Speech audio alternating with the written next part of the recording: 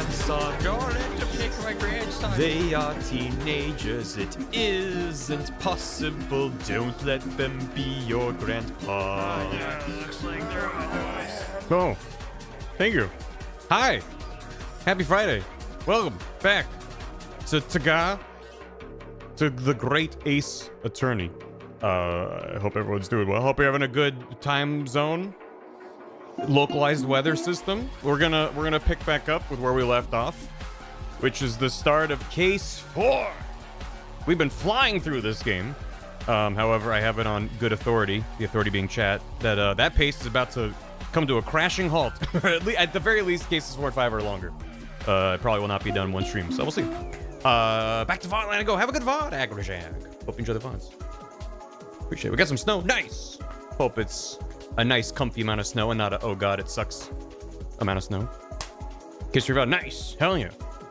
Just for trying to catch up. You gotta keep up. Simply have a full-time job where you play Great Ace Attorney. It's that easy. But hope you enjoy getting caught up. The I'm supposed to fire someone inside, but we don't know who. Yeah, exactly. Which I'm assuming that's the lead into the next case, or that's like we'll get back to that in Case 5. No. We'll see how it goes. But no, I don't know. Yeah, no spoilers. You stayed up late. Oh no. My full-time job does. Oh great. Well, perfect. Pace about to stream freezes. No. Yeah. Let me get caught up with stuff so we can get started on Case 4. Because yeah, I think it was probably a ruse. I think the fire was probably a misunderstanding. Maybe related to the fact of how the British courts work with their giant braziers and fireballs flying through the air like they're a bunch of pyromancers. I love the visual metaphor. Yeah, it feels. I mean, going into Case 3, I was like, maybe this, because Case 1 was like our tutorial case, right? But also, it was a good tutorial case. But it was just like, okay, here's establishing how court works, right? And then we had Case 2, which was like, here's establishing how investigations work, which typically those don't get their own separate case, but it was like introducing that as well as introducing Herlock and all that. So I was like, okay, Case 3 is gonna be the here's everything coming together. But then it ended up mostly just being a trial, which was then a tutorial on how the British court system works. And then I guess in retrospect, Case 1 is to establish how it normally works, and Case 3 introduces the jury and how that works. So now I'm like, is Case 4 when it all comes together? Or is every case its own unique slice of what Ace Attorney is? In which case, that's neat. I just keep expecting, because that's how they typically go. It's like you get a tutorial case, introduce the mechanics, and then most of the cases in the game are like investigation, trial. You have like this back and forth. Some you're literally going back and forth between them. So, I don't know. It's been a neat ride so far, just because, I don't know, I have enough context at this point that I can not just enjoy the game on its own merits, but also contrast it against the other games in the series, which is one of the fun things about a long-running series like this, with a lot of installments and different directions and some spin-offs, is like seeing how there's a lot of meat on this bone. I mean, like, they could just keep it simple. They could just go, here's your murder mystery, we're done, moving on. But they keep finding little mechanical and narrative twists to kind of keep it interesting, whether you're new or not. And it's part of the reasons I enjoy it. If it was just, here's your trial, here's your case, here's your investigation, it would be probably wearing a little thin. It would just, it's entirely dependent on how compelling that one mystery is. And they're typically well-done mysteries, but I don't know. Why not give them more to distinguish them? So, bone meat, yeah, meat on the beef swap. Thank you for the bits. Appreciate it. It was during the trial the crime scene was evidence. That's true. When I say investigation, I mean more of the, like, what Case 2 had, where it's more of point-and-click adventure style. You have multiple locations, you're moving between them. Point taken, though. I did appreciate how we had the scene of the crime in the courtroom, and I was able to look through it in the middle. Like, that was neat. That was a neat gimmick, I guess you could call it that. Didn't feel like a gimmick. It felt earned within the context of the story and within the soup. And I also just like the weird, hey, the evidence changed within your hands partway through the case. Like, that's a neat bit. I think like, because they've grappled with the idea of like, what does a defense attorney do when they don't have that faith, when they don't know, hey, maybe my client's actually guilty, you know? Like, they've done a few things with that, and it's always interesting when it comes up. I feel like they do a good job with it. But this was a very different case where it's like using the mechanics of the game to make you go, wait a second, why is it different? Who had the means to make it different? And what do they benefit by changing the evidence to then reinforce the story I'm being told? Oh shit, it's all pointing to my client. Oh no. Like, That's neat how it's like it comes from you going through the evidence. And the game nudges you in that direction. They're like, hey, have you looked? And you're like, oh. So, neat. We might go back on a ship. Who knows? Maybe case 4 is we're accused of murdering a man inside of a burning cab omnibus. And then case 5 is on a ship back to Japan going, well, I guess we fucked that up. And then we're back on a ship. Who knows? Who knows? So, let me get up. Yeah. I also like that too. The game doesn't punish you for not knowing. The fact that there were a couple scenarios where they're like, here's your options of dialogue, and none are correct. It's just, hey, player, how's it going? What is your knowledge of the case? Like, you can answer it honestly, and the game responds honestly. It's neat how not just like, hey, did you look at it before? Or also like, hey, do you think your client is guilty or innocent? Or whether or not you think that way, what would you say in Ryonosuke's shoes as his defense attorney? Would you be like, yeah, he seems like he's guilty, but it's still my duty to get him a not guilty verdict? So the fact that the game doesn't go, that's the wrong answer. Like, yes, I made a joke about, you know, the illusion of choice, but in this case, I think it's actually really good that the game isn't going that. No, you said you wanted to get him a clean verdict, but that's wrong. Ryonosuke wants him to get the truth, and like, I don't know. I think that's it's neat that you're allowed to pick either, and the game works with either and just moves on. But yeah, good. You missed Beppo. His picture of Piglet voice. If I could do a good Piglet impression, I would have. Happy Lorwyn pre-release to all MTG players. Whatever that means to you as well. I know almost nothing about MTG, but enjoy. You know, find what actually happened. So yeah, and I'm optimistic. We'll see. I'm optimistic that either throughout case 4 or 5, I will learn more about what happened in case 3, but at least, like, the way it resolves is very deliberately unsatisfying. You are meant to be like, what the fuck? And I enjoy. If the game ends and I never get a satisfying answer, then I'll be kind of mad about it. Because, I don't know. It's not so complicated a mystery that I can't think of any way it happened. Like, I have my own theories of what might have happened that I'm okay with, so I won't be that bad, but I don't like it. It's a personal preference thing that I'm sure people can.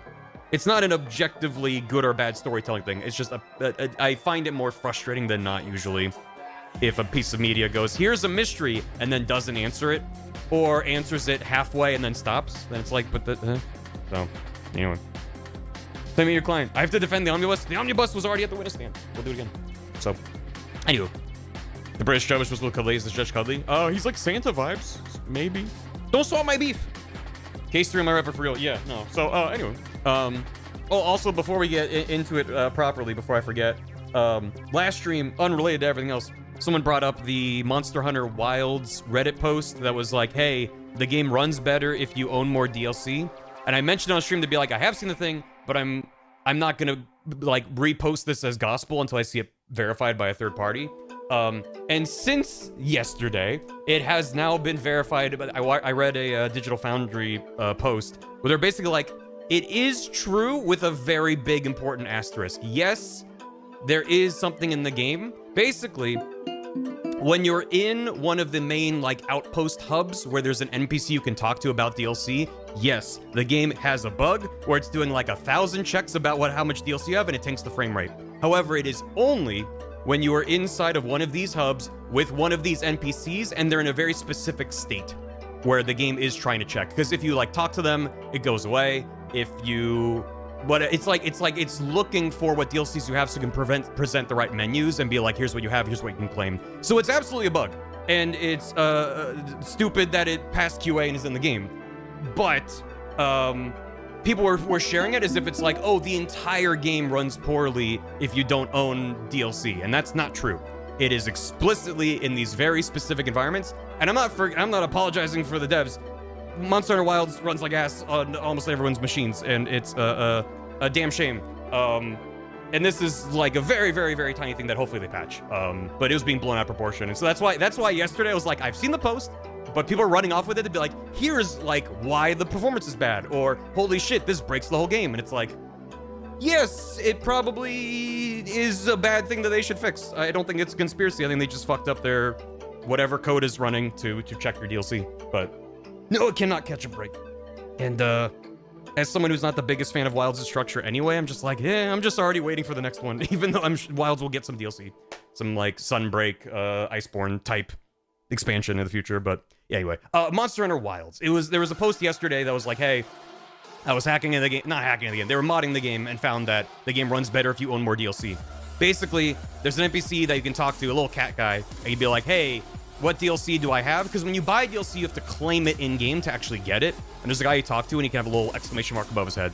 So, I have not. I mean, I looked at people playing the Wilds collab. I haven't actually tried. I think I maybe tried it once, and then died, and was like, yeah.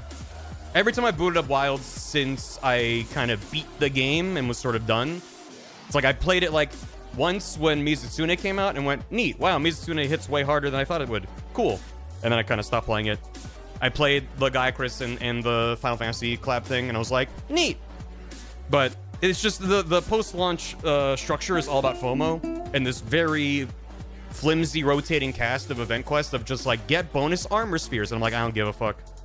It makes me not want to play because I've talked about this before. That part of the structure I really enjoyed about like Monster Hunter 4U and Rise and Gen Ultimate is that would be adding all this stuff as free DLC event quests and stuff like that, and they were permanent. They would just be adding more and more and more on. So then as soon as you're like, hey, let's grab a couple friends and hop on, there's just all this content to chip through and do all these fun little event quests and unlock stuff. And like Wilds dangling like, hey, you want this cool hat? It's only here for 2 weeks. I'm just like, I'm so fucking, I hate that kind of design so much. The live servicification is a bummer, so I don't like it.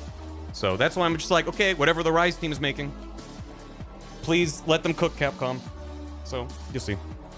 It is frustrating. So anyway, all I have to say, I didn't want to go on a whole Wilds tangent. I was just like gonna bring up like yesterday it came up, and I was like, yes, it maybe is a thing, but I'm not hitting that repost button until I know more because this was one person's post. And as of today, now people are like, it is technically true, but it's not as wide-reaching, and I think that context is very important. So yeah, you can still be like, what the hell, Capcom? But it's only tanking your frame rate in the hub, which is not good. They should fix it. But it's not like the entire game is constantly checking your DLC progress as you're on a hunt. The game runs like ass for other reasons, which are more complicated. So, anywho, it's because they built an open world game out of the RE7 engine again. And like, at least on Rise, it was meant for the Switch, so it actually runs pretty well. On PC, it runs like a dream because it looks like a fancy PS2 game, and I love that. That's peak, actually. I say that with love. Anywho, Optimizing my below. Well, yeah. It's more like I just think this engine was probably not a good fit. It was designed for being inside of a mansion in the bayou, which it's crazy the game works at all. So anyway, let me get caught up so we can help in a case for Orange is not the Resident Evil engine, but the Reach for the Moon engine. You gotta reach. You gotta get peak, you say? Indeed. Yeah, as soon as I got Rise on PC, I went, holy fuck. Even on my old computer before I upgraded, I was like, holy shit. This thing runs like 500 frames per second. And it's fun. Like, it's not like Wilds is, as I said yesterday, like even a bad Monster Hunter is still a fun time for me. It's just, it won't have that long tail. Like I'll finish it and be done, as opposed to, oh, I'm hopping in every so often to see what's new and go on some hunts and work on my in-game gear and all that stuff. Like that's a really fun part. But yeah, it's thing Wilds aesthetic doesn't do it for me. Structure doesn't do it for me. And then also on top of that, they kind of fucked up the game's economy. I said I wasn't going to go to Wilds tangent, but this is the only thing I'm going to say, is that a big part of Monster Hunter for me is grinding the monsters and getting better at those hunts. And once you're good at the game, every subsequent Monster Hunter game feels easier. However, Wilds is sort of uniquely broken in some ways that makes it too easy, I think, even for newcomers, where you are, if you're playing the metagame systems, you're guaranteed certain drops, which removes the entire element of like hunting a monster multiple times and learning it and getting better at it. Everything dies in like 5 minutes, which is partially, I'm familiar with the game, but partially like, no, these values are kind of out of whack. Which I know because when they added Mizutsune post-release, it hit hard and it took a while and it was beefy and like, it just, they made the entire game really, it's like they were chasing an audience. I don't know what they're doing. It's like World was this huge monumental success and then they were chasing that and they kind of picked all the wrong lessons, in my opinion, from World into Wilds. So, anywho. I wish they had a beef swap. Yeah, I think maybe in the expansion. Going on hour-long tangents? I know, right? Biff Stroganoff. Yes, exactly. They made armor spheres sparse, and not just like. It's not that they just made armor spheres sparse. They made them sparse and then also ballooned the number you need to upgrade your shit once it's like a high enough level. Where then when they were like, hey, do you want armor spheres? Here's a limited time event quest that increases drops. And I was like, that sucks really bad. For one, that you felt that this was a band-aid on a problem you created. And then for two, that it's a limited time event, which is annoying. And then I went and did it, and then it's like, of course, it's fighting a fucking chemitrist or whatever, which is like the second monster of the game, not very interesting to fight.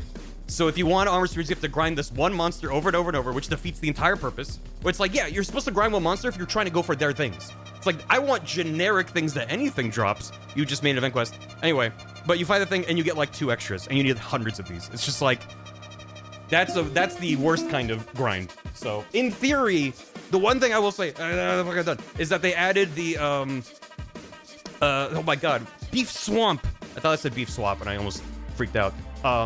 They changed a lot of the endgame grind into getting tickets to upgrade certain things, and I really like that system because, in theory, any high-level monster will give you those tickets, and I like that. Because then it's like, okay, I have the parts I need. I got the gems, I got the tails that I need from a specific monster. Now I can have some more diversity in what I hunt. And I like that. I like being able to be like, I can bounce around, I can help out my friends, and still get something I need. So that was nice. But everything else I was just like, God, what are they thinking? So, semi hunting everything. Rise had a really nice in-game system. I liked it. I didn't get super deep in it because that's already when I was kind of trailing off of Sunbreak. But yeah. Well, they're different teams, and I think they're overlapping their developments naturally. So I don't expect them to learn game to game, but yeah. Anyway, I haven't seen the GOG fight yet. I might check it out at some point, but anywho. Endgame turns into a fight. Everyone else who does them to love requesting it in a new game. Yeah.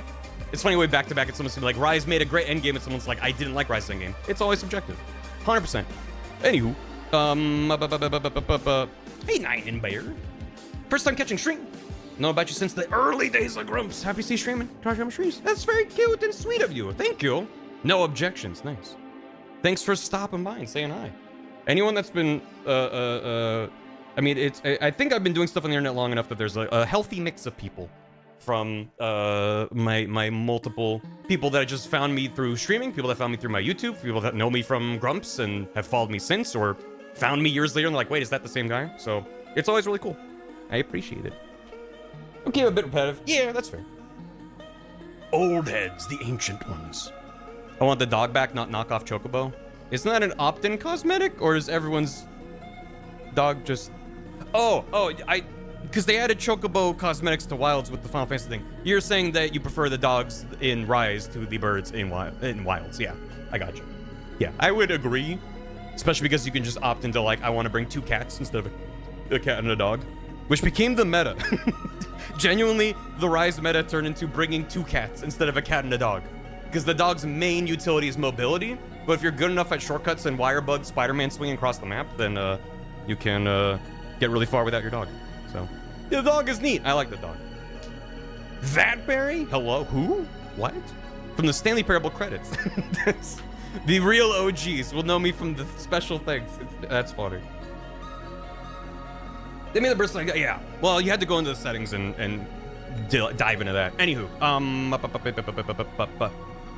dog with parasol block is good. Listen, I enjoyed the doggos. Between streams, resubs from Roberto's, Validicus X, and Sevire, who had 41 months. That is a lot of months. Thank you. Hope everyone's enjoying the 2, count them, 2 brand new emotes. 1 that was just me taking things I've already made and slapping together, and 2, which was actually a new guy I had to draw, which, might I say, I think that Ryo Inosuke I drew is like the best, like, anime styled guy I've drawn yet. Like, I don't want to say I'm getting good at it, but I drew that. I was like, that actually kind of works. It actually kind of works. It looks like him. It only took me a couple attempts. My bad. Thank you. Yeah, whenever I'm trying to like half emulate someone else's art, that's one thing I'm extremely inexperienced at. Is as I've been doing a lot more art in the last 7 years, whatever. I mean, most like if I think of my career as like pre-streaming and post-streaming, like Grumps era and stream era, then like, yeah, I made a couple little doodles in the Grumps era, but I wasn't really actively creating art assets, as I would think of them now, where I'm making a bunch of stuff. And yeah, as I've developed my own style and found what that is, that's just kind of my own little doodles. So whenever I'm like, oh, I'm trying to draw this character and I'm trying to make him kind of look like he does in game, it's a fun little problem to solve. So it's always very gratifying to be like, I drew that. I made that. The question mark is a font. I didn't draw the question mark. But yeah. Any more plans to explain game storylines? Yeah. Yeah. I am actively working on a Metal Gear summary, which I was working on art for late last year, and I'm planning on getting back to that on stream soon. I was, excuse me, in a very brief nutshell, I was making art for it while working on the script at the same time. And I reached a point where the script was in such a state of flux that I was making art and I was like, well, I know I need Snake. I know I need Raiden. Like, there's main characters, like, no version of the script will remove these things, but I had a lot of bits and gags that I need to make art for, and I'm like, but if this bit winds up on the cutting room floor as I'm working on the script, I don't want to spend, like, 3 hours drawing it and then be like, oops, it's gone. I'd rather spend the time on stuff I know I need. And so I kind of reached the point where I was like, there's not a lot of track left in front of me. And then I sort of needed to detox from Metal Gear because it was infecting my whole brain. And I've recently, in the last couple weeks, gone back to the script, and I've been making very good headway. Nothing I want to get into details about now. Next time I stream it, should hopefully be... All right, let me get everyone caught up on where I'm at with it. But hopefully soon TM. But yeah. First I saw this Cage show, yeah, a lot of people, that was their introduction to me, which is rad. Appreciate it, whatever it does. The Lolly Lily Woe would write a script writing out Snake. That's true. Then do Resident Evil. I don't know. Listen, I'm only thinking about this one project is going to be enough. It's gonna take me a while to get through Metal Gear, but I want to get back into production soon in a way that's visible, because I feel like I'm me working on projects on stream feels like it makes me more accountable, instead of people in chat being like, how's that coming? And I'm like, fine, you know, it's like, I'm working on it, you can see I'm working on it, this is my promise that I'm visibly working on it, you can see it, it's coming together. So just posting it another day. That's, yeah, I could. I don't know. I'd rather package it. That's the fun. That's the fun of it, is scripting it. So, how to actually start it? Not on this yet. No. Metal Gear streams for fun. Thank you. I hope you enjoyed them. A Metal Gear movie. I mean, the runtime might might get to that point. We'll see. I'll have more to talk about that soon. But for now, I gotta fill my head with a different kind of brain rot. Not the best name. Thanks for 71 months. Smash thanks for 100 bits. Happy Appreciate a Dragon Day. Who's your favorite dragon? Dither might be one of my favorites. Dither is a very good dragon. I don't know. Who's my favorite dragon? The first one that came to mind, I don't know if it does it count as a dragon, is Charizard, because I'm a basic bitch Gen 1er. Is Charizard a dragon? He breathes fire and he's like a wingling guy. No. Trogdor. Trogdor might be my favorite dragon. He counts? I apparently pissed off a lot of chat with that. He's fire flying. I didn't ask what his type is, but I guess. I guess, essentially. Mega Charizard is, oh my god. I activated like 90% of chat. All right, I'll say Trogdor instead. He's a flying salamander. God, if only. He's not a dragon type, but he's a dragon. I didn't ask if he's a dragon type. I said, is he count as a dragon? And everyone was like, no. You're trying to design an element type. Yeah, listen. I'm not thinking about that aspect of it. He is a man. Maybe he's a dragon man. JC Bravo, thanks for the classic, Hammy. Barry, I would like to formally apologize for gaslighting you last stream into thinking there was blood on the cart. In my defense, I gaslit myself with that too. There was no apology necessary. It was funny. And also, we're in late 1800s England. There's lots of gaslighting going around. But no worries. And thanks for the classic Hammy. For anyone that doesn't know, I have a bunch of alerts. Professor, look, my name is Luke. Like that. I am a gentleman. I wrote this puzzle just to remember. And my hands are sticky. Number one ain't quite, I'll say the answer's three. Another puzzle solved. They have a bunch of alerts that are called Hammies because they're $10 and Alexander Hamilton's on the $10 bill, and they're all parodies of the musical Hamilton. And I had a bunch of old ones, and I was adding new ones, and I was like, well, now it's like a 1 out of 20 chance to get any of the new ones. So I took all the old ones and put them at 900 bits or $9. So if you're like, what the fuck is that? There you go. And they're all on SoundCloud, because yes, I have a SoundCloud. SoundCloud.com/Barry is strumming. There you go. So if you want to listen to them without giving me $9 or $10, you are allowed to. And I endorse it. Malinor, thanks for 42 months. Enjoy your Doki. Happy monthly. I remembered Prime is the thing day. Did you know Prime Don't gotta spend it here, but put it somewhere. Somewhere on Twitch. Click those buttons, activate that Prime. But if you use it here, I appreciate it. Such as AgraJag with 19 months and a Prime. Missed the last stream, so back to VODland I go. Enjoy the VOD. Orpheus Arsene, thanks for gifting a sub to Alpharus VT. Also Orpheus with 25 bits. Thanks for the quarter. Rival Link, thanks for soup. Still waiting for the last VOD to go up. Excited to hear your thoughts on Van Zeeks. Probably my favorite prosecutor because he avoids a lot of the trapping status that AA prosecutors tend to fall into. Won't say more for spoilers. Back to VODland. VOD jail. I go. Enjoy your time in VOD jail. Appreciate it. Yeah, no, I do like him so far. In classic Ace Attorney prosecutor fashion, I would say I need to see more of him. I need to see more sides of him. The initial impression is fun and positive, but that's mostly because his posing is great. His fucking crushing a wine glass with his hand, throwing it into the fire, putting his fucking foot on the like that's good. That's the takeaway, is that I love how racist he is. Finally, I've been waiting the whole series for someone that I'm like, he's saying how I feel. Of course, that's the point. Right. His goblet. You are correct. It is a goblet. He must be extra. He is extra in a fun way. His fucking cape and his cloak and throwing it away once he gets serious, like that's all good bits. So, yeah. You know, the case where, yeah, I'm glad that I went back and I picked the option where it's like, no, I think my client might be guilty. We need to know more. And he was like, oh, interesting. Like, there's more to him, and I want to see more of that. Pray forgive the discourtesy. Yeah.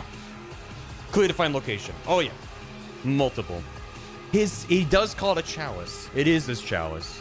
I just called it a glass, because whatever. Raz LaRue, thanks for 34 months. More like case 4, eating the rich. More like, I fucked it up. More like a case 4, eating the rich. Yeah. Shoutouts to juror number 3. He had some bangers. Sarcastic Crow, thanks for $10.01. I don't have a special alert for that. Thanks. Celebrating passing probation by paying some forward to Barreled. Ancient's gonna revisit Animal Crossing with 3.0. I spent an offensive amount of time today revisiting my island and wanting to dive into the Dream Islands to make a mess. I've been mentally flip-flopping, because on the one hand, I don't have a strong desire to play Animal Crossing. I don't have that, like, burning itch in me right now. On the other hand, I think it would be nice to have some memories of Animal Crossing that are separate from the year 2020. So, like, there's that part that's like, yeah, like, maybe it'd be nice to, like, but then if I replay it, we'll just, because I have not played it since then. So I'm like, I don't know, like, and I'm not personally super motivated to make, like, a Dream Island. It would mostly, I feel like it would just be me booting up my island, talking to my villagers who are like, holy shit, where have you been? And then being kind of done. My life for honor. I don't know.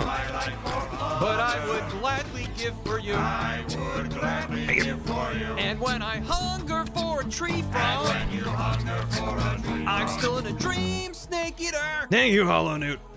I appreciate it. Happy to catch. I'll get to that in a sec. Ugh. It's too tight. I know it's like such a specific period of time, and it's been so long. I'm sure I'm not the only one who played it for 500 hours in the year 2020 and then hasn't touched it since. I don't even think I made it a full year post-launch, because they added stuff. I remember vividly when they added the fox and the bullshit art. That's kind of when I checked out of the game, I think, because I'd finished my museum. I'd gotten all the fossils and all I think most of the bugs, at least all the seasonal bugs. I don't know if I got every single bug. And then they added the art dealer.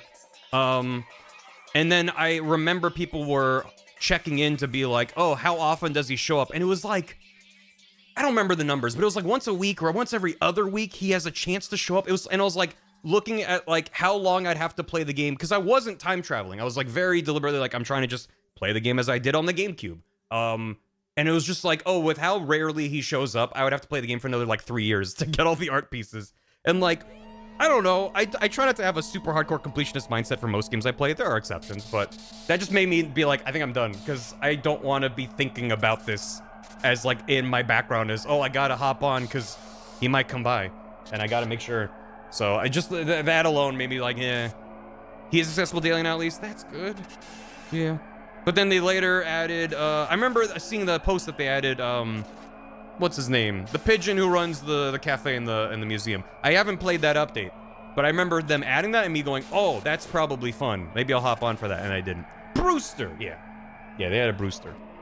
I gotta do my dailies. I mean, that's what the game is. Animal Crossing is meant to be you hop on, play a little bit, and then you're done. But we all went insane for valid reason in 2020 and played 50,000 hours of that game and did everything there is to do at launch. And like the little drip feed bit of content that they had planned, as well as being disrupted by COVID, was just like, this is a good song. Let me, there we go. Yeah, so anyway. No, that game was not prepared for lockdown. And for everyone to be like, oh my god, we want infinite content from this game every day, new stuff. And they were like, here's Turkey Day. Like, we're just, every update was just very underwhelming at the time. Which I don't blame them for. I think their communication probably could have been better, but Nintendo doesn't really do communication like that. So, here's eggs. This is the Neon White soundtrack. How do I have time for this? Oh yeah, yeah. I think it would be fun to go to my back to my own, but I don't know if I would stream it. Which was kind of part of the question. Will I go back? I don't know. Will I stream it if I go back? Also, I don't know. I think I would genuinely download the update, hop into my island, go, oh yeah, and then turn it back off. Like, that's not a knock against the game. That's just sort of like kind of where I'm at with Animal Crossing. I'm just sort of excited for whatever they do next, I think, because I don't know. But at the same time, I haven't played a lot of Animal Crossing since the GameCube. The GameCube Animal Crossing was the one I played the most of, and then I had New Leaf on the 3DS. They'll guilt you. I hope they do. I hope they do. They were sassy back, and that's one of the things I do actually feel strongly about, that the villagers on the GameCube would fucking sass you. They'd be like, this shit sucks. Make our town better. And that was fun. And everyone's nice about everything. And I'm like, oh god, stop being nice to me. I'm piling garbage around your house. Why are you like, oh, it's a little dirty? Anyway, whistling. It's like, fine. So, we'll see. Crunchy music. I like the music for New Horizons. Oh, that was well done. Agent Snake, thanks for 17 months. Hold it. Geek Power, thanks for 4 months. Happy Friday, Beryl. Happy Friday. Happy Friday night to those who celebrate. Sarcastic Crow, gifted a sub to Herlock Holmes. Yeah. I'm assuming and hoping that we see more Herlock, because he made a splash in case 2 and then was entirely absent other than his gun and maybe assistant at the end. Not sure what that was about. Tiny Creature was like, that's my bazooka. Give it back. And seemed to have at least an aesthetic connection to Herlock, so yeah, we'll see. Sarcastic Girl, thanks for gifting that sub. Orpheus Arsene gives us a sub to Drunken Robotnik. Joe Sketchy with 78 months? That's like 6.5 years or something. But whom is this case for? We're gonna find out. Sarcastic Girl, give this sub to Beef Swamp. You could. Alex KMZ with a gifted sub to C Deity. Rival Link, thanks for soup. Please tell my messages aren't showing up on the message scroll. Can you refresh chat, Barreled? They're not? Is it broken? Is my thing broken? Let me refresh. Is it being sassy? There you go. Just in case. Never hurts to do a little refresh. Oh. Well. That doesn't normally take that long. Well, chat. What if we didn't have chat today?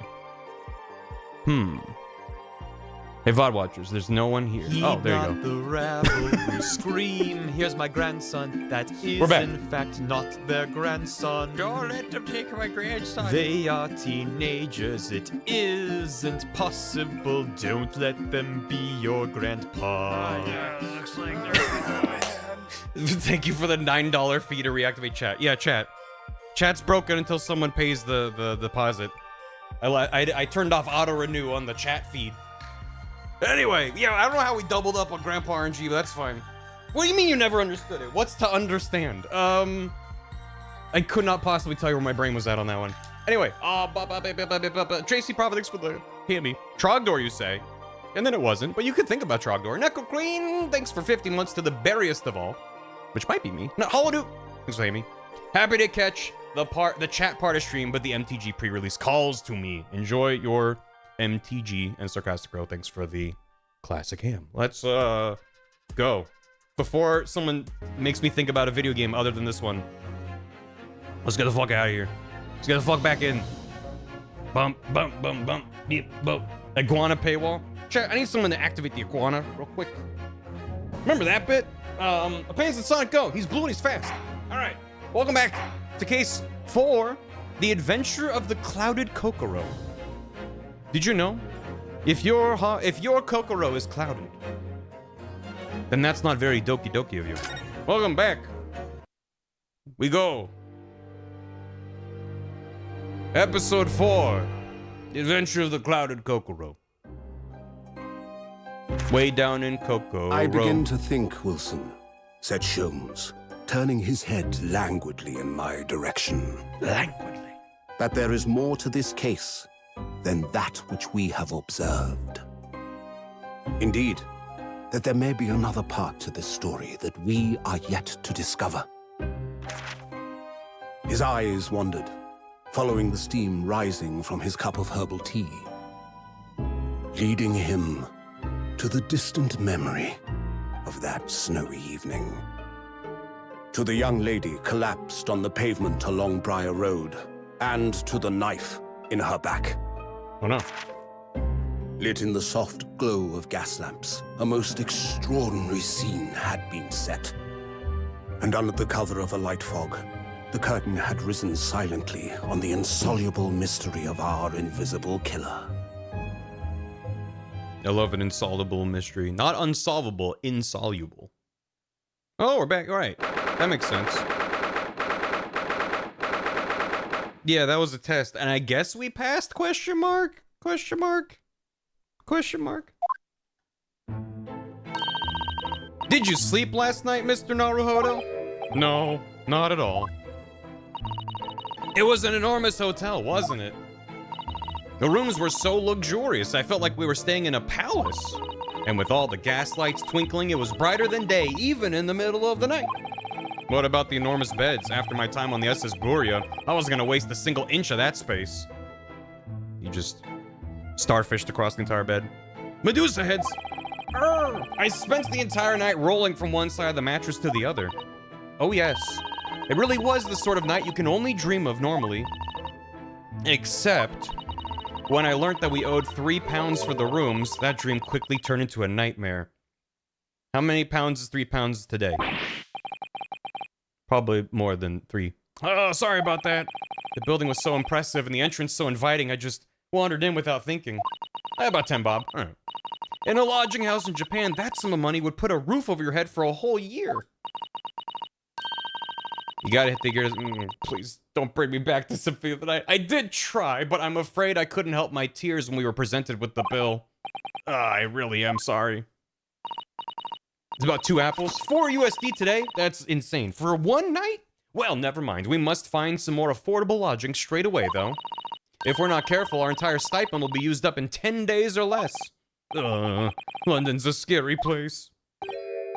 Good morning to you at this early hour. There he is. Well, a pound is 20 shillings. All right. And Android and desktop are in sync. Holy hell. Yes, hi. It's Clockman, master of clocks. They call him Big Ben, because he's big and his name's not Ben. Good morning to you, Lord Chief Justice.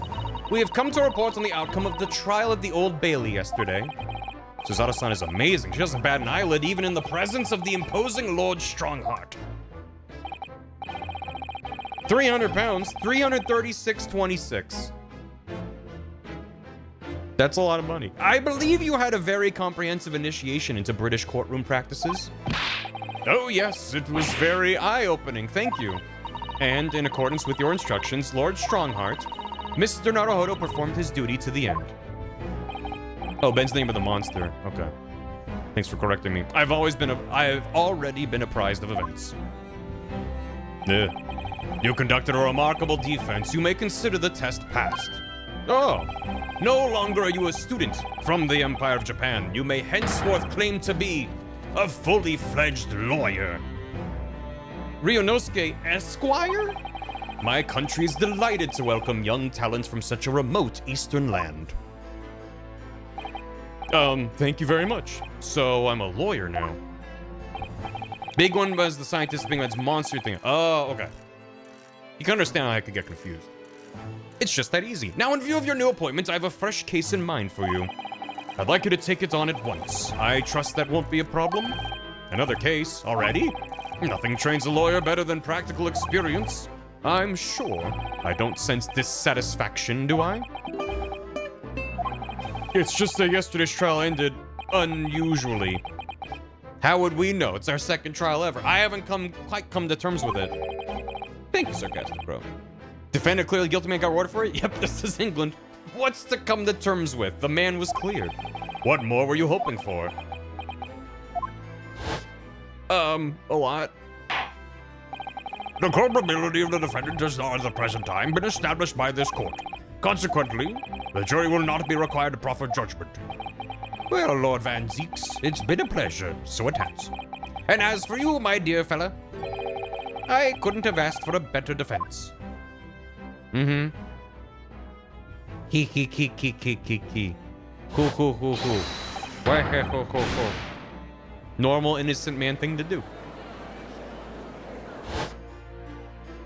Yeah. Just throw the fucking deep end. That's Ace Attorney. I just can't help wondering. Thank you, Oswald. He's gonna flick another coin in my eyeball. If Mr. McGilded really was innocent. Mr. Naruhodo. It's just that I never managed to ascertain the truth. And then the trial ended. Well, you needn't let it trouble you for a second longer. Sorry? What do you mean, Lord Strongheart? More accents. You're gonna get, as long as we're in England, you're gonna get more bad accents from me. Magnus McGilded passed away, immediately following the trial. Well, that's one less accent you have to worry about me doing. No! What? Mr. McGilded is dead? And turned into a bird. Was he the one inside the omnibus? I have 19 minutes and 41 seconds until my next engagement. Time enough to talk? More like tick-tock. That was a joke, chat. You can laugh at that. McGilded's death. I don't understand what happened. I can no longer offend the Irish. There's probably ways I can anyway. My apologies to everyone on the planet. -2. Thank you. They have social media back then.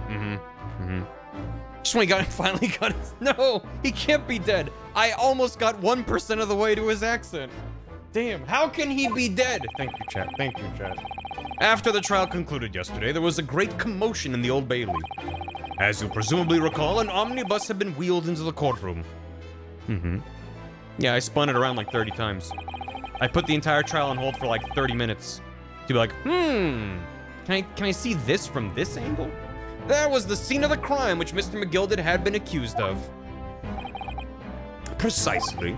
Well, while the bailiff's attention was diverted by some other matter, the omnibus went up in flames. No. How could such a thing have happened? That is being investigated as we speak, but already... The police have identified a corpse found inside the charred shell of the carriage as that of Mr. McGilded. That's awful. The man must have slipped inside whilst the bailiff's attention was elsewhere. That bailiff really needs to pay more attention. And that bailiff's name is, something Gumshoe. I was trying to think of an old-timey British name and I came up with nothing. Lord Gummington Shoesworth. There you go. Michael Meekins. No. Bailiff. Gummy's great British grandfather. Albert Einstein. His name was Albert Einstein. How could that have happened? Sir Meekins. Lord Meekins. First of his name. And that is also being investigated as we speak. Richard Gumshoe. Could be a Victorian man. Yeah, right. It could be. Thinking back now, immediately after the trial, Mr. McGilded did mention going back into the courtroom to look at the omnibus. That he did. Well, I must be making tracks now. 'Tis time for the inspection. Sorry, what inspection? They're going to examine the omnibus again, so I'm told. I asked if I could be present for it myself. Let me just climb in here with a pile of fire. An inspection of the omnibus? Not to my knowledge. I don't believe Scotland Yard had any intention of re-examining the carriage. But then who was Mr. McGilded talking about? Lord Dickleby Gumsworth. That's bad. That felt bad to say. Never mind that now. The Yard is making a thorough investigation. This matter is no longer any concern of yours. Leave it to the police. I am glad that we are immediately dealing with the aftermath of that, because that was a wild thing to end the case on, and I thought they'd be like, anyway, meanwhile, back in Japan, and then you just have a whole other fucking case. Poor Mr. McGilded. No, he was quite rich. British court. So, how did you find your first taste of our country's Supreme Court?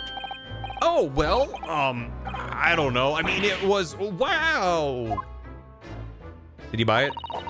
Mr. Naruhodo means the whole experience was steeped in the solemnity of Great Britain's long history. It's really a world apart from our own judicial system in Japan, which is only a few short decades old. Wow, Susato-san has such a way with words. And you seem to have a way of failing to find the right ones. How does she know? He's just got a very readable face.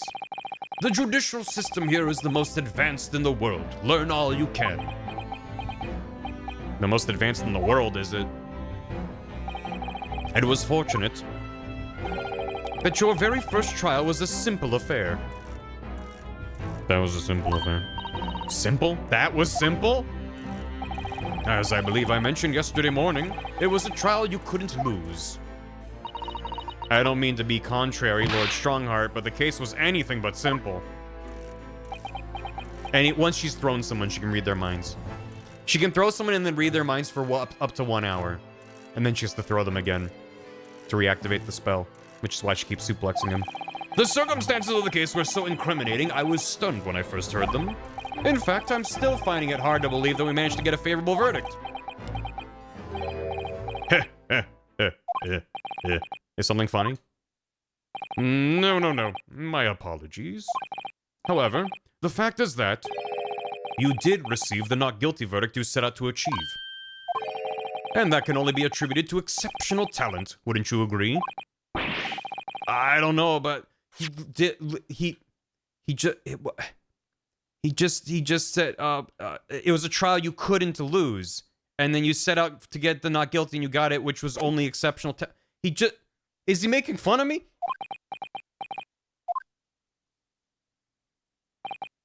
Well, never mind. You exceeded my expectations, I freely admit. That much at least is an undeniable truth. Oh. One of them D&D spells with side effects have way more uses than the primary effect. There you go. Which is precisely why I prepared the new case for you that I mentioned before. What's going on? We have another D&D session coming up and I'm very excited. This has been a while since our last one. What was he gonna say before? However, not to spoil Dan Jones and Dragons, for anyone that isn't caught up, you should go watch Dan Jones and Dragons, but where we last left off made me really mad at Dan. So, like, I'm excited to get back to D&D, but I'm also like, you son of a bitch. This bullshit scenario you put us in, I'm mad about. What was he gonna say before? New case. Everyone's making fun of him all the time. He plans to torture us. I mean, he usually does. He's a good DM in that way. Could you perhaps give us some more details about the new case you mentioned? Didn't need as much help from McGilded as expected. That's fair. I didn't get that impression, but that is a valid interpretation. Just the fact that he's like, that's a case you couldn't lose. And very easily the prosecution was able to sway everything in his favor. Makes it seem like he knows that McGilded was gonna fuck with the case to get his way out. Even though he's given no impression, I'm just like, how else would he? Anyway.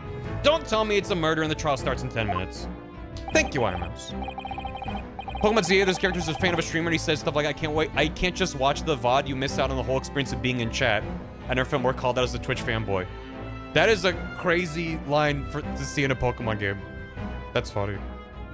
And true. Don't worry, it's nothing so alarming or quite so urgent as your last assignment. We get 20 minutes before the trial. In fact, this case is completely different. Full of influencer characters. See, I hate that. I love if there's like lines of dialogue that actually are like, oh, that makes sense. But if the game's full of influencers, fuck that. Boo. Gross. Ew. Oh, I see. Did he just read my mind? Everyone does. No one has died as yet. Okay. And the trial will not be today. There's plenty of time to research the case thoroughly. The case starts tomorrow, right? Hate Twitch streamers. Of course. Hate what you know, as they say. 23 hours, 43 minutes, and 19 seconds to be precise. So the trial's tomorrow then. Is everything all right? Oh, yes. I'm just a little confused, that's all. Now, yesterday's trial was, well, it's left me wondering if I'm really cut out for being a lawyer. Oh, Mr. Naruhodo. I don't know if I could face standing in that courtroom again after Mr. McGilded's trial. Ah, yes, I nearly forgot. There's one similarity with yesterday's case. Once again, there is currently no one to advocate for the defense. Oh.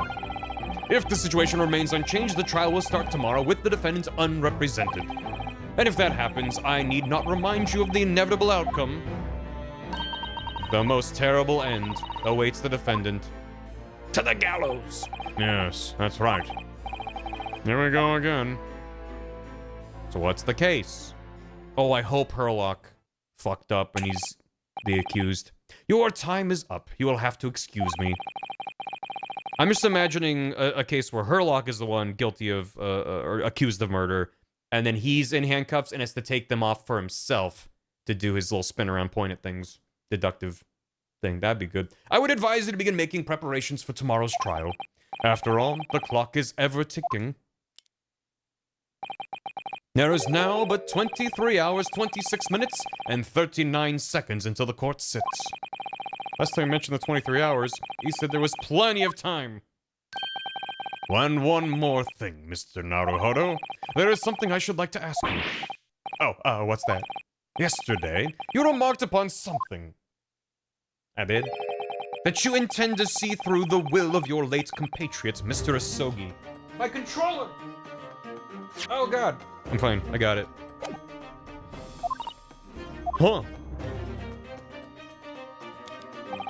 I would be interested to hear what exactly you mean by that.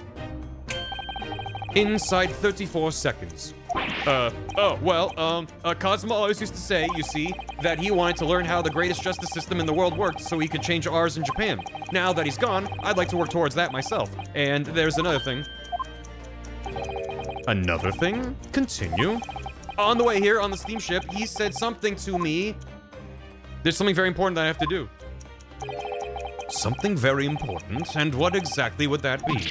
He never had a chance to tell me.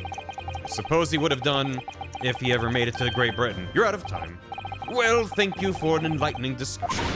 Mr. Naruhodo, what's all this about? Mr. Asogi never once mentioned anything of the sort to me. And time.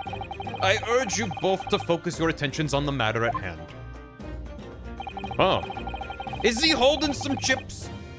I've taken the liberty of summoning the police inspector in charge of the case.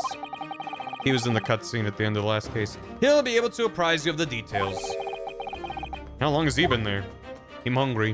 Where's the fish? I wish you the best of luck, and I bid you farewell. Richard Shugum it is.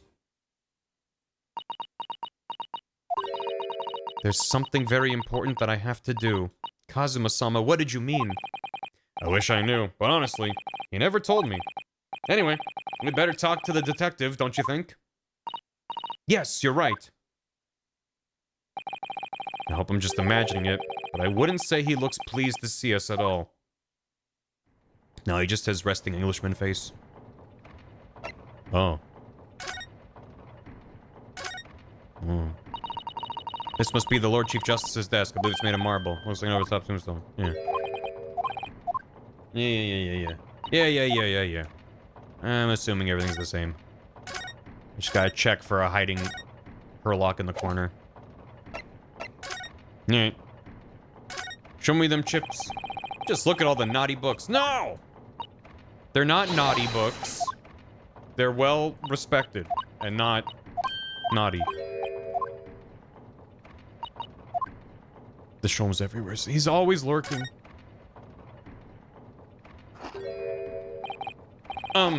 Could we trouble you? Oh. That's a nice looping animation. Infinite chip glitch. What do you think? Lovely weather, isn't it? What's the weather got to do with anything? Listen to me, you young Japanese upstart. Some frippery about the weather doesn't get every English gent eaten out of your hand, you know. I just gotta search the word frippery?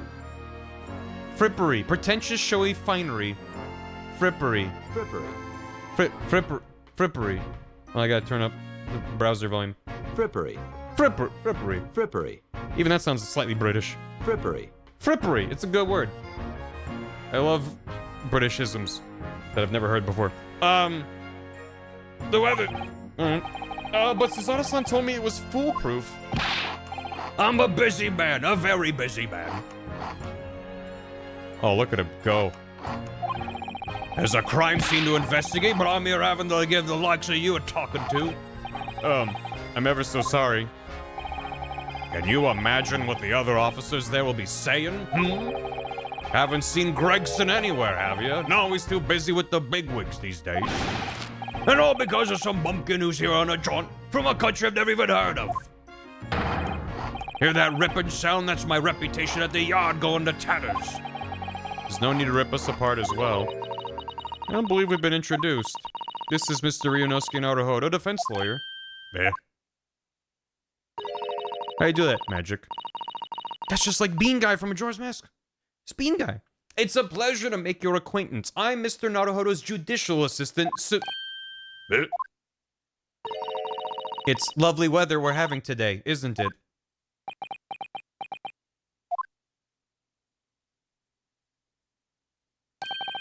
It is unseasonably fine, I grant you. London winters don't see a lot of sunshine.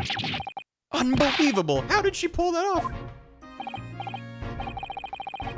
off? So, I'm trying to remember the bit from IT Crowd. You see that ludicrous display last night? There it is. The thing about, whatchamacallit, they always try to walk it in. There you go. Ahem. Lord Strongheart has asked me to fill you in on the case. She's from Kyoto. He's one of the recurring Scotland Yard inspectors in the Holmes canon. He's one of the two that Holmes argues with in A Study in Scarlet. Oh, cute. The thing about it's Arsenal. I couldn't remember the name of the football club. She can deal with white people. That is a superpower. The existence of Gregson implies the existence of Greg Dad. The name's Tobias Gregson. Inspector Gregson to you? I'm from Scotland Yard. Gregson? Inspector Gregson? What's the matter with Susato-san? Does this detective's name mean something to her? It's a very fun theme. Unsurprisingly, the music's always good. Inspector, are you perhaps the Inspector Gregson?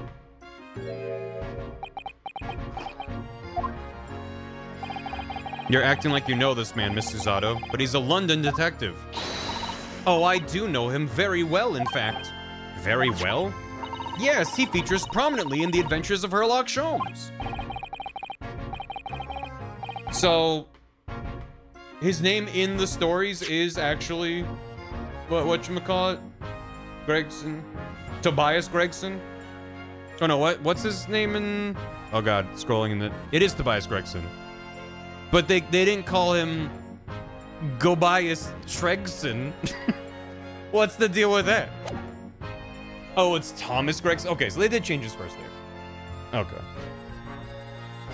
What do you mean -2? That's a good bit. In that publication, Rant magazine. That's right. Inspector Gregson and Mr. Sholmes enjoy a wonderful, friendly rivalry. Tobias is another character. Gobias Tregson. Yeah, Watson Game Wilson. It is Tobias in the book. Okay.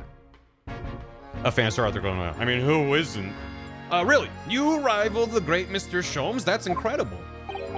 Oh, well, I don't know about all that. Mr. Sholmes isn't a professional like myself, of course, but he does come up with the goods from time to time. Mr. Sholmes is equally complimentary about you, Inspector, isn't he? You've earned his highest praise. Gregson is the pick of a bad lot of all the Scotland Yarders. Those were his own words. Yeah. That's his highest praise? Well, Mr. Sholmes isn't particularly known for giving compliments, you see. That he is not, and thanks to that magazine, my name's known all over London town now. That's great, isn't it? I have to admit that to start with, I was a little, well, flattered by all the attention. Everyone wanted to shake my hand, and my reputation at the yard went through the roof. Well, that's wonderful. No, it is not. There's nothing more sinister than the man on the street. People are always looking at me now. They're whispering rumors about me under their breath, I'm sure. Rumors? Are you quite sure? He's changed since he started appearing in those stories. The fame's gone to his head. Stuff like that. Gosh, do you really think people are saying such mean-spirited things about you? Like I said, they whisper, so I can't catch exactly what they're saying, but I know what folk are like. I'm sure that's what they're saying, as sure as eggs is eggs. I think that might be one of my favorite British sayings of all time. Definitely top 5. Eggs is eggs. It's true. I love a good tautology. I get the feeling this detective could be very hard work. Oh dear, perhaps a sudden rise to fame does change people. Last time I checked, can you check again? The case! I just want to double check. So, about the case the Lord Chief Justice mentioned before. On my deathbed. Eggs is eggs. Nothing to tell, really. As far as we're concerned at the yard, it couldn't be simpler. Oh dear, that probably means that as far as we're concerned as lawyers, it couldn't be more complicated.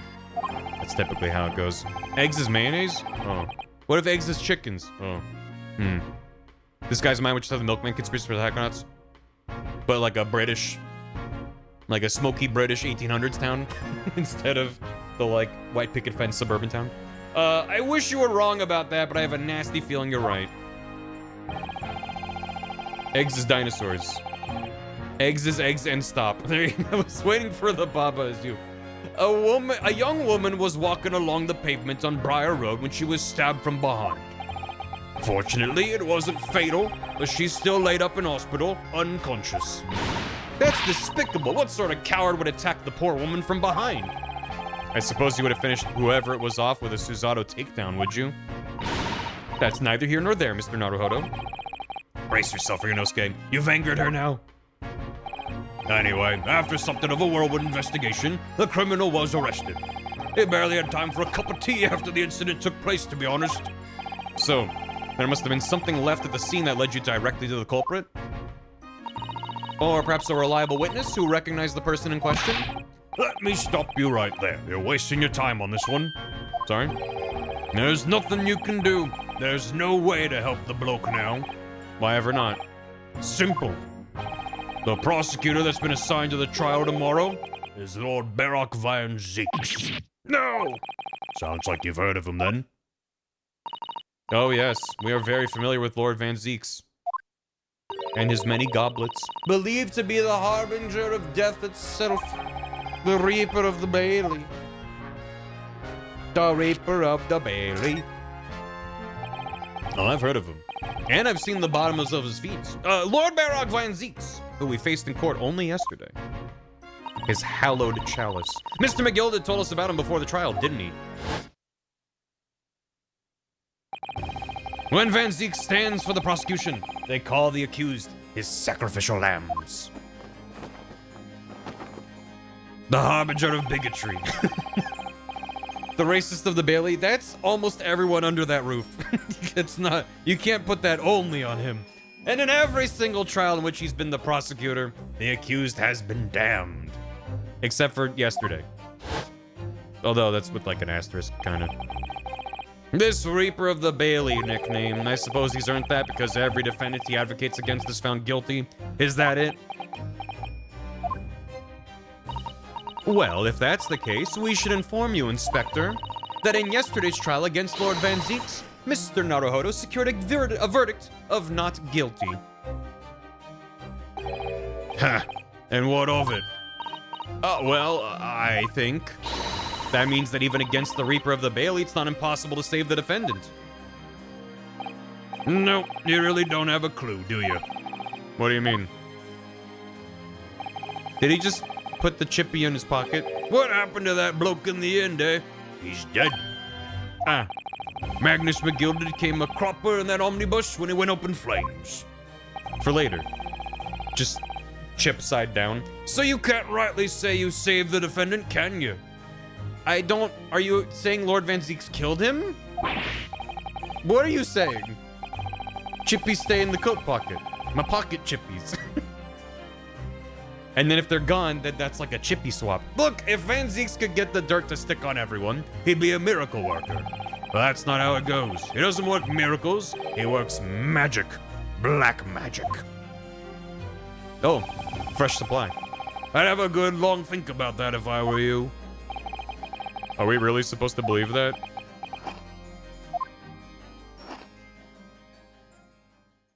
He's a witch. Alright, well, I'll fill you in as requested. I'm very nearly out of chips. So I'll be heading back to the crime scene now. I'm still carrying out a few investigations there. It was Briar Road, you said, didn't you? Where the incident took place. He knows the crane channeling technique? Yeah, that's correct, ma'am. And if you head over to the holding cells, you can meet the criminal himself. You've branded him a criminal already? He's as good as, shaking like a leaf in his cell he is. I'll give you a chuckle if nothing else. He's an inmate 53. Speak to the jailer, he'll show you the way. Inmate 53, thank you. He's gone.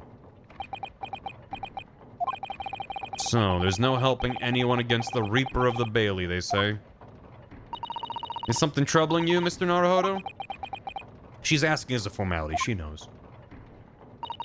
To tell the truth, when I recall the trial yesterday, I can't stop myself from shaking. The idea of facing the Reaper in court again is... Well, if you think it's too much for you, there's no shame in turning the case down. That takes courage, too. But if the man they've arrested is innocent... You could well imagine he would be shaking like a leaf in his cell. And I, for one, wouldn't find the sight of that funny. So, if I'm honest, I'm still reeling from the shock of yesterday's events myself. And I'm really not sure if I'll be able to help this man, whoever he is. But I'd like to try. I think I'm gonna make some inquiries. Will you help? Did you really think you had to ask? After all, I am your judicial assistant. Yes! Thank you. So then, shall we? Yes! Let's go! Let's go. Where to? Briar Road Prison. Let's go to prison first. Because maybe we can learn something to look out for while we're at the scene of crime. 19th of February, local prison, cell 9. My guy's in there. So these are British prison cells. Oh, they're ghastly. It feels just like a dungeon. Yes, and having experienced it in Japan myself, I can assure you that our wooden cells feel a lot cozier than these cold stone walls. Oh, don't, Mr. Naruhodo. You're making it seem worse. You made her cry. I may not give my life for honor. I may not give my life for honor, But I would gladly give for you. I would gladly give for you. And when I hunger for a tree frog, When you hunger for a dream, I'm still in a dream, snake eater. Thank you, Megawag. Popping in from Wonderland to continue the tradition of chopping off a hammy on my birthday. Thank you for another year of good times and good laughs. Thank you, and happy birthday. Hope it's a wonderful day. Hope you enjoy the VODs. Yeah, I really appreciate that. Apparently our client is in the cell here, but it's so dark at the back there I can't make him out. I wonder what he's like. Inmate 53, your legal representative is here to see you. Stop hiding at the back of the cell and show your face at once. Am I a cat, as yet with no name? Calling me by a number, it's utterly, unbelievably, unjustly unreasonable. I refuse to answer. Mr. Naruhodo, what? Is he a cat? What do you think is going on here? I have no idea. But I wasn't just hearing things, was I? That tirade of complaints was in Japanese. Huh? Huh? What's going on with everything? What?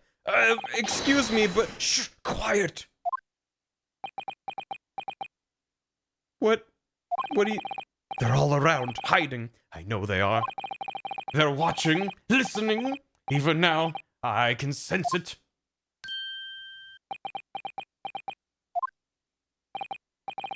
Right. So, could I ask you, who exactly... There you are, you've come to curse me, haven't you? Don't try to hide it. You're a ghost. A ghost.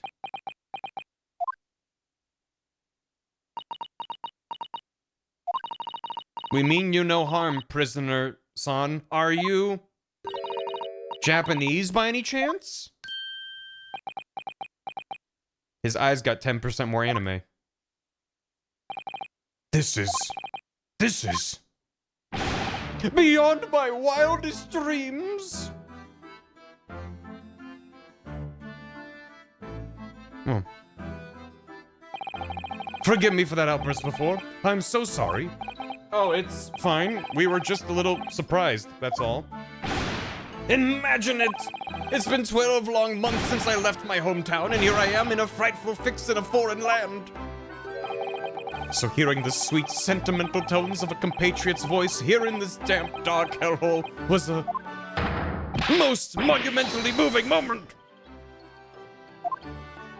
He's got the moves. Who could have guessed that this new client Lord Strongheart assigned to us would turn out to be a fellow Japanese?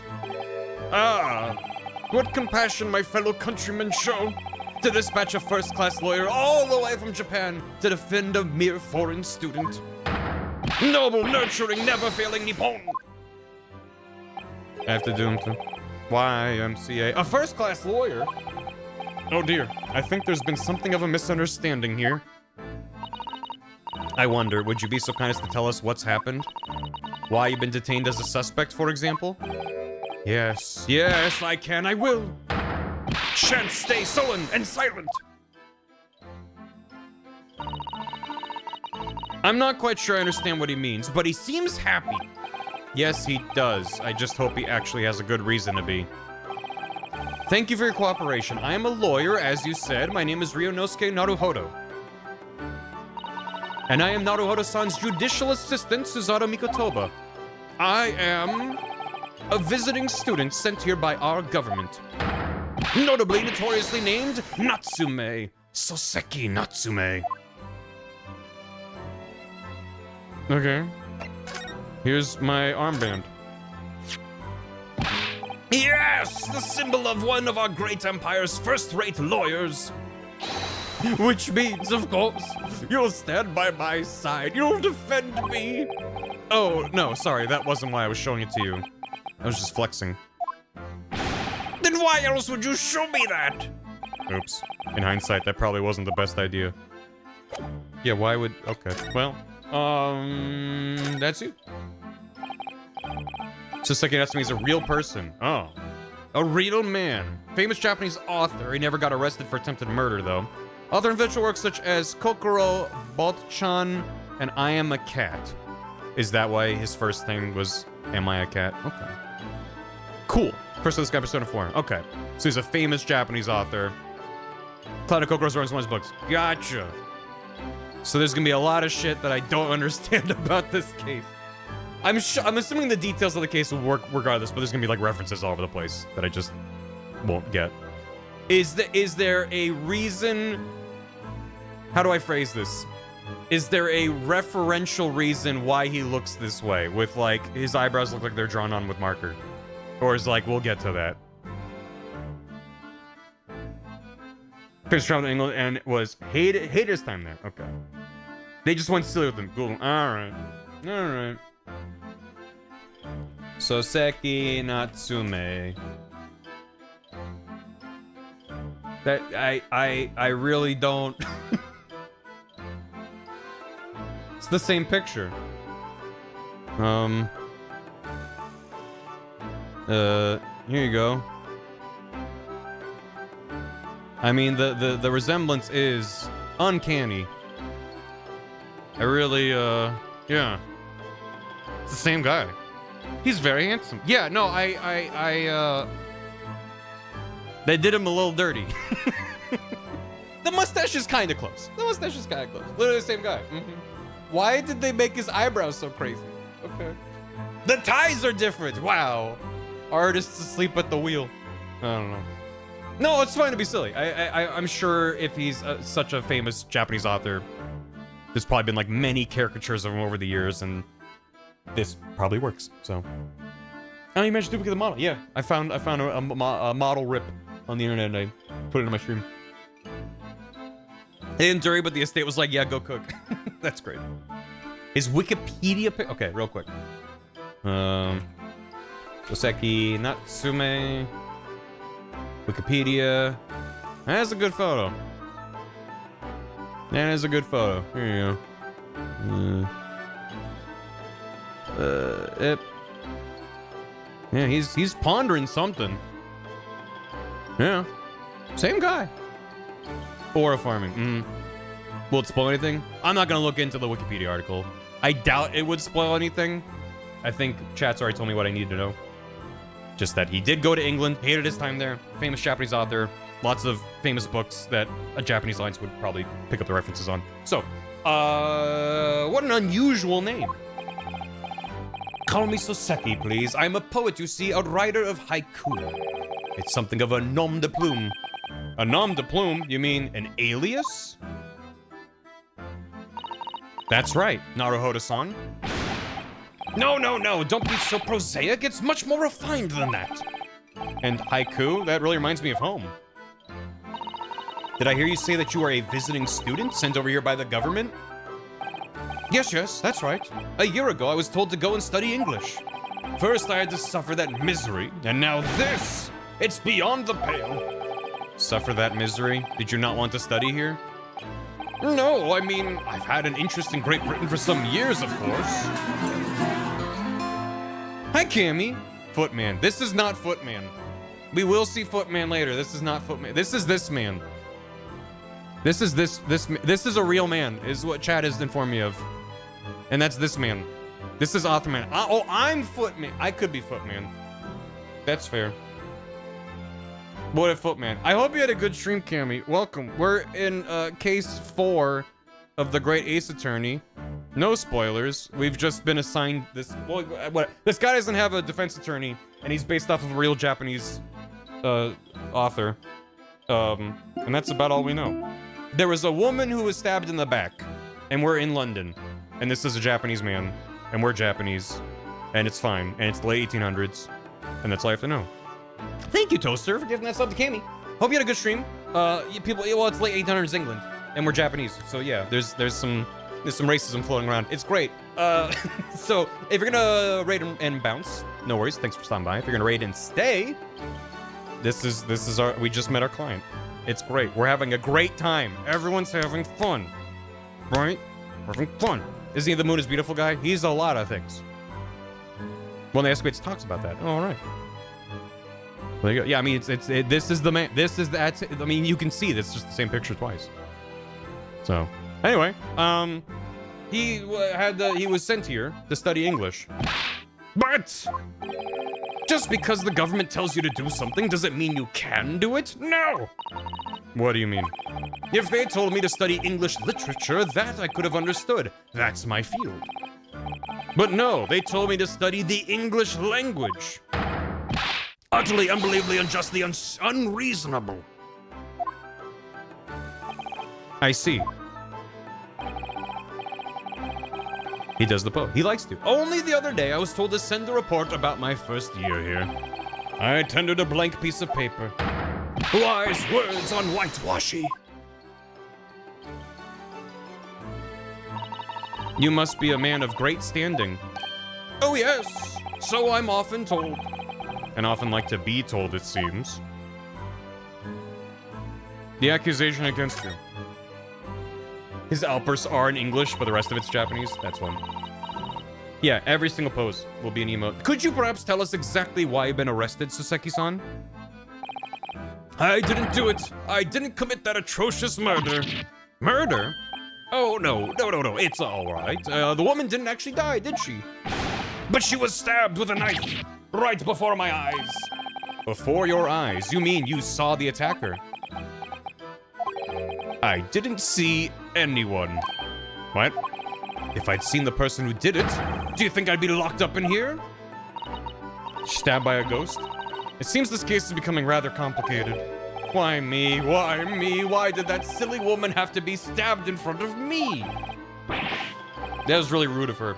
The curse of London. It's incredibly, inexcusably, irritatingly inconvenient. Any Londoners able to confirm? Is London super duper cursed? This looks like it's literature because it's literally impossible to translate. That's fair.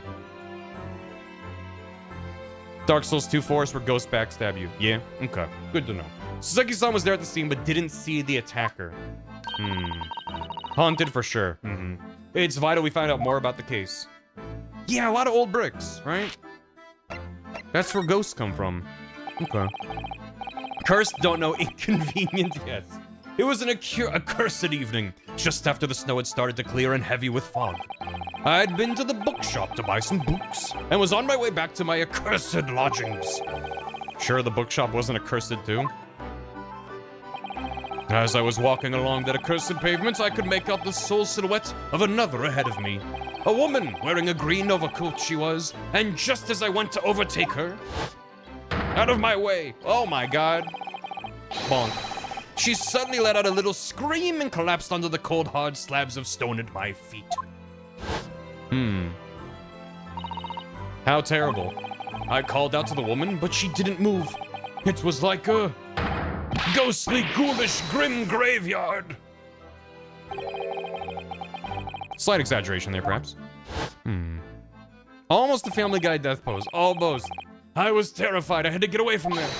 So I ran as fast as my legs would carry me back to my accursed lodgings. The puffy coat saved her. That's not good. They'll say it was shameful, I know, to run away like that. Tell me, Soseki-san, was the victim an acquaintance of yours?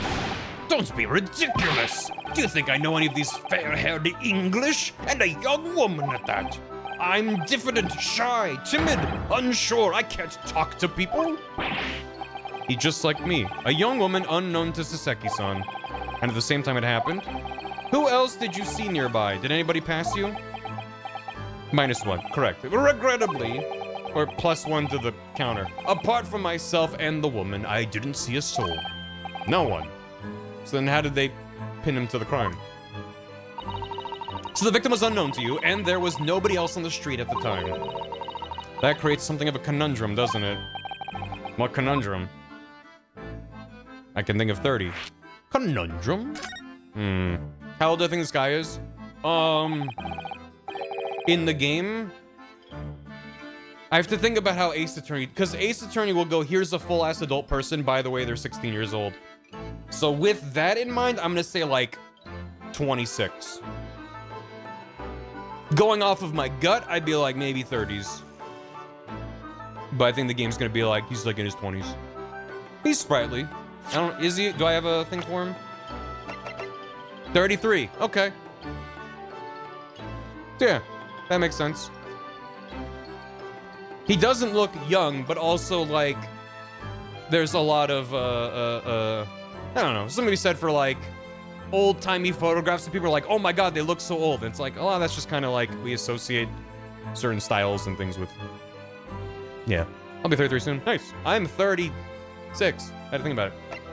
Tobias is a sprightly 44. Male's 52. Good. He's stern, single-minded, and a great lover of fish and chips. Who isn't? Have you had fish and chips? Well, if what Soseki-san has just told us is true, there's something I can't explain. Older than Tingle. Hell yeah. He says that he didn't know the victim and that there was no one else at the scene. And then he apparently fled without having been seen. I did. But if that's the case, surely this man has to be the culprit. Argue! What did you just say? Nothing. Blew his internal monologue. Nothing? I didn't say anything. Oops, perhaps I thought that a little loudly. Actually, that's not what was troubling me. What I was thinking was, how did Soseki-san actually come to be arrested? Sorry. He didn't touch the victim, and there was nobody at the scene to see him. So how did the police ever discover that he was there in the first place? Oh yes, she's right. It was him! That accursed great detective! He led the police to me! Of all the bad luck! It was her luck. Accursed great detective, could it be? I shall never forget that man's name as long as I live. With his haughty laugh and his self-proclaimed greatness. Brash, big-headed, busybody begotten. May you be cursed until the end of your days, Hairlock Sholmes. I like how they keep referring to him as if he's German. That's gotta be a localization exclusive joke, right? Because it's a play on his name being Hairlock. He's back! I'm glad he's back. I missed him. They'll do it. I knew it. Herr Sholmes. Mr. Sholmes?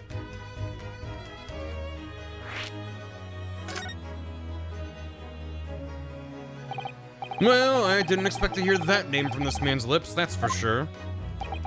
It was the morning after that nightmare had unfolded on the pavement before me.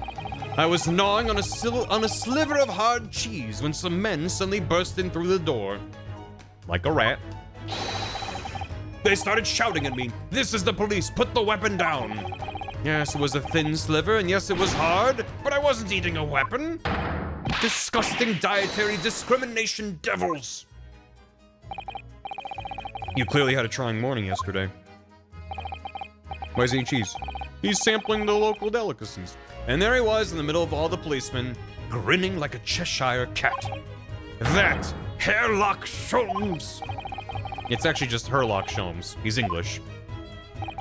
I've since found out that he's a famous name in detection here in London.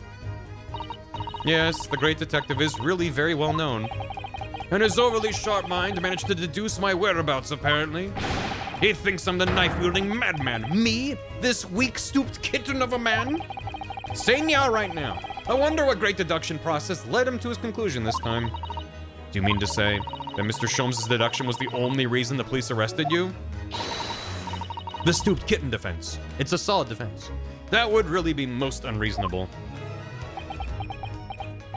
Well, the thing is, I was thrown into a panic when they barged their way in. Of course you were. That's only natural. I was terrified and trembling, and they kept throwing question after question at me in impossible English. Fiendish foreign flim-flammery? Flim-flammery? Well, we are in England. You can't really blame them for questioning you in English. Good point, good point. But in my mind went blank. I knew I had to answer, but I didn't know what to say. So I just kept repeating things like, "Yes, I do, and I'm fine." Oh. The next thing I knew, I was in manacles, and before I knew it, I was thrown in here. Oh. Oh dear. I'm afraid that's hardly surprising. I'm fine. He's not fine now. And he wasn't then. Mr. Naruhodo Esquire! Oh. You can just call me Naruhodo. And when we're speaking English, a simple Mr. is more than enough. Oh yes, alright, yes. They've really got to me. This country is poisoning my mind. They'll do that. But please, I beg you to defend me in court tomorrow. You can tell them what really happened. You'll do it, won't you? I'll take the case. Well, why is it so hard to say yes to me? Well, the thing is, I'm just a student like yourself on a study tour. Student? I have defended a case in the Old Bailey, only the one, though. But at this moment in time, I really don't know what I'm supposed to believe in. I'm confused about what justice in this country even means. Oh, Naruhodo-san. I'm not even the foreign student who was supposed to be here. I'm a sort of locum lawyer, I suppose. Ecum locum. But that armband, that's the mark of a defense lawyer from our great empire. It's a keepsake from the man who should have been here. He was my best friend. A keepsake? Thanks for the bit, Zazzle. I know exactly what they're saying about me. Oh, who do you mean? The lawyers, all the British defense lawyers. They won't defend me. Goodness, why do you say that? For the same reason as you noted before. When it happened, there was only the victim and myself around, and I ran away from the scene of the crime. I'm not a fool. I know it looks as though I must be the culprit. It must be very hard for you, Saseki-san. And anyway, I'm a student from overseas. I'm just a foreign nobody to them. Someone not to be trusted. I heard them openly laughing about me before in my earshot without any compunction at all. Any trial for this man would be a waste of time, they said. And of course the foreigner did it. They even had the gall to say the man doesn't understand half of what's being said anyway. That's awful. They're wrong. I've studied more English than half of the policemen out there on the streets. I've traveled halfway around the world to learn about these people's country and its great history. But no one here wants to listen to a man with a strange accent. They all hate me. So at the very least, I'd like to entrust my fate to someone who can listen to me in my native tongue. You could do it, couldn't you? When I look into your eyes, I can see it. I can see what you've been through. Saseki-san, it's just that...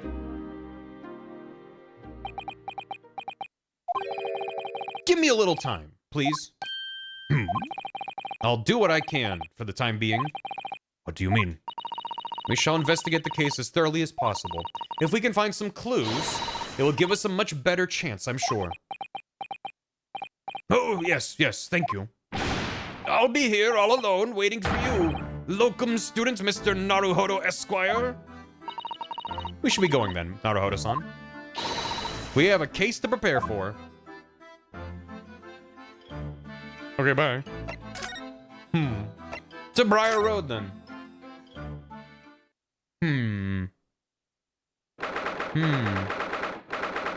Strand Street.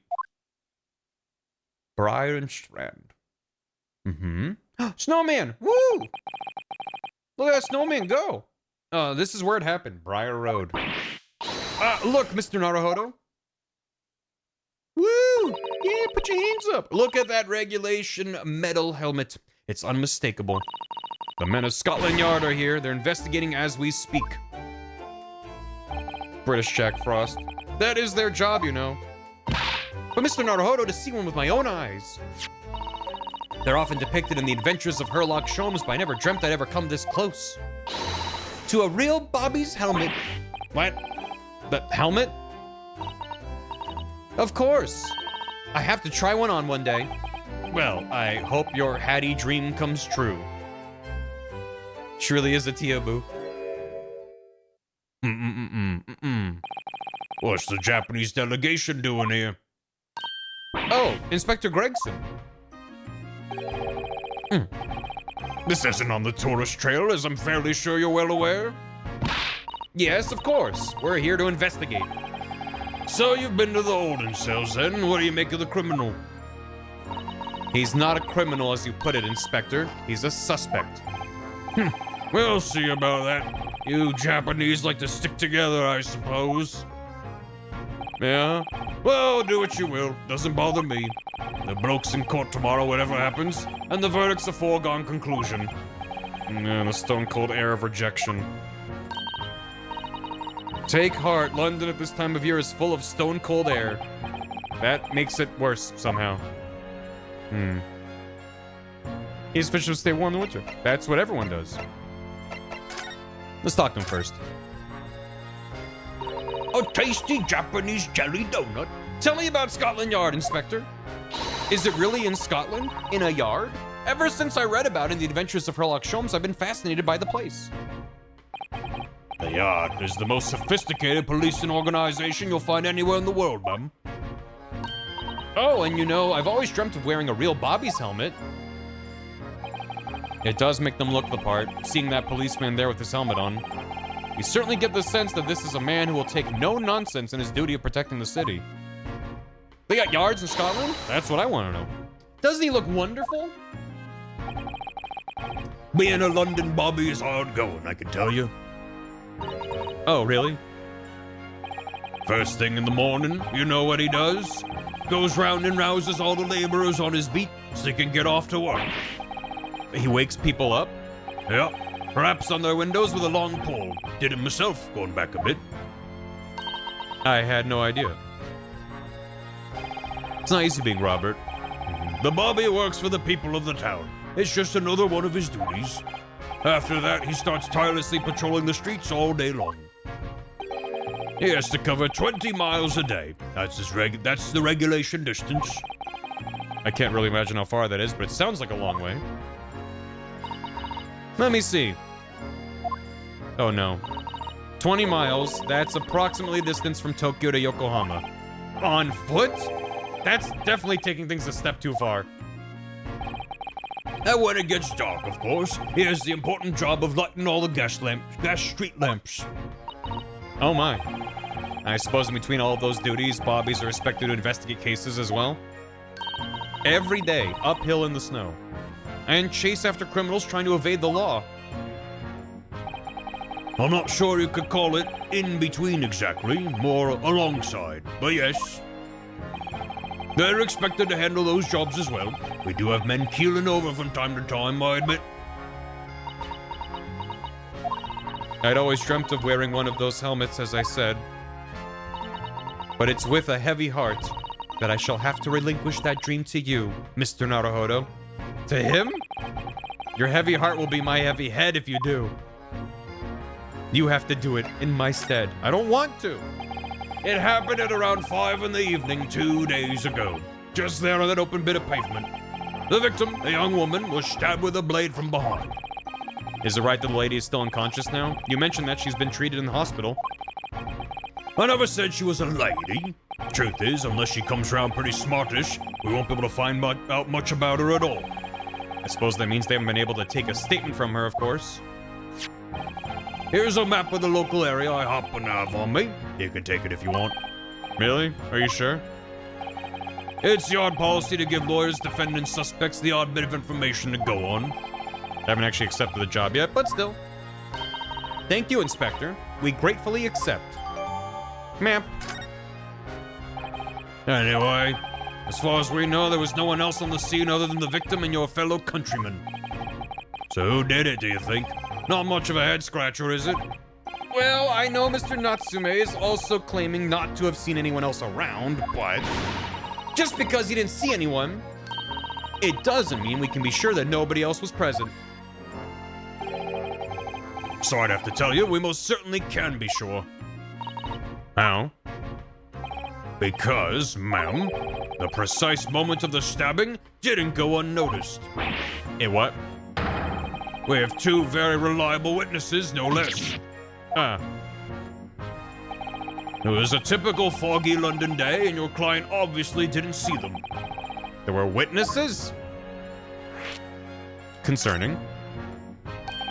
Who are these witnesses, Inspector? A fellow and his wife, and the man's one of the most reliable and respected citizens in all of London. He's a copper from Scotland Yard. Huh. A policeman. That might change things. Uh-oh. And this policeman just happened to be there at the exact moment the woman was attacked? Nothing peculiar about that, ma'am. Part and parcel of being a bobby, catching them banging the act and all that. Do you think it might be possible for us to ask that policeman a few questions? Be my guest. You can ask him what you like. In court tomorrow. Oh. I've no doubt he'll be summoned as a witness, so that'll give you something to look forward to. That's that, then. He's got no intention of letting us meet the man beforehand, it seems. A policeman witnessed the incident. As your judicial assistant, I must warn you that this could make our job very difficult indeed. Yes, as a non-judicial assistant, I could have warned me of that too. Oh yes, one more thing, Inspector. What? The person who led you to the suspect, I hear that was Mr. Herlock Sholmes. What are you bringing him up for?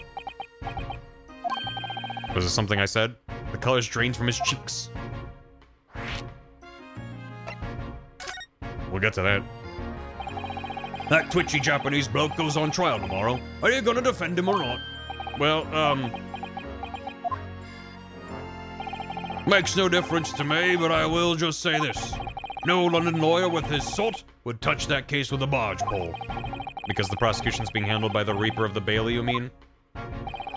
There's no way to save the man now. It's a waste of time trying.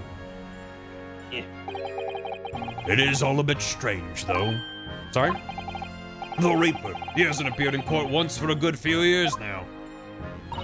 Yes, we did hear something to that effect. And the only people he usually bothers with are real scum, the master criminals, the violent ones. Master criminals? The violent ones?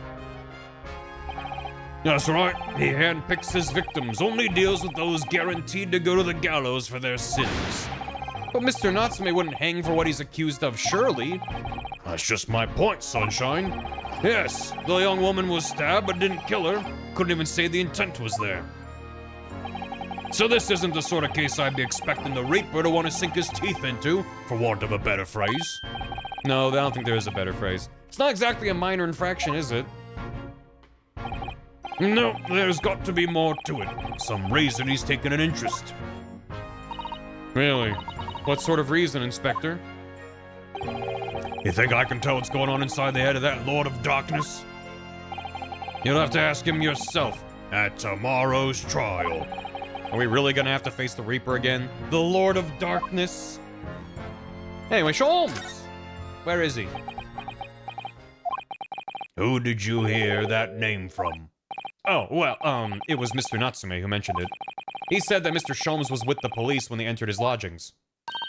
I'm sure it was the result of one of Mr. Sholmes' inspirational great deductions. Fiddle faddle! He's pointing with the chippy. The man's an amateur, and I'm getting sick and tired of him showing his mug everywhere. Oh. I don't know where he gets his information from, but he turns up at the scene of the crime, wanders around spouting incomprehensible rubbish, and before you know it, he claims to have solved the case. Don't fear the Reaper. I do. He's quite astonishing, isn't he? The chips! No! He is a great help to Scotland Yard, though, isn't he? Gibble gabble! He hit me with the gibble gabble. Ah! Ever seen this before? Oh, yes, that's Rance the Magazine. The wonderful publication in which the adventures of Sherlock Sholmes appears. Yes, well, that wonderful publication, as you put it, sees fit to include several of the Yard's detectives in its stories. And the so-called great detective makes a mockery of all of us. If you ask anyone at the Yard, it's a misadventure to be included in any of Sherlock Sholmes' tales at all. Well, I suppose there is an element of that. We work our socks off, every one of us, only to be frumped by the public thanks to that obnoxious detective. The man's as dangerous to us at Scotland Yard as he is to all of our criminals. That can't really be true, can it, Inspector? Clearly the great detective and the police have a complex relationship. Complex like... subdomber? Well... I don't think we're gonna get any more useful information out of the detective. But thanks for the bits. Mr. Naruto, can I make a suggestion? Oh, yes, what is it? Well, it seems to me that we must speak with him about this. By him, do you mean Mr. Sholmes? Yes, Mr. Sherlock Sholmes, exactly. Look at those shining eyes. You can't wait, can you? Well, Mr. Natsume did blame Sholmes for all of this, didn't he? Yes, he did. He really did. Which makes him an involved party in the case. Are you just gonna ignore that? I hope not. I assure you it's not simply my selfish desire to meet with Sholmes again. The trouble is, we have no idea of the man's address even, so how— It's Baker Street! How do you know that? It's in the stories, of course. 221B Baker Street, the most famous address in the world. I see. Well, there's nothing to stop us from going, I suppose. We better try to find our way there before Susato-san gets any more excited and unpredictable. Hurrah! I'll summon a carriage. So we're gonna have a reunion already with the great detective, Mr. Sherlock Sholmes. Yeah, but I gotta look around here first. Woo! Yeah, woo! 221? Is it 221? I don't remember. How did they say it? I'm a fake fan. What a delightful snowman. I didn't realize the English had a tradition of making snowmen as well. It looks a little creepy, though. Oh, it has a scarf. Look. You need one if you're out in this freezing cold all the time. I wish I had one. I'm afraid our budget is somewhat frozen at the moment, too. We certainly can't afford a scarf. Surely the snowman here wouldn't miss his. Didn't exist until Sherlock Holmes stories became big? Oh. It was just 221? But the person who made the snowman certainly would. Yes, I know, you're right. Anyway, even if I borrowed it, it wouldn't do much to warm my neck, would it? It's covered in snow. Yeah, but he's having so much fun.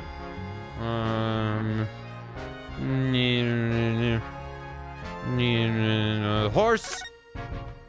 Just like Mist. You mean the prequel to Riven? That's a Scotland Yard carriage. They use vehicles like that to rush to crime scenes and cart away criminals. You're very well informed, aren't you? It's long been a dream of mine to ride in one of those through the streets of London. Just pick up a stone and throw it through one of the windows then. But that would mean being arrested in order to ride it, wouldn't it? Still, if it's the only way, Help me find a good stone. No, I wasn't serious. Susanna, please. Talk to him in a sec. This patch of pavement must be where the incident occurred. Yes, it's a very wide open space, isn't it? That's true, I can't see anywhere an attacker could have been hiding. Oi, what are you foreigners doing here? Wait, we, just investigating the scene, officer. Conspiring with that mustache fella from Japan, are you? Conspiring?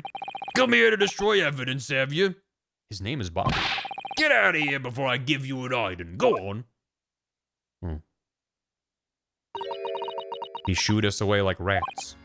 Yes, we should give him a wide berth, I think. What a disappointing experience. He's back. That's one of the officers from Scotland Yard. The police are making sure the crime scene's undisturbed. What about England? That's we found some thoroughly disagreeable. The beans. I have a feeling that if we wander too close, we'll be clapped in irons. I think perhaps you're being a little overcautious. We've done nothing wrong, so we have no cause for concern. Oh no, I'm not getting caught out again. Twice is enough. Twice I found myself in handcuffs despite not knowing a thing about what was going on. Yes, you've had some dreadful experiences. I'm sure it's that wide-eyed look of panic you're so prone to. It does you no favors at all.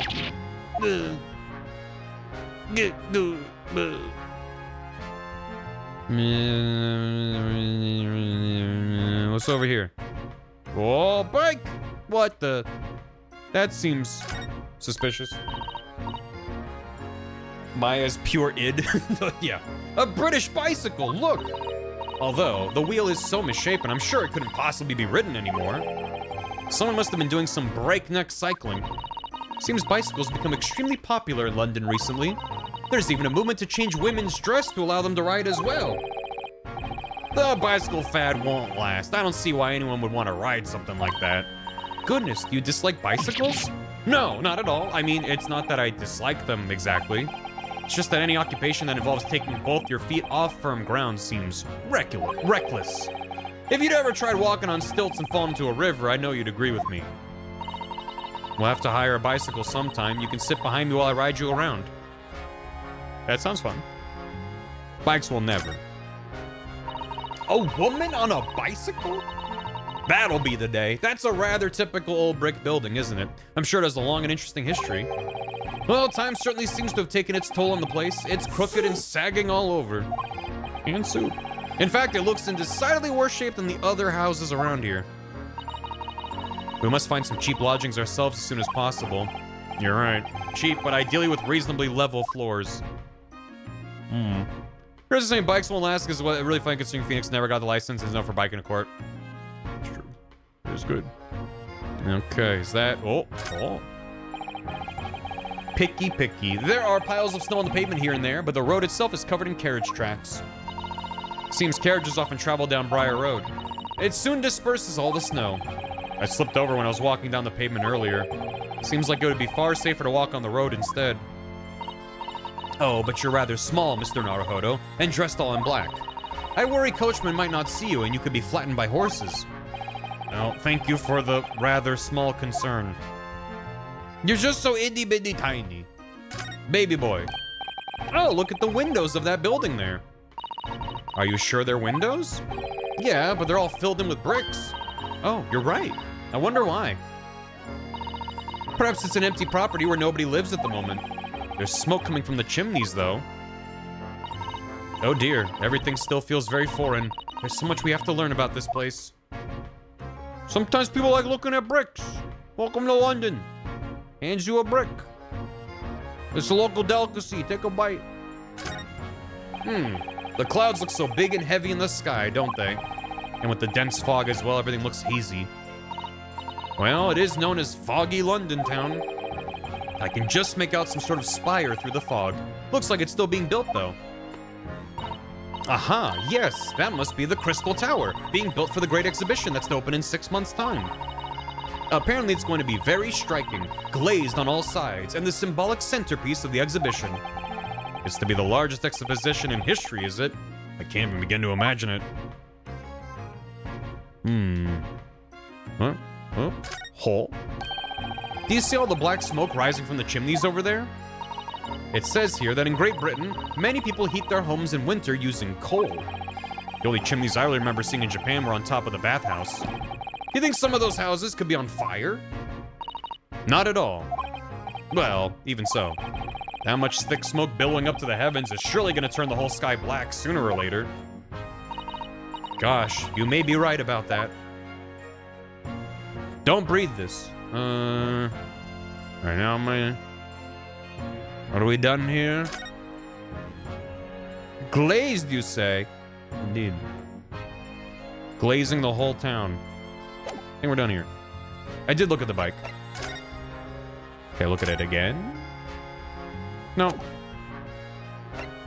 Smoke in London in the late 1800s? All right. Let's get the hell out of here. Yeah. Calabash Road, Meerschaum Street.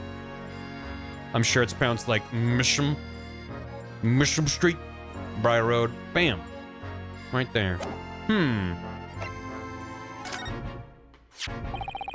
Inspector Gregson, could I show you this? Am I supposed to know what that is? I've never seen that insignia before. It's worn by defense lawyers in the Empire of Japan as a symbol of their profession. In other words, it's a worthless trinket here in Great Britain. Oh no, it's very important to me. It shows my spirit. An English gentleman keeps things like his spirit very much to himself, I'll have you know. Oh. Don't give up, Mr. Naruhodo. It's too late. He's crushed my spirit already. That's just the English way. Thank you again for this. Don't mention it. I had someone at the yard fish it out for me, but in the end, I didn't need it. Oh? Well, the case could hardly be simpler, could it? I don't need a map to work out what happened. You can throw it away when you're done with it. Cold. Kind of a bad response. A little bit. A new location has been added. To Sholmes! To Sholmes, to Sholmes.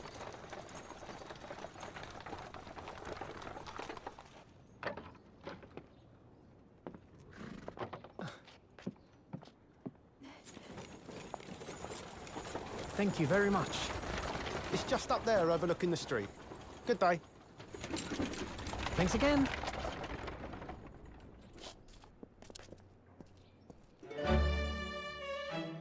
This is it. The residence of Mr. Herlock Sholmes.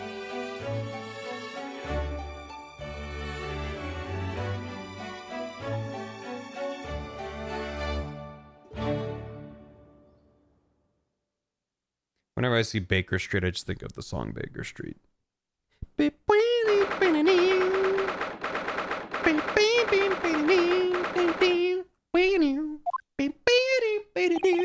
So this is where the great detective makes his living. Feels surreal to be here somehow. You live like this? Holy shit. Wow, he does.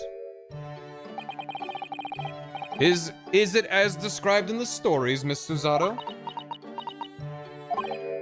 Susato-san? Many famous cases have been solved here in this very room. Oh, I suppose they must have been, yes. 2 chairs by fireplace, you gotta. Those are load-bearing chairs. I've never read the story, so it's hard to get quite as excited about as she seems to be. The detective chases the villain relentlessly as he disappears into the fog down an unlit London street. Oh, the thrill of it, the romanticism. Can't you feel your heart thumping in your chest? Can't you, Mr. Naruhodo? Oh, I suppose I can, yeah. Yeah, it's going. My Kokoro. If you don't mind, I'll just stand here and soak up the atmosphere for a while longer. Please don't mind me. She's obsessed. Am I just looking around? Well, looks like our detective friend isn't home at present. Excuse me, is anybody home? Oh, do we have a visitor? Creature. Is it a big new case for Mr. Sholmes? Hello? Wait, aren't you? Oh, how rude of me. I'll go and make some tea at once.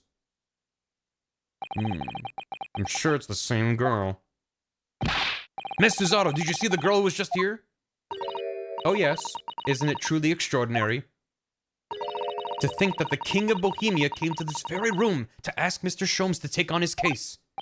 The King of where are you? King Wilhelm Gottsreich Sigismund von Ormstein, of course. Sorry, I'm drawing a blank. Forget the adventures of Sherlock Sholmes for a moment and look over there.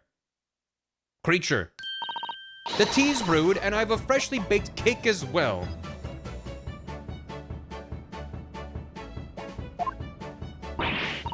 The guy from Kingdom Come Delivered. There you go. It's you! I knew it. Susato-san recognizes her too. There you are. Bazooka. Did they dye her hair pink? That's natural pink anime hair. I was looking forward to the trial run of my experimental smoke grenade launcher. Well, good day to you. I'm the inventor of that machine. It's the girl who turned up at the end of Mr. McGilded's trial in the defendant's antechamber. That was yesterday! I've never met a lawyer from the Far East before. Or you having to get straight to work when you've only just arrived in London. Oh, yes, it was challenging. Well, try this tea. It's my special blend, you know. Oh, thank you. Is tea supposed to look that color? Oh my, what a fragrant yet mellow flavor. Hooray, it's a winner. I tried blending different leaves designed to alleviate fatigue, you see. You must be exhausted after your long voyage here, and you have another ticklish trial tomorrow. Oh, and you're to defend a Japanese man. I do wish you lots and lots of luck. Did Mr. Sholmes tell you about us by any chance? Oh, you know Hurley, do you? Hurley? Mr. Sholmes to you, surely. Hurley? Mr. Sholmes was a fellow passenger on the boat that brought us to Great Britain, you see. Was he really? Well, I had no idea. I'm afraid Hurley's out on an errand again today, even though he's just returned from overseas. Hurley is a crazy-ass nickname. Wait a minute. We met this girl for the first time ever yesterday after the trial, and only briefly at that. How on earth does she know so much about us? Did she deduce all those things, do you think? And perhaps more to the point, why is she here in Mr. Sholmes' suite? Oh, silly me, I haven't introduced myself, have I?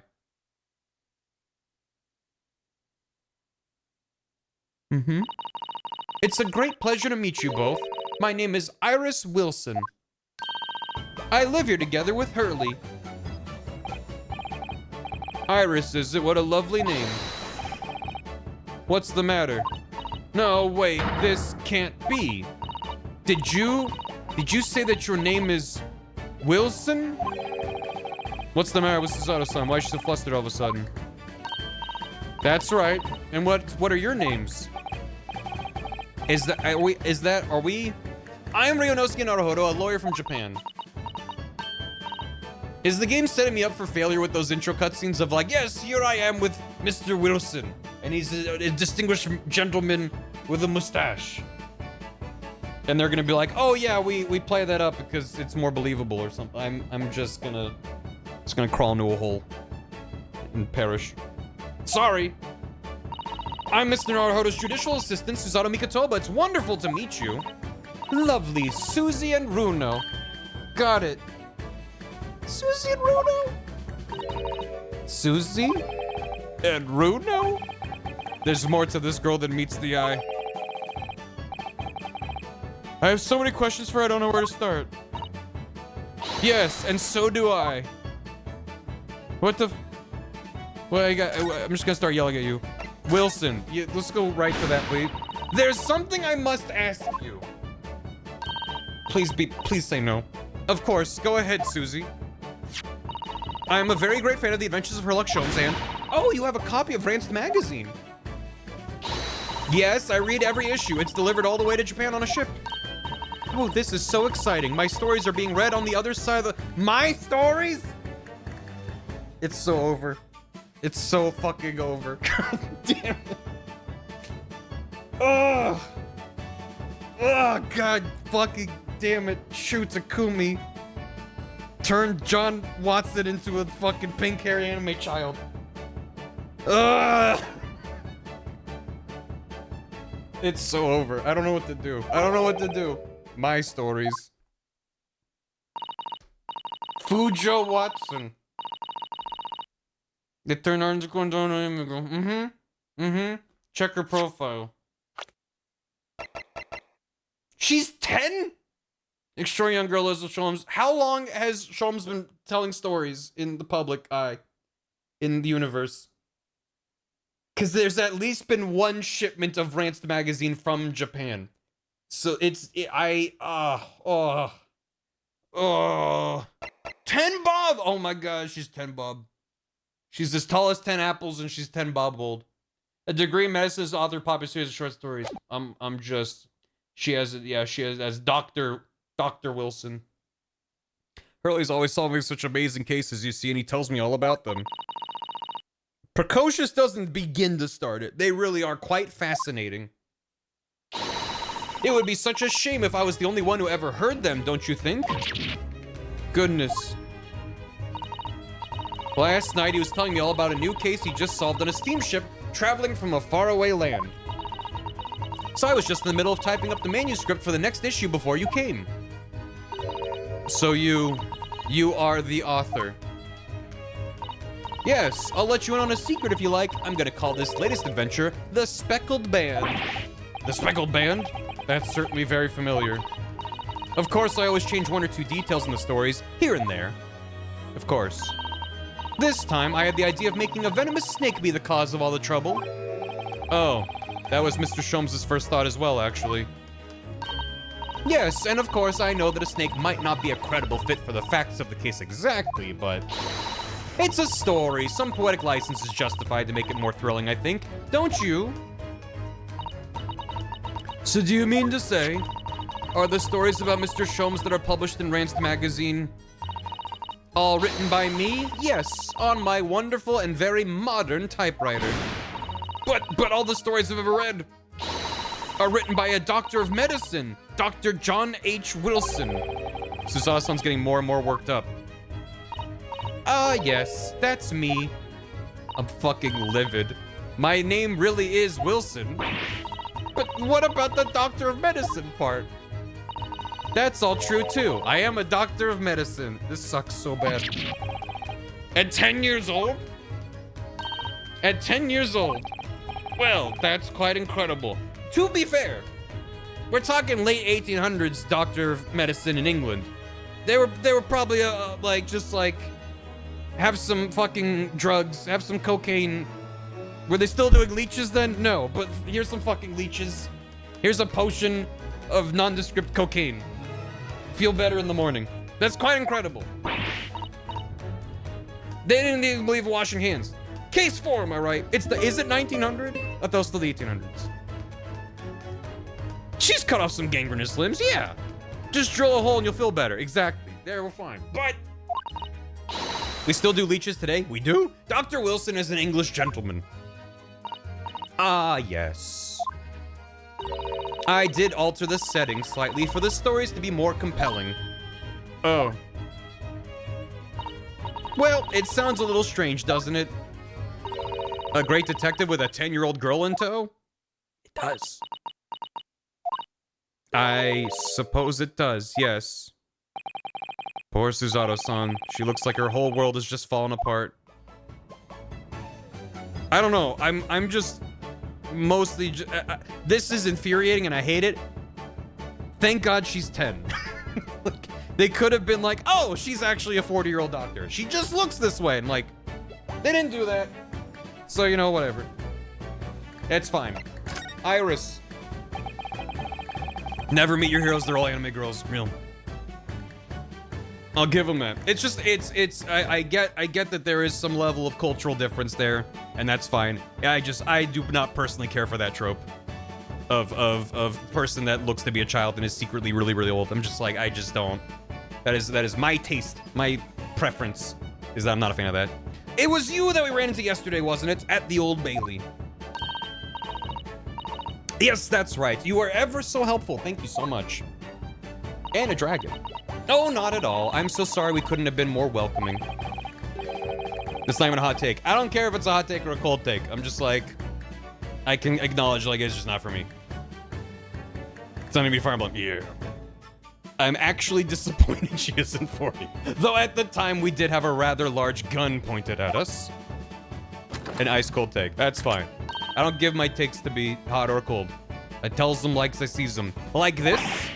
Gulp. Thinking back now. You left with Miss Lestrade in tow, didn't you? Oh yes, that awkward witness, Gina Lestrade. Oh, Ginny, yes, she's a professional pickpocket. So we found out. It was very naughty of her to pinch my invention like that. Are you referring to that trial-disrupting gun-like contraption? Exactly. So I followed her, you see, to get it back. Perhaps I should think about fitting a self-destruct mechanism in my inventions. This girl is dangerous. Anyway, I brought Ginny back here after that, so she could apologize to my trusty technician.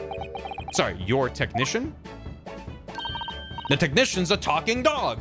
Hurley, of course, silly. Oh. He's the... Hurley. She's the inventor, he's the tech... Yes, Herlock. Herlock Sholmes. We live here together. I had no idea the great detective had such an interesting young daughter. Daughter? Not likely. What? I wouldn't call him Hurley if he was my father, would I? Well then, what is your relationship with Mr. Sholmes? Well, I expect you found out that lodgings of any kind in London are very expensive. Yeah?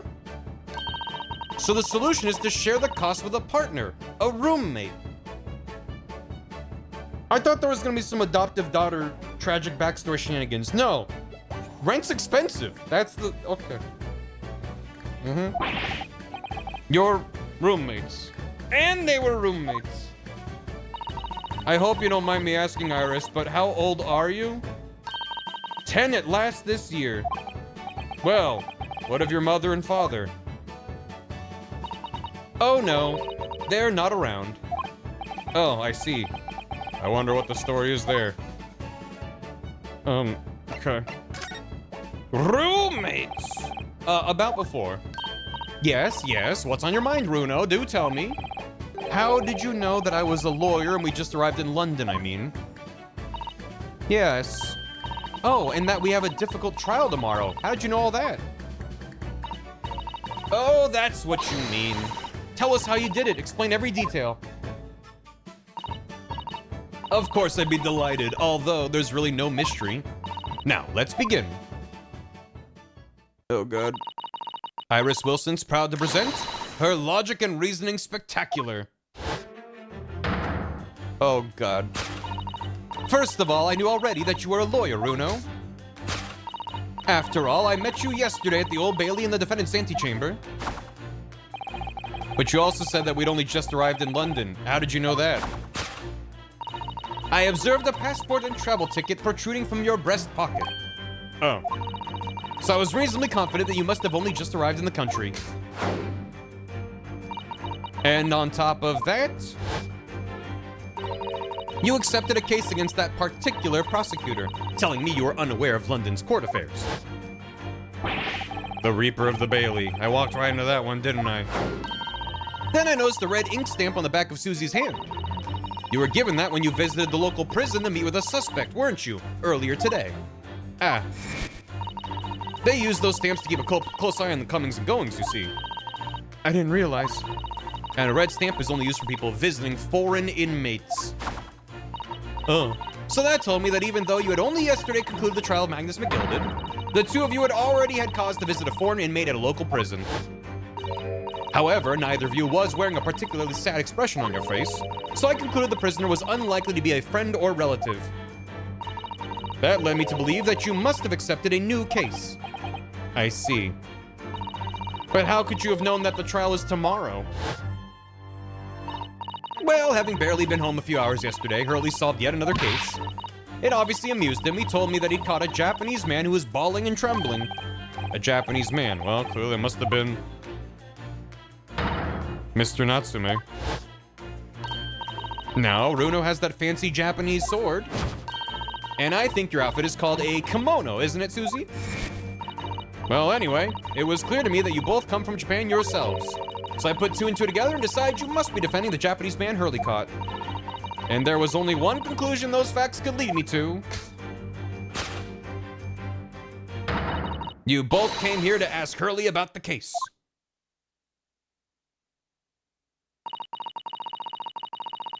There's a note on the mantelpiece that says the man's trial will be tomorrow. Hurley's always stabbing his notes with a knife, you know. He is silly.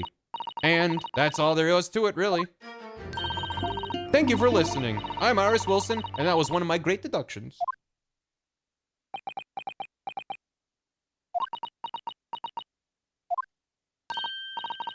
Well, was it a winner? Were my deductions correct? They were spot on. That was amazing, Iris. Truly a great deduction. You even managed to certain something of Mr. Sholmes' delivery. Oh well, I was just copying Hurley's style for that. This is really very good news. You could tell us all about the case involving the Japanese man. You will, won't you, Iris, please? Who the fuck is happening? The case of the Japanese man. So yesterday, Mr. Sholmes apprehended a Japanese man. You were saying? Yes. Hurley had just arrived back in London after his sea voyage, but the police were waiting for him at the railway station to take him directly to the crime scene. The great detective is a popular man, it seems. Apparently, a woman was stabbed on a quiet street somewhere in town. There were witnesses who had seen a short, shifty-looking, stooped man running away from the scene. A short, shifty-looking, stooped man. Mr. Natsume beyond any doubt. Saseki-san said he didn't see anybody else on the street at all, but it seems there were witnesses after all. Hurley used his great deductive powers to determine the man's address.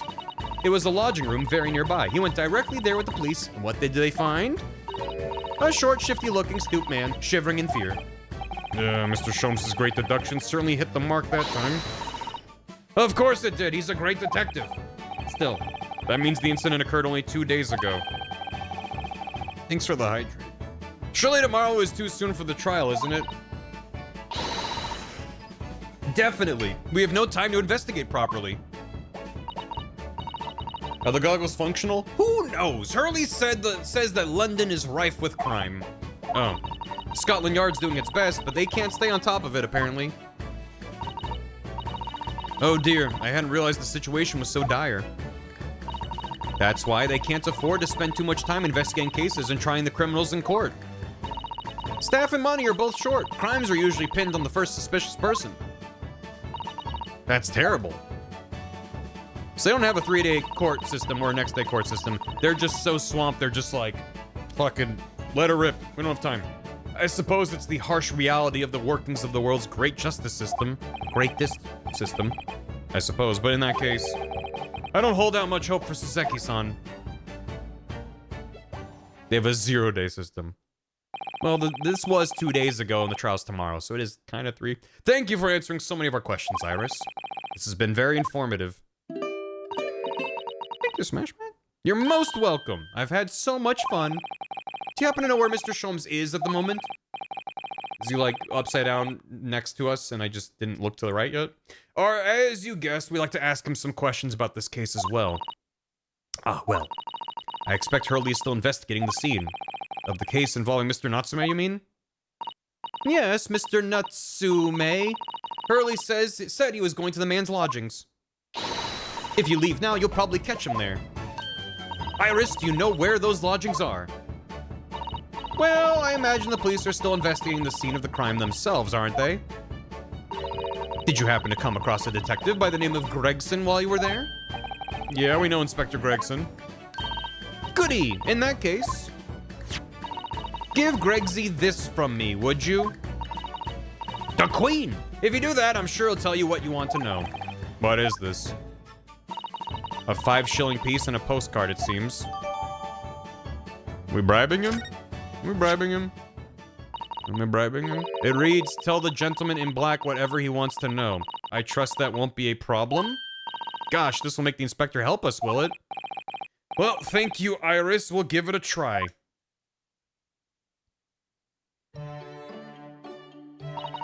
Good luck, then. I'm going to return to writing my manuscript, The Speckled Band.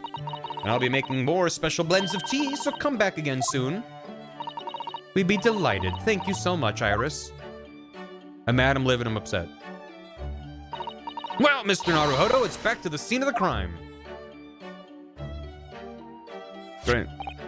So, somewhat dubious that they would exert any influence over the men of Scotland Yard at all, we headed back to the scene with Iris's curious note and one of the world's heaviest silver coins in hand.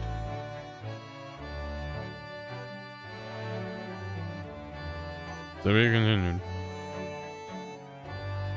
Checking her blackboard. Yeah, I didn't check anything. I don't know if I missed my chance to do so. It's fine. Great. Good God, what is happening? Yeah, woo! 2:38 p.m. It looks as though the police are still here carrying on with their investigation. Perfect. So let's find Inspector Gregson as quickly as possible. And let's see if he'll take a break from his chips to look at that silver tip Iris gave us for him.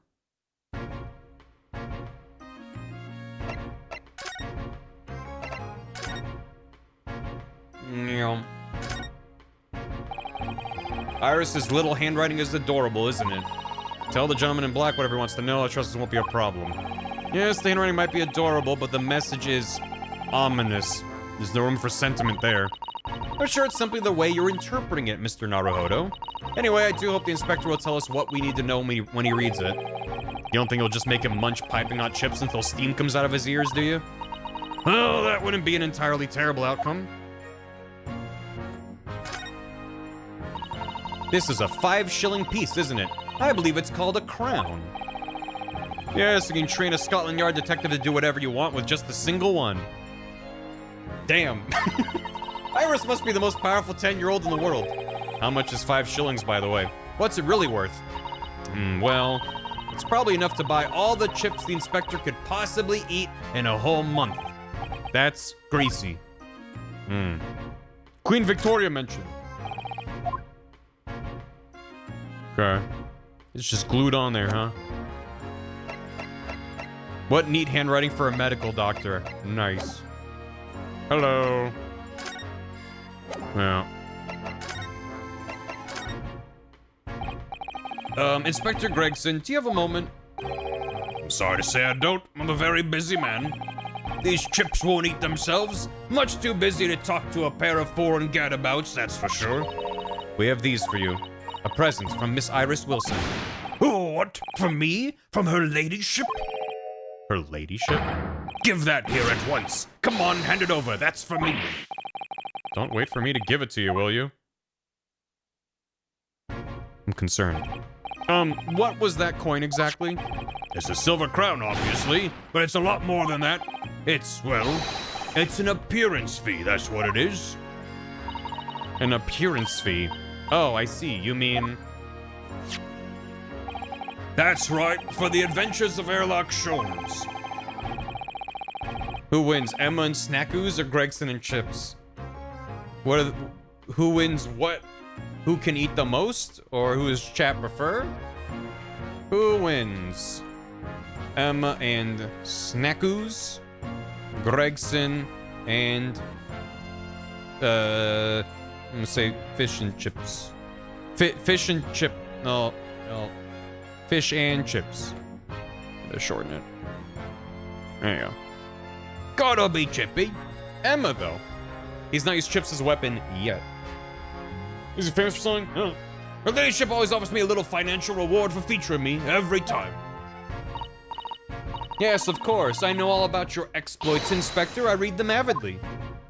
Of course, her using my name without my say-so does make me the butt of a lot of unpleasant jokes, but still. I'm sorry, Inspector. That must be difficult for you. Never you mind that. So, what do you want to know then, eh? Sorry? Tell the gentleman in black whatever he wants to know. I trust that won't be a problem, it says. Well, obviously it's not a problem. Go on, fire away. What do you want to know? Well, if you wouldn't mind, Inspector, we'd very much like to know the address of Mr. Natsume's lodgings. Ah, the little knife-wielding, mustached Japanese fellow? He lives in a right old hovel, just over there. Look! Is it literally the one across the street? It's literally the one across the street. Okay. On the first floor of that house on the corner where that wreck of a bicycle's propped up. Well, that makes it easy. That is nearby indeed. If I remember rightly, the landlord's a Mr. John Garrideb. Garrideb. Garrideb. Fuck this game. Correct. Right, well, If you see her again, you make sure you give her ladyship my regards, you hear? I mean it. You tell her that Gregson sends his very best wishes. Don't worry, Inspector. We will. Goodbye for now, then. And long live her ladyship. I mean, she's 10, so that's likely. Well, at least he told us what we wanted to know before he left. Yeah, so then, shall we go and see what we can find in Mr. Natsume's lodgings? Definitely. A new location has been added. There's so many interesting books I wish I could borrow. Police are investigating the blind cold, researching some reality of crime and punishment. The workplace of the world's greatest detective, a dream come true. We haven't been here yet. Let's go. Iris is something on him. Maybe. Or he's just secretly like, please keep putting me in the stories because it's fun. This is, huh. May I help you? Yes, would this be the residence of Mr. John Garadeb? Indeed it would, sir. And who might I say is calling? My name is Ryunosuke Naruhodo. Mr. Naruhodo is representing Mr. Soseki Natsume. I believe he takes lodgings here. She is terrifying and armed. That is also true. We would very much like to ask him some questions about our client. It's just one frame of happy and then... One moment, please. I shall convey the message to Mr. Garadeb. 58% of chat said Gregson and fish and chips over Emma and Snackoos. Did you see that, Miss Susato? That was a real-life English maid. I know. As I understand it, anyone of standing in English society employs a number of household staff.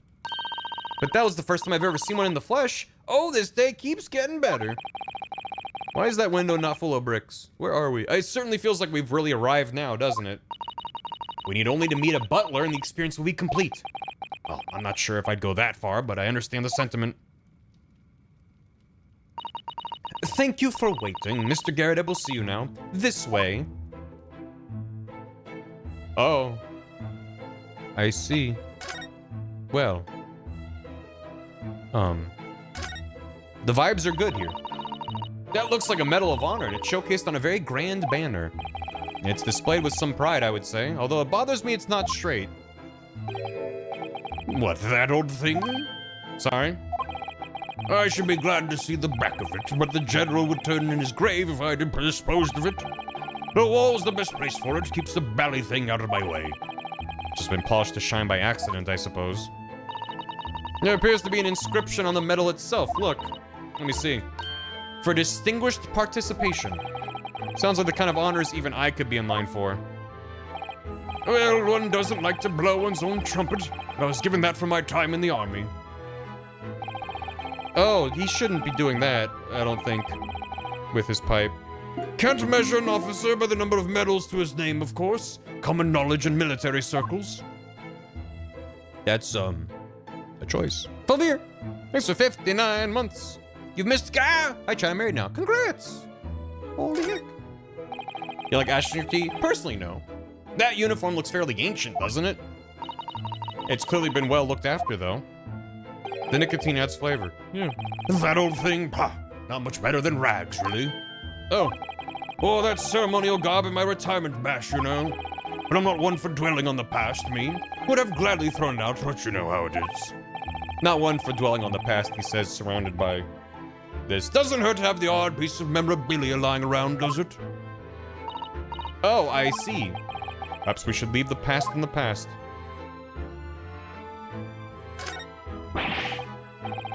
Hey, Autism Dragon. 68 months! You're doing all of the 128 grinds in Earthbound? Oh no. Good luck. I did get the magic fire pen on the 6th try and Gaia Beam on literally the 2nd try. Wow. Corvin's done this several times the hard way. He's never had that easy, Matt. Yeah, no, I'm mad. Good luck with the Sword of Kings. That's the only one I ever bothered to go for. Hope you get it soon. That's a full-size cannon. What's it doing in here? Oh my, it's real. I thought it might be a replica. That old thing, well, that's little more than a toy. Sorry? The army was selling it off when I retired, so I decided to give it a new home. Never know when the enemy might attack next. Jolly useful to have a cannon about the house. Really? It isn't overkill? Be prepared, I always say. You never know what this twisted world is going to throw at you next, boy. Can I go back to Shulman's place to explore on? That's a good point. I probably can. Do you think there may be trouble brewing, Mr. Garrideb? Always is. Take Joan here. Never fails to have a clean apron in reserve. Dries them over the barrel, you see. They dry very well in the cannon there, Joan tells me, which rather proves my point, I feel. It's been reduced to a drying rack. No wonder this huge cannon looks like it's hanging its head in shame.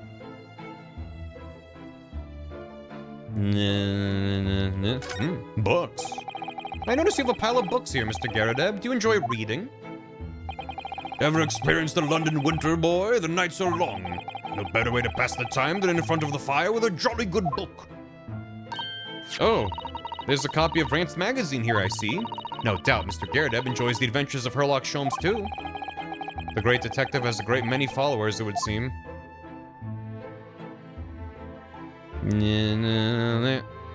What's that? I can't find anything out of place. Really? Alright. Look at that enormous screen. It must have been put there deliberately, surely. It certainly seems like someone's trying to hide something from view. Hey, Dolphazor. Oh, Karina. I'm having a great time. Welcome, welcome.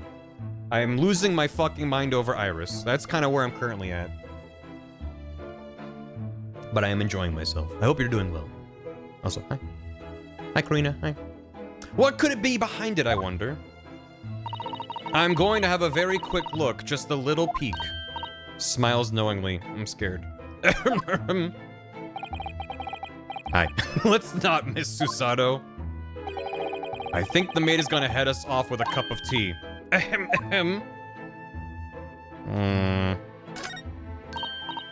Oh, look. What a wonderful collection of cakes lined up on that gleaming silver cake stand. Lined up. Looks more like someone has half demolished them to me. Afternoon tea is a time of indulgence, you know. It is quite the English way. It is Mr. Garrideb's custom to take 2 cakes with his tea. They made Watson into a VTuber, the fucking thing. That sounds delightful. Oh, wait a minute, though. There are at least 10 cakes on this cake stand. Well, naturally, and it would never do to waste the leftovers. So whatever Mr. Garrideb doesn't eat, I say to myself, Joan, you shall have to tidy up. How magnanimous of you. Indubitably. Now you listen. Don't let them go to waste. This window looks out over Briar Road where the young woman was attacked. Oh yes, I can make out the policeman on the far side of the road investigating the crime scene. The glass is rather murky, isn't it? You can't see very clearly. Does this thing open at all, I wonder? I shouldn't underestimate the bitterness of a London winter, sir. Sorry? As soon as you open that window, the tea will freeze in the pot. No Londoner would go opening windows at dusk in the middle of winter, I assure you. Seems very unlikely these two would have seen anything of the incident then. Unlikely, you say? Check those assumptions, Naruhodo-san. That portrait of Mr. Garrideb is glaring at me, I swear. Have you noticed that all the little frames contain photographic prints of Mr. Garrideb as well? Yes, and there seems to be a statue of a lion on the mantelpiece as well. Ah, yeah, seemed to come back from the local pawnbroker with that little trinket. Seemed to come back? What do you mean? The chap who runs the place is a bally wizard. Went in to sell him something and came out with that thing. In point of fact, now I think about it, I'd rather often find myself leaving the place with something I don't need. The lion ornament certainly does seem surplus to requirements. Susasan doesn't pull her punches, or her throws, for that matter. No, she does not. What about all this? Look at this crockery on display here. It's rather unusual. Oh my, a genuine London dresser. Isn't it delightful? Is it? Although the shelves seem to be broken, and the crockery is... oh dear, it's in pieces. It really is. The word cracked wouldn't do that chinaware justice. Ah, I wonder. Perhaps the cannon was fired at it. Yes, probably something like that. Let's not delve too deeply here. Let us not. That is a very powerful cannon, I'm sure. This old candle holder looks a little out of place here, wouldn't you say? Yes, you're right. It's clearly supposed to be gold, but it's almost completely black for some reason. That old thing, yes, just a cheap piece of ironmongery. Gimcrack, really? Gim? It's bad. Oh! Used it when I was studying, don't you know, for my commission. I know it's old, hardly worth hanging on to, really, but, well, still has its uses sometimes. Of course. Does everything in this room have some elaborate story behind it? They're memories, Mr. Naruhodo, memories. Yeah. Flimsy but showy. Is it Gim or Jim? It's probably Gim. I've never heard that phrase before. I don't know what the fuck you're saying in this game. Good day to you, John Garrideb at your service. I'm convinced it. I mean, look at him. He's shaped suspiciously. Pleased to meet you, sir. This is Ryunosuke Naruhodo. He's a defense lawyer. Is it GIF or is it GIF? Do you excuse me not getting up? Took a shot to the knee a few years back in the Battle of Maiwan, don't you know? Earned a medal for my pains, had to withdraw from service. Handed over the reins to the up-and-comings. An arrow to the... So he's a retired soldier. It's a hell of a job getting up and down stairs now, I can tell you. Don't get out much, as you can imagine. You can't just say someone's suspiciously shaped. It's Ace Attorney. I can and I will. Don't be racist to me. I'm not. He's just, you know... He's gonna turn to face me and he's gonna have like a two-face situation. And I'm gonna be like, yeah, you know... I don't know. It's Ace Attorney. It's quite a climb up here to the second floor, isn't it? I was painting at the top of the stairs. Yeah. Well, you know, you really must take more exercise, Mr. Naruhodo. The other face of the sun? That would be good. Do you think so? Well, Mr. Garrideb, no doubt you were very courageous to earn yourself a medal. Oh, it was nothing. The medal's just a folderol, really. Wouldn't like to offend the general, though, so I grudgingly displayed it on the wall. Why don't you fetch it down, Joan? Let these good people see it properly. The tilt is very good. Ugh! Dash it all, woman, be careful! Oh, dearie me, I do beg your pardon, sir. You jolly nearly took the skin off my hands. I shall be more careful, sir. My dick! Ah! Where's the Wario? They took his penis. Ah! So anyway, there you have it, living the quiet life now. What I just said will make sense to somebody. Yes, I see. Now then, I hear you want to know about the chap lodging downstairs, is that right? My dear, we'd be very grateful if you could answer some questions for us. Maybe it's not that hot. Only two, please, naturally, especially if it helps to keep the peace here in Blighty. In Blighttown? We've forged an alliance with the Empire of Japan recently, as I'm sure you're aware. So this case is very much in the public eye, as it were. Oh, is it? Think of his ass. No, I'm thinking of Wario's penis, I'll have you know. Even had some famous detective poking around, you know, in this old house, would you believe? Yes, Mr. Herlock Sholmes. Aren't we all? Yeah, it could have been. You didn't catch the chap's name? Not really my cup of tea, all that detective business. Oh, but you have a copy of Rainced magazine here, so... No, Sweats nervously. Anyway, the chap's investigating the foreigner's room as we speak. He's in Suseki-san's room.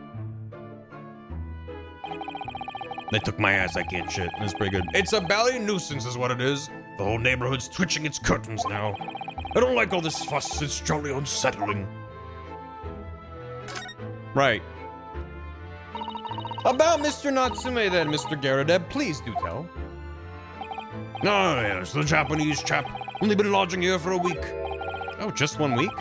So he moved in very recently then? I have two lodgers most of the time. One on the ground floor and one just below us. The first floor room became available a week ago, you see. There'd been... Ah, my ween! Dash it all, Joan! Do be careful. Oh my goodness, I'm terribly sorry, sir. This is 100% like a kink between them. If you want to know my opinion, I thought he was a shady sort from the moment I set eyes on him. Oh, why? He seemed to have a most nervous disposition, always shaking and looking over his shoulder. Pep. First floor or ground floor? Right. Because in England, the first floor is one floor up. What in America we would call the second floor is their first floor. So ground floor, first floor, but they're on the second floor. The man had shady written across his sweat-soaked brow, if you ask me. Gayroop. Don't you dare make me think of Gayroop. I said to myself, Joan, that man is trouble. Sooner or later, he's gonna do something untoward. +1, probably, and I'm rarely wrong about anything. We won't be calling this maid as a witness, that's for sure. Was there anything else that struck you as suspicious about the man at all? Yes, oh yes, indeed there was. And she's dying to tell us. Had you noticed anything else at all about your lodger, Mr. Natsume? Oh my word, yes, the man was shadier than an orchard. Could you elaborate? Well, take the man's room. Absolutely stuffed full of books it is, more than anyone could ever read. And he never so much as passes the time of day with another living soul. I haven't seen a single visitor call. He just trots off to that old bookshop every single day and comes back at 5 to light the gas fire. And the funny little man is up long past the time everyone else in the house has gone to bed, too. Oh, I see. The gentleman on the ground floor goes to bed around 9 each night. But I've never known that Japanese fellow to retire any earlier than 2 in the morning. Okay. Could you clarify something, I wonder? What, pray? How do you know so much about Mr. Natsume's routine? Oh! I'd understand that neither of the lodgers live on this floor of the house. I'd understood that neither of them live on this floor. Is that correct? American vs. Europe floor classifications. It's great. That's right, yes. They're both below us, on the first floor and street level. They're doing a pretty good job of not dumbing it down while being like first floor and street level. In case you weren't aware, those are different floors in England, so. Go to localization. Then how is it you know so much about the lives of your lodgers? The precise times they come back in the evening, for example, even the times they go to bed. This is when 30 Cyclops appear. Oh, good grief, Joan. Be more careful, woman. Oh my goodness, sir. I'm terribly sorry, sir. Something doesn't add up here. Yeah, 2 days ago. Joan, please. My poor ween. It seems that the incident took place at around 5 in the evening. Did you happen to look out of the window at around that time? The window? Yeah. That's window. We noticed the window over there looks out over Briar Road. The incident took place on the pavement, just on the far side of the street. Was there anyone suspicious loitering nearby? Viewed from a certain angle? Oh yeah. Hey, Braxtons. Just have, exactly. Well, the fact that they just immediately, it's like, stop! And then they're like, boop, back to posing. I'm like, these two are an odd couple, dare I say. 5 o'clock is dinner time in the Garadab household, so I'm afraid I don't remember seeing anything. How about you, Joan? No, sir, it would have been dusk outside already at that hour. And with the fog as well, I should think it would have been quite impossible to see the other side of the road. Oh, I see. Did you notice anything else out of the ordinary then? Such as? Anything at all, even if it seems unrelated. Well... Yes? Was there something then? Well, it's nothing particularly significant, and around that sort of time in here, there... For the love of God, Joan, watch what you're doing. Oh, dearie me, what have I done? I'm awfully sorry, sir. How is there tea left in that pot? You be more careful, woman. Of course, sir. If I may, Mr. Narrow Hollow. Yes. I have an exceedingly good memory. Literally in the same breath as getting his name wrong. And as far as I remember, nothing of any significance took place here at that hour. Nothing at all. Oh, really? Mr. Garadeb? The way you were talking before, it sounded rather like there might have been. Oh, well, as I was saying, it was just a trifling matter, really. Nothing of... Joan, dash it all! What is the matter with you, woman? Begging your pardon, sir. Nothing happened. Yes, quite. Nothing happened. We sat down to a quiet, uneventful meal. Joan? That's right, Mr. Garadeb. What is the matter with these two? There is no war in Boston, say. It sounds like something happened here in this room on the evening of the incident, but what? I wish I knew. His room! Could you tell us which floor Mr. Natsume's room is on? Why, certainly, just below us on the first floor. And Mr. Sholmes is investigating there, even as we speak? Yes, told me Nat's his name, had asked him to look into the matter, so I gave him the key. Mr. Natsume's engaged Mr. Sholmes' services? That's a blatant lie. Would it be alright if we also had a look around in Mr. Natsume's room, I mean? Don't see why not. It's just down one flight of stairs. Who knows if we'll find anything that could help us with the case, but we have to try. We need all the clues we can lay our hands on, shall we? Yes, and while we're there, we can speak with Mr. Sholmes again. Perhaps he'll be able to tell us more. He probably won't. Alright, well, before we do that, a new location. Let's see if I can actually root around in here. Yes, yes I can. My god, there's a lot of shit in here. The fuck is that? What on earth is this huge over-the-top machine? That's the great analytoscope. It can analyze anything, really. Anything at all. That's absolutely incredible. It's one of Hurley's inventions. It took him a whole year. He said it was to help him with his investigations. What sort of things does he analyze with it? Do you know? Give me a bigger gun. Actually, he hasn't used it for anything yet. Can she upgrade our nail? Why not? Hand her the Cosmo's katana. Apparently, on the evening he finally completed it, it suddenly occurred to him, I don't actually have anything I need to analyze. Oh dear. How about you, Runo? Do you have anything you'd like to analyze? The only thing that springs to mind is this machine itself. Put the machine inside the machine, Iris. I want to see what happens. Thank God there's only a couple things to look at here. I thought everything in the background. There's all sorts on these shelves. Chemistry apparatus, books, papers, lots of things I've never seen before. It's all heaped up so I can't help feeling that the whole lot is going to topple at any moment. I keep telling Hurley not to cram so much on those shelves. Good advice. He wanted to look something up in one of those books a while ago. But it was so tightly wedged in he couldn't get it out. So he went and bought a new copy instead. Odd man.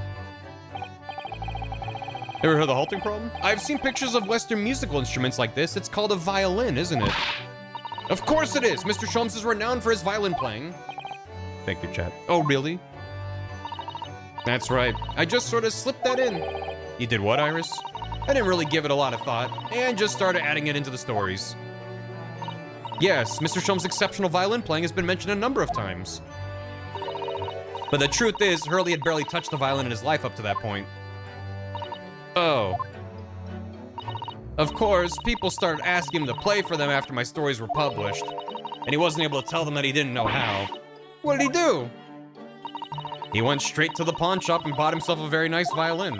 And then he practiced. He practiced until his fingers very nearly dropped off.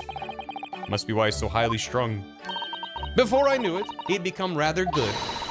The greatness of the great detective really shone with that experience, I think. It was a great deception, that's for sure.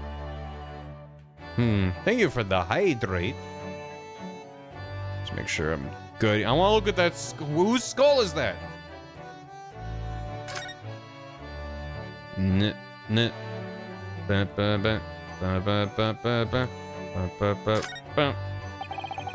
Looks like that huge metal chest is being used as a table for tea and coffee. Seems very sturdy with an equally sturdy lock. He had merely become adequate. Mr. Naruhodo, you mustn't go around opening things. I always have to keep an eye on you, don't I? You're very mischievous. How did you come to that conclusion? Ooh, that chest contains some of my most valuable things. And that smile tells me you're not going to give us any clue about what they are. I do like this fireplace. It's one of the best things I've seen since we arrived in the country, in fact. Lingering beside the fire and watching the flames flicker and dance in the grate, it's so relaxing. We can't relax, not when there's so many interesting things on the mantelpiece. Ooh, it's just as it was described in the stories. It is?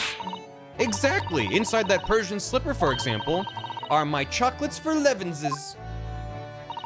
And transfixed by that large jackknife is my shopping list for the market.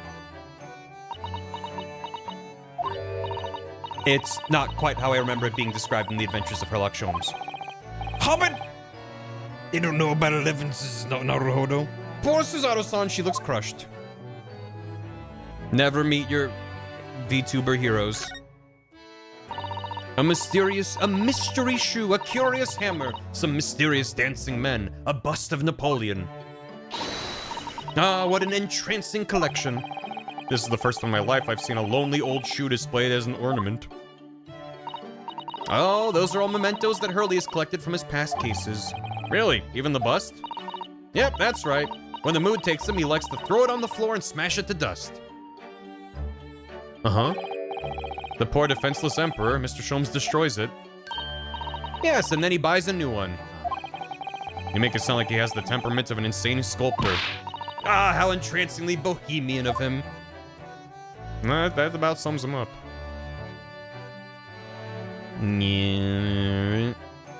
What about over here? Oh my god, look at her go. Tippity-tappity. That's a charming little white shelf and full of charming little bottles, too. Scandalous, even. Sholmes is approximately 5. Yeah, oh yes, but don't touch any of those. They might explode. Explode? Are they exotic chemicals? Do you use them for exciting experiments? Yes, indeed. And as Hurley always says, chemistry is an explosive science. Sorry? I agree. A single discovery can trigger an explosion of innovation all around the world. Or perhaps he just meant it literally. Either way, mental note, do not touch any bottle that belongs to Iris. I agree. Ah, that's my blackboard where I note down ideas. Black Peter? What does that mean? Oh, how intriguing. It must be the title of Iris's latest work. Oh my, I wonder what fantastic tale awaits us. Suzaru-san looks like an angel, but I bet she's dreaming of the most grisly crime you could imagine. She's into true crime podcasts. It's a case that Hurley solved just recently. A black cat called Peter went missing in the neighborhood. Hurley tracked it down at the fishmonger's in the end. Well, I can't wait for the story to be published. Back to work. Yeah, kitty, what a beautiful English tea set, and so neatly arranged. It's a favorite pastime of mine, a cup of herbal tea in the afternoon. Tea made of herbs? That's right. I grow all sorts of herbs in the garden so I can experiment with different blends. One moment, don't go away. I'll brew a pot of the special blend I came up with earlier today. She looks delighted. I only hope it's safe to drink. Just don't put the explosive chemicals in there. Huh? Why is that weird? I don't know. Was herbal tea not really a thing in Japan? We make our tea out of meat. Classic beef swap tea. What on earth is that big black lump over there? Ah, that's a typewriter. A what? It's a machine that allows you to write on paper without needing a pen. What? And wizardly quickly, too. That sounds like it could be very useful for someone like me with terrible handwriting. That can't be real. Wait, Iris, are all the stories from the Adventures of Sherlock Holmes? Yes, everyone typed on this trusty machine. Oh my goodness! How wonderful! Suzaru-san looks like she's been shown into the Tokyo Imperial Palace Gardens. Chaka chaka chaka chaka chaka chaka chaka chaka. Thanks for soup. The child Will Smith warned about in Men in Black 1. Yeah, any overly precocious child in fiction definitely gives me flashbacks to that Men in Black scene. She's too smart. She's clearly an alien. Iris is hard at work on her desk. Look, she's tapping away on her typewriter so fast her fingers are a blur. Sorry, I can't stop. I have to meet the deadline for the next issue. I see. You must be very busy then. Don't disturb her, Mr. Naruhodo. I won't. You can lower your arms now, please. Get flipped. She will die. It's like the movie Speed, but a girl out with a typewriter. If she stops typing, the typewriter explodes. Simple. All right, I think we're good to leave. My little Iris had to die. Had to be done. All right. Natsume's room. If she drops under 40 words per minute, she explodes. And keep in mind, with a typewriter, you have to type pretty slow. If you type too fast on a typewriter, the keys will jam, and that's no good to anyone. Kitten! Just look at this place. And smell it. It's so musty in here. I suppose it's the mountains of old books that are responsible for that. I don't think I've ever seen so many books in all my life.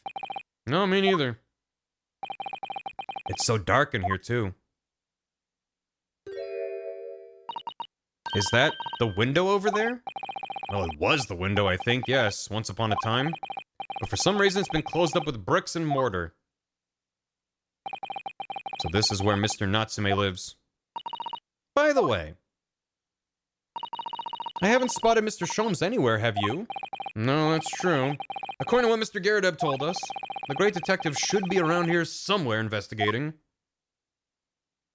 Is he the cat in disguise? Alright. I was like, if I turn the camera and he's just standing there, I swear to God. Oh, look! It's a beckoning cat from home. It's a bit big and bulky, isn't it? Surely Mr. Natsume didn't bring that maneki neko all the way from Japan with him. I hardly think you're in a position to comment, Mr. Naruhodo. Are you forgetting the enormous Daruma doll that you brought in your luggage? Well, it can be dangerous traveling abroad. I wanted a lucky charm. I imagine Mr. Natsume wanted the same, and this cat is sure to beckon good luck to him.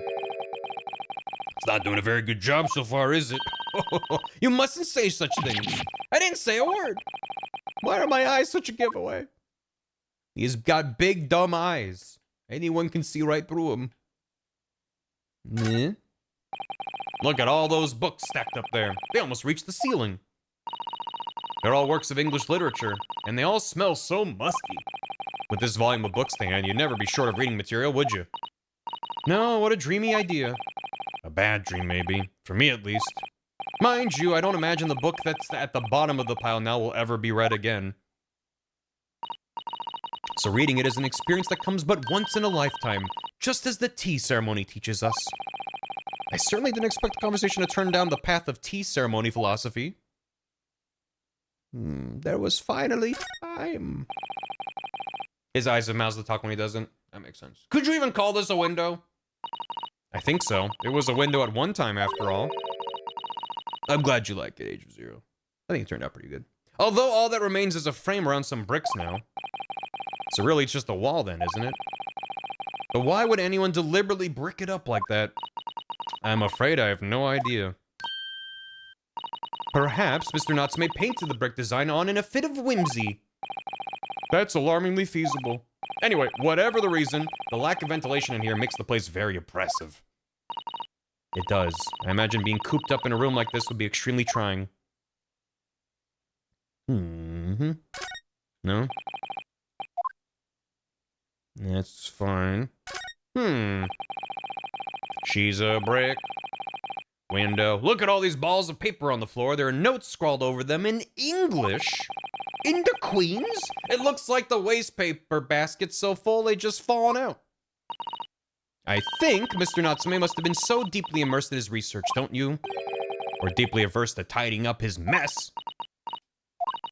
I wouldn't like to speculate which is closer to the truth. Cat fact. All tricolor cats are female. It has to do with genetics. It is possible for calico tortoiseshell to be male. It's exceptionally rare, and they need to have some extra chromosome. Almost guaranteed to be infertile. So what I'm getting from you is that all dogs are male and all cats are female. That's correct, right? That desk seems to be wedged into a crevasse between the mountains of books on either side. Clearly. All right. I guess. I suppose Mr. Natsume would sit there and read while stroking his cat. But surrounded on all sides by these towering old tomes, surely he dreamt of books every night as well. He must have done, mustn't he? What's this? It's a receipt from a second-hand bookshop. Your Books. Oh yes, Mr. Natsume's name's on it, look. And the date of purchase, 2 days ago at 4:45 p.m. That's the day of the incident. That's just a short while before he was embroiled in the terrible attack. He must have been on his way back from buying some old books. Not your books, my books. Do we have to go to the bookstore next, I wonder? Oh, okay. Can I smell it? I do have a smell-o-vision screen. I was trying to get a new monitor to complete my setups, and I have 3 monitors, and yeah, I saw they had a motherfucker. Yeah. What was this? Remember like 5 seconds ago, it was like, oh, thank God he's not just standing right there. When they're like, oh, he's nowhere to be found. It just, like, okay. There he is. Well, let's look at the cat then. Oh! Whoa! Oh, big stretch.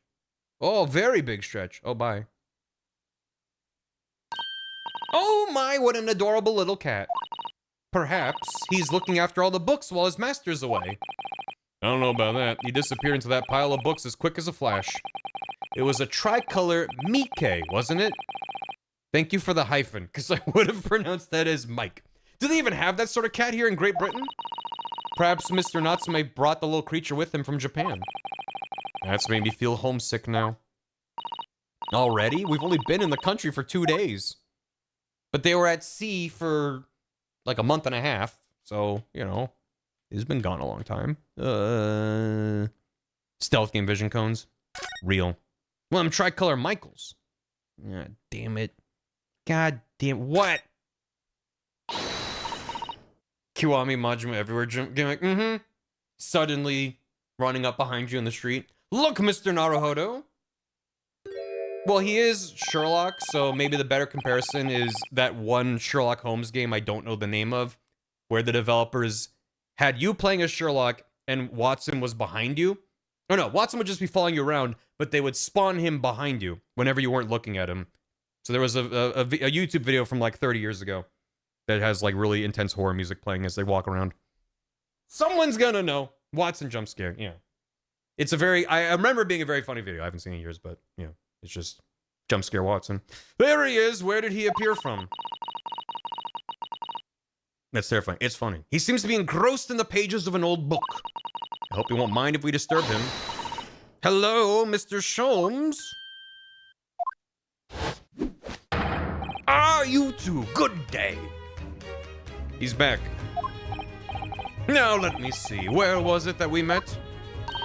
Oh, Mr. Sholmes, we were together on the SS Burya. Yes, of course, the Burya. And let me see. What happened on that voyage?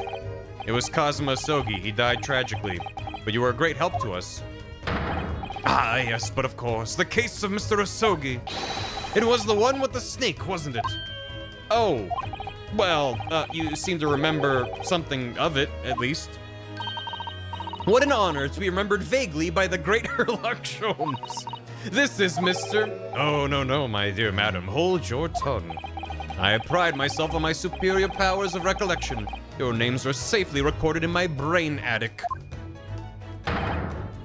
It's not a mind palace, it's a brain attic. Miss Naruhodo and Mr. Susato. Try the other way around, Mr. Sholmes. I lose the first round.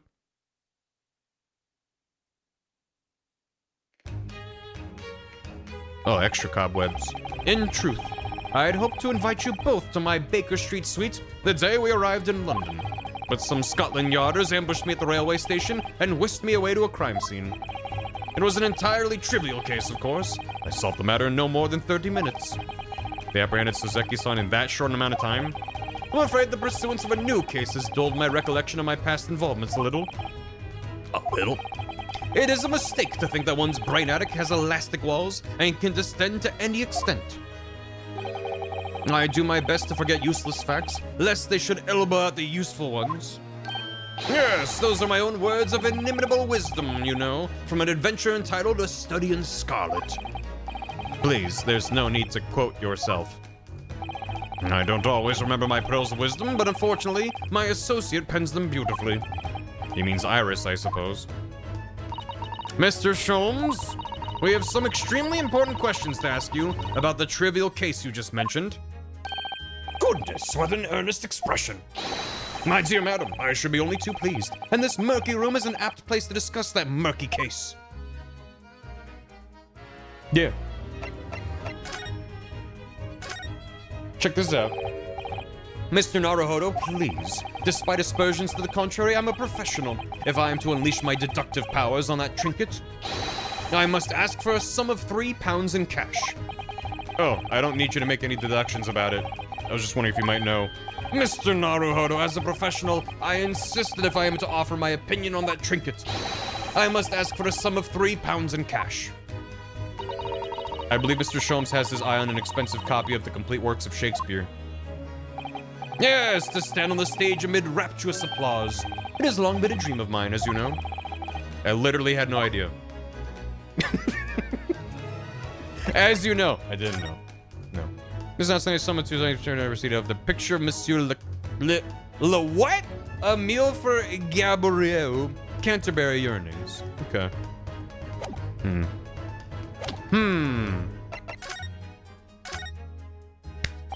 We know this to be the lodgings of a Japanese foreign student by the name of Soseki Natsume. But what? What is that French for, chat? It seems that you assisted in his arrest, Mr. Sholmes, for the stabbing of a young woman outside here on Briar Road. Natsume. I believe it was a name rather along those lines. But Mr. Natsume denies it. Oh, the Richard. Was it really justifiable to arrest him on so little? Yeah, I'm sorry, Miss Susato, but I have not the slightest idea what you mean. What? I can't believe he was looking Susato-san squarely in the eye while feigning ignorance. I assure you, I'm not merely feigning ignorance. Oh. It would appear as if the pair of you are under some misapprehension. How?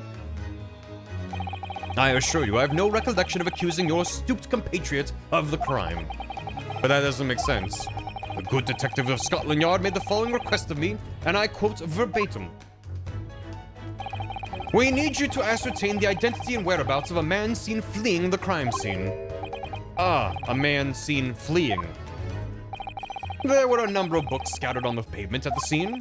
From the book plates, I was quickly able to determine the bookshop from which they had been purchased.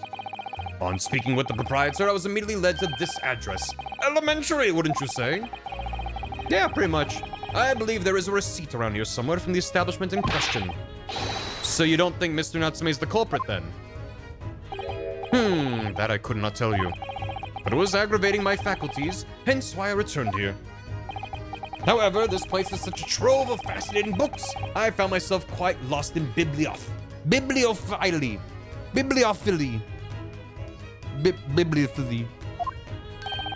Booking. Do not be deceived into believing that I'm a man of leisure. No. Oh dear. Mr. Garadeb. Just say book sex. Tell us what you're thinking. Tell me. By Bibliophily, have you encountered the landlord of these lodgings? Yes, Mr. Garadeb, a retired military man. It was the first time I've ever met a soldier from the great British institution that is the services. And it was the first time I've ever met a maid from the great British institution that is service. -2, my good man, -2. I didn't think it was that funny. I do apologize. As you may well be aware, many households in London employ a maid. Yes, I read as much in my Great Britain primer. And so conversely, whether or not a household employs a maid has come to betoken the social standing of those dwelling therein. Betoken their social standing. Sorry? Put simply, my dear fellow, those who employ at least a single maid are considered middle class. Those who do not are beneath that. In the upper echelons of society, of course, households employ enough staff to constitute a large family. Goodness, how extraordinary. As you can appreciate, for those on the precarious boundary between the middle and lower classes, being able to afford just one maid is of the first importance. I had no idea. And it is for precisely that reason that I find great stimulation in the situation upstairs. Specifically in the retired army veteran, Mr. John Garadeb. Oh. Affable as he is, the fellow is hiding something.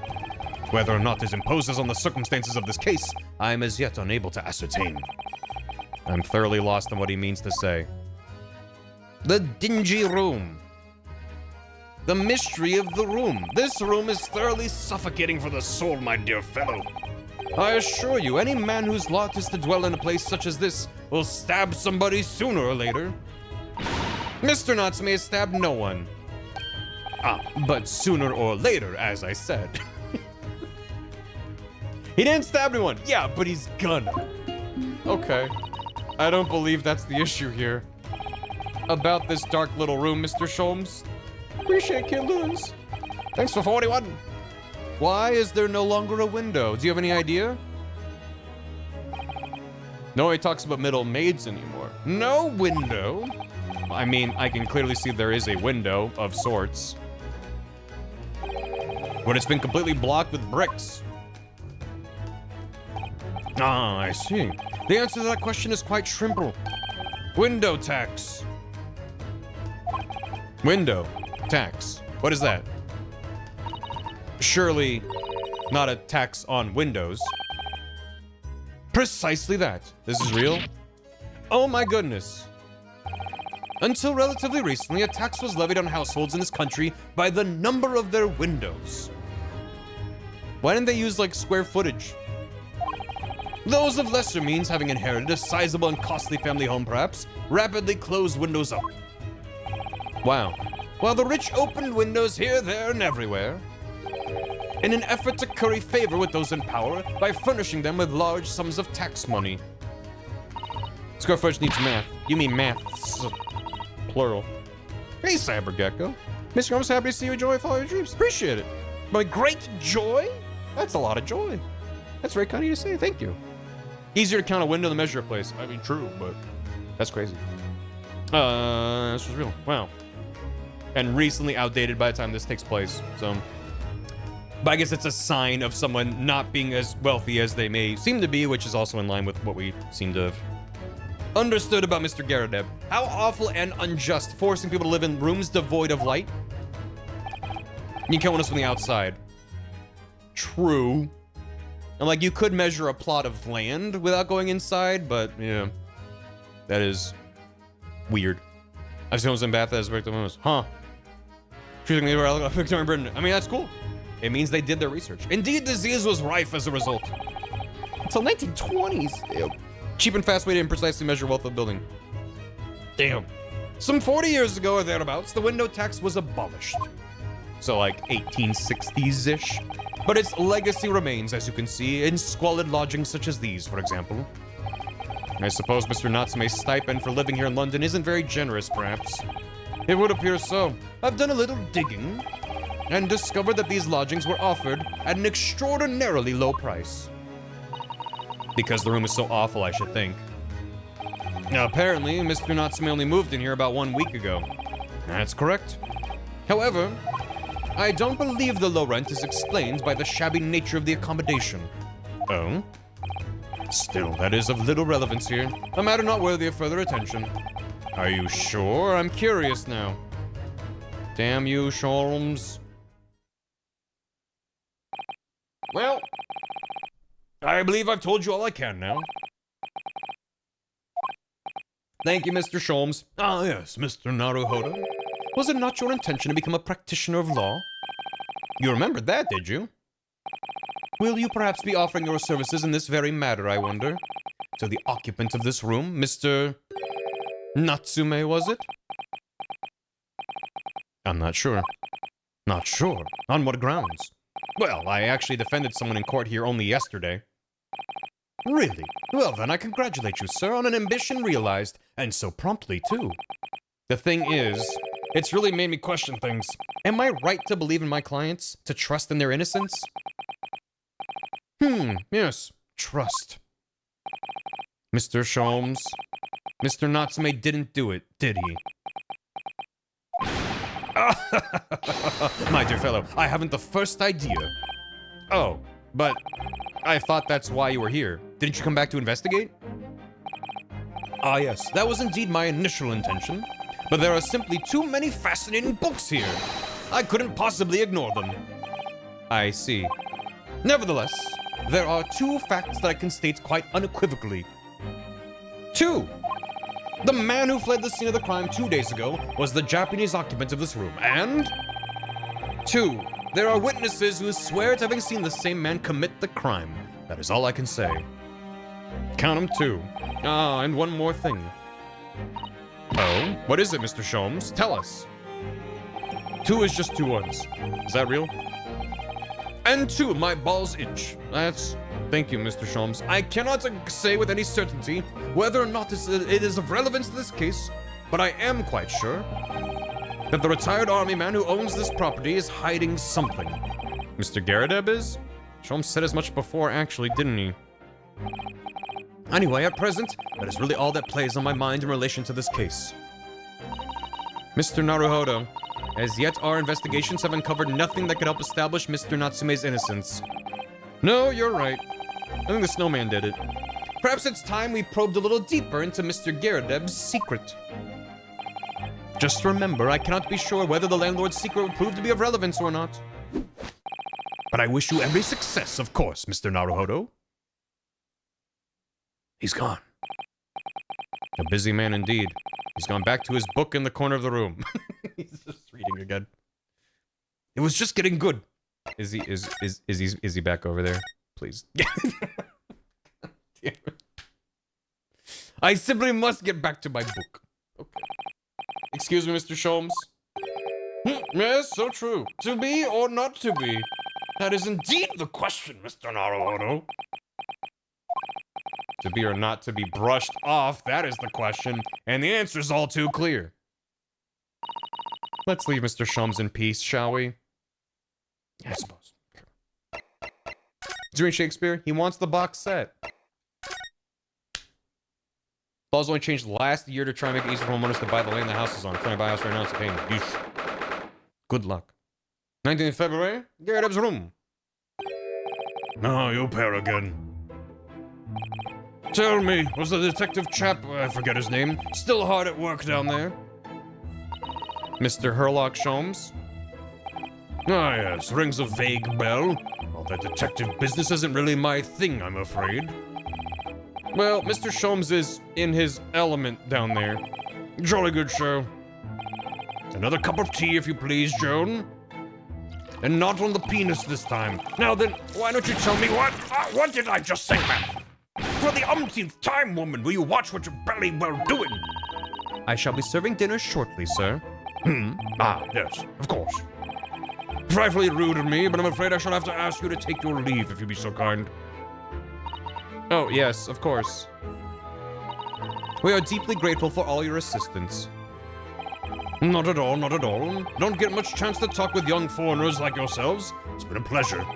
Best of luck and all that. Perhaps you could see yourselves out.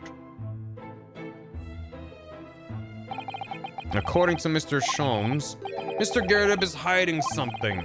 And since no other avenues of investigation seem open to us at the moment, perhaps we should do some digging.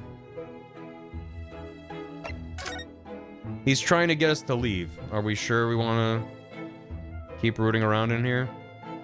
What else is there that I haven't looked at before? Or already? Or needs looking at a second time? Son of a... He can't keep doing this. He can't keep doing this. I don't know what... Man. What's he doing over there? Mr. Sholmes? Aha! We meet again, my dear fellows. Case 4, am I right? I'm losing my mind. There was a time when I was like, man, I miss Shu Takumi. It's been so long. And now that it's back and it's seeping into my brain, it's hitting. Good gracious! When did you sneak in here? Herlock Sholmes, sir, at your service. Whatever were you doing over by the window? I am given to watching the evening sky as the sun sets, madam. Yet sadly, cheerful as the room downstairs undoubtedly is, it lacks an aperture for such observation. So I took the liberty of borrowing a small corner of space by the window up here. Well, Keeping an eye out to one's windows at dusk is the prudent thing to do in London, I'm gathering. Ah, and one other thing, Mr. Naruhodo. Me? I thought perhaps you might be in need of a certain great detective's great mind. Oh no. Wait, he's not talking about... Is he? I didn't expect to be going through that again so soon. Do you mean Mr. Sholmes? There is a mighty secret in this modest room. My eyes see even the most trivial of trifles. Quiet Cake and Bazaar, UK. At least not based on Windows anymore. Real. It's based on what the house would have been valued at in 1992 specifically for some reason. Isn't the law fun? I take it you're prepared, Mr. Naruhodo? I think so. There is just time enough for one of my greatly admired great deductions. Let's conclude the matter before dark. Okay. Mr. Garrodeb, though it would seem you are a military man of considerably distinguished service, your standing as a landlord is most certainly not what one might call first-rate. I'm afraid, sir, that it is all too clear to me. There are two conclusions I've been able to draw by careful observation of your living arrangements. I beg your pardon?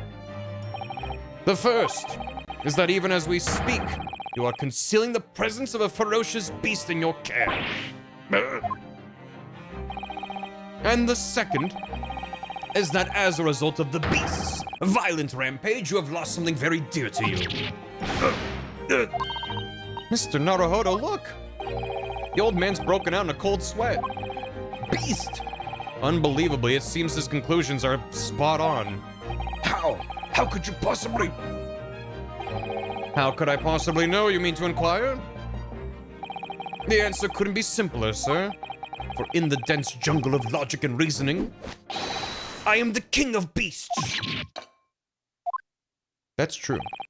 And I know only too well that wild beasts are not easily tamed. So, shall we begin? Once again, Herlock Sholmes is proud to present his logic and reasoning spectacular. The game is afoot.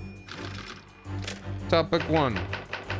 Nature of the beast. It certainly shouldn't take a great detective to see that a fearsome beast has been on the rampage of late within these four walls. Thus, we are faced with the question, what form might this beast take? He's looking at his medal, maybe? I think he's looking at the lion. Yeah, for a man with a military breeding, your eyes are uncommonly candid. Your furtive glance, Mr. Garrodeb, leads us directly to the answer. Yeah. The true nature of the beast that has run rampant here is revealed by that lion statue. Naturally. Yes, though an army man, you appear unimposing at best. A fact that has fueled your admiration for the mighty lion, the king of beasts. What is this piffle, I ask you? In the end, your admiration became so great, in fact, that you had a living, breathing specimen shipped from India, which you tried to keep in this very house. What? He has some sort of a mark on his cheek. Yet living with such a wild beast proved more difficult than you had imagined. It looked like a slap mark, like a hand. The chilling traces of a wild rampage are still very much in evidence. Well. Yet as we look around, the beast in question fails to present itself. Where could this angry creature have disappeared to? Madam? Me? I pray you do not consider me unchivalrous, but it is plain to me with one glance in your direction. It is? Your dress pocket gives us a handsome clue as to the beast's current whereabouts. For protruding from it is a handbill advertising a circus show. Ah. A pocket? In the dress? You sought to dispose of this terrifying lion, Mr. Garrodeb, at Batty's Circus, a traveling show currently sojourning in a nearby park. I have observed the tents. You sold the savage lion, sir, to the circus troupe. I most certainly did not. I believe I've made my point. The fearsome beast which ran amok in this room was an Indian lion. And a simple visit to the circus now would reveal the lion prancing jubilantly through the ring of fire. A rampaging Asiatic lion. Seems plausible. We get to go to the circus. Oh no, the circus. Now, Mr. Garradeb. It is plainly clear that you still have deep feelings for this formidable beast. Yeah, something hit his cheek and he's putting his hand on it. Indeed, in that blithe pose, the distress that loss has caused you is veritably tangible. Your head weighs heavy on your shoulders, a pain you feel being revealed by that supporting arm. Amid fits of tears, you let your beloved beast go. The strain of losing something so dear to you is clearly visible in your visage. Nonsense, man. I simply... But what we must now ask ourselves is the true cause of this pain. And we need only follow the direction of your gaze to find the answer. Yes, it is this pile of bills that has given rise to the pain you suffer. Every envelope contains another demand for payment. Thanks for the hydrate. 4 cartloads of meat, potatoes, wheat, and tea. Enhance.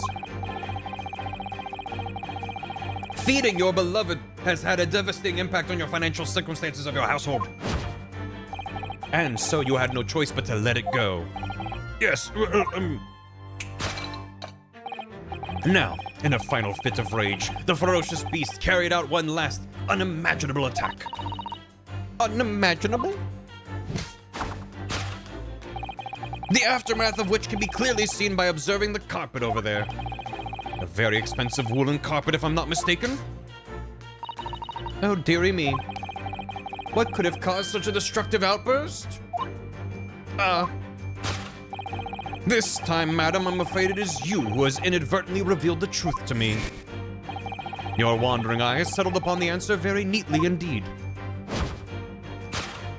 Yes, to explain the dire state of the carpet, we need only look at the Tower of Cakes. There is no creature more dangerous on this earth than a beast with an unsatiated appetite. Was it or was it not once said by a certain noblewoman, if they have no bread, let them eat cake? Food is at the heart of all tragedy, in fact. Whatever do you mean? Having tired of the taste of cake, the beast began to stalk its next prey. I'm sure I need not spell out the nature of this final act of destruction carried out by the beast. There is only one logical conclusion. Worked into a frenzy by hunger, the lion attacked and ate the carpet. The teeth marks in the carpet are a perfect match with those of a lion I once saw in India. I mean, that carpet looks pretty yummy. Not on by starving lion. The lion was starving. Like all cats, it hadn't eaten in seconds and therefore was starving to death. Thus concludes Herlock Sholmes' great deduction of this beastly puzzle. It's getting late. Let's just go with lion. That's fine. Very good shocked face there. What is the matter with you, Joan? You're pouring scalding hot tea all over me. I'm sorry, Mr. Garradeb. I'm afraid I didn't notice. My deductions can be startlingly sharp. It stands to reason that your cup runneth over. Indeed, my revelations can make people spill tears at times, too. Oh. Mr. Sholmes, sorry to butt in again, but could I make an observation? Why, certainly, Mr. Naruhodo. What is it? Again. Well, your deductions just now. Do you really think a lion could have fit inside a room of this size? Indeed, it is the only explanation for the facts. The terrifying truth all too often lies beyond the realm of common sense. Wouldn't it be an idea to consider what lies inside the realms of common sense as well? But if an uncaged lion had run amok in this very room, surely Mr. Garradeb and his maid would have been hurt, or worse. That's where you are stuck. No doubt the former military man held his own against the beast using that large cannon. I thought you said that they sold the lion to the circus. And what about the food? Meat and potatoes are one thing. But I don't believe I've ever heard of a lion that drinks tea. Ah, my dear Miss Susato, it occurs to me with some regularity that irrespective of race and breeding, whenever anyone lands on Great British soil, they are infused with a highly appropriate taste for afternoon tea.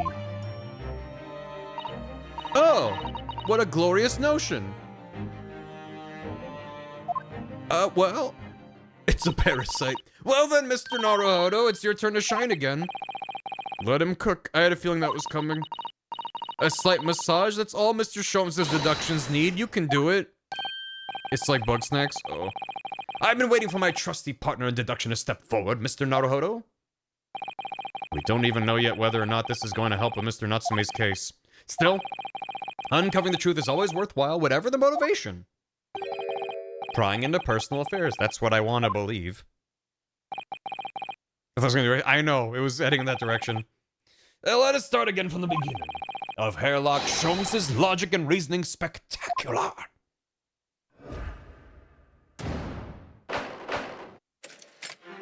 Hold it, Mr. Sholmes. He's got his katana. Nature of the beast. It certainly shouldn't take a great detective to see that a fearsome beast has been on the rampage of late within these four walls. Thus, we are faced with the question, what form might the beast take? Ah, for a man with a military breeding, your eyes are uncommonly candid. Your furtive glance, Mr. Gareb, leads us directly to the answer. The true nature of the beast that has run rampant here. The lion! I think you lion. It really didn't see the lion. I didn't see the lion thing coming. No, but if you observe Mr. Gareb's reaction, rather seems as though some beast did indeed run amok here in this room. Something with a very fierce nature. But it couldn't have been a lion transported from India. So what was it then? We must follow Mr. Garedeb's gaze. That will lead us to the true answer. What if we looked oh. Well. Oh. What's this photograph? It appears to be from Mr. Garedeb's wedding. He looks very happy, doesn't he? He does, but you can't make out his bride. No, how unfortunate. Something must have struck the glass directly over the woman's face. I wonder what happened. Probably best not to delve too deeply there. Yeah, I'm sure it's fine. None of our business. Maybe we should leave. Maybe we should just be like, we're prying into personal affairs. Maybe we should just go. This is the lion statue Sholmes picked out. Yeah, I wonder. Perhaps if he did live with a lion, it would prove to be a rather sweet companion. I think that's like a mouse trying to tell its family that the cat around the house is sweet. I suppose it is a bit of a flight of fancy, isn't it? Anyway, the beast we're looking for is something else. Let's have a good look around. The beast being my goddamn wife. These are shells for the cannon, are they? What a strange place to keep them. I imagine there's some significance to Mr. Garedeb from his time in the army. Of course, he mentioned a battle to us before, didn't he? Do you remember? He said that he'd been shot in the knee. Perhaps it was one of those that hit him. If a round that size hit his knee, there'd be nothing left of it, or Mr. Garedeb for that matter. Mr. Sholmes has a Persian slipper, and this man has spent shells. Perhaps it's customary in Britain to display rubbish on the mantelpiece. Damn. Get got. Anything else I can look at? No, don't think so. Take that! Spent. Yeah, they're not live rounds, I would hope. Behind the lion statue on the mantelpiece, almost deliberately hidden from view, is a photograph. Though I've yet to examine it in detail, I can assure you that it holds the answer. Because I'm employing an extremely advanced detection technique called jumping to conclusions, you see. He's so confident about that. Photographer will get it. That deduction was wanting in every way. Yes, I was wanting you to hear it. I'm quite proud of it. I find myself wanting never to have heard it. I'm quite pained by it, in fact. Oh, sorry. I'll try again. I see. That's what the bits run referred to. Well, that just leaves... No. Take that! Huh. The true identity of the beast that tore this room apart is these shells, with their butter wouldn't melt accomplice, the cannon. I forgot. What did I forget?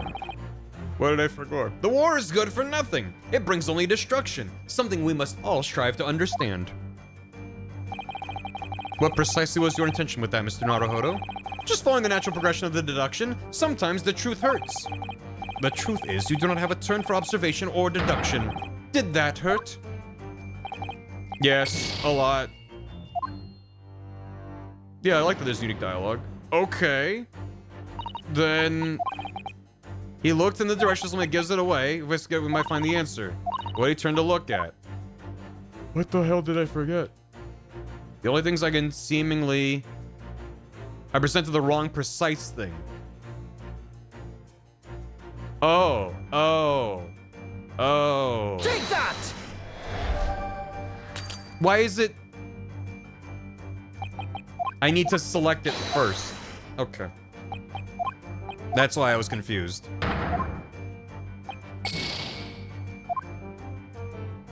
Alright, I get it. Yeah. I didn't forget, I misunderstood. If to select that, I'm not gonna die. I'll be fine. And then after I've selected it, that's kind of annoying. Okay, yeah, there's... I didn't notice that. What happens if you die during this? You explode in real life. The glass is broken, can't see the bride's face at all. No amount of cracks could hide the woman's plump form. I think powerful would be kinder than plump, Mr. Naruhodo. Yeah, it certainly looks that. There's a lot of horsepower there. Ryunosuke, I swear to God. Not someone you want to upset, that's for sure. Oh, look, have you noticed her wedding ring? It's very large, isn't it? Yeah, that's an unusual design. Looks like some sort of embellished sunflower. This must have been when Mr. Gyarados was still in the army. He seems to be carrying his rather stout bride effortlessly and beaming a smile at the same time. I suppose he was very strong in his younger years. Holy shit. They're just hard to imagine now. He's as thin as a rake. Okay. Take that! There we go.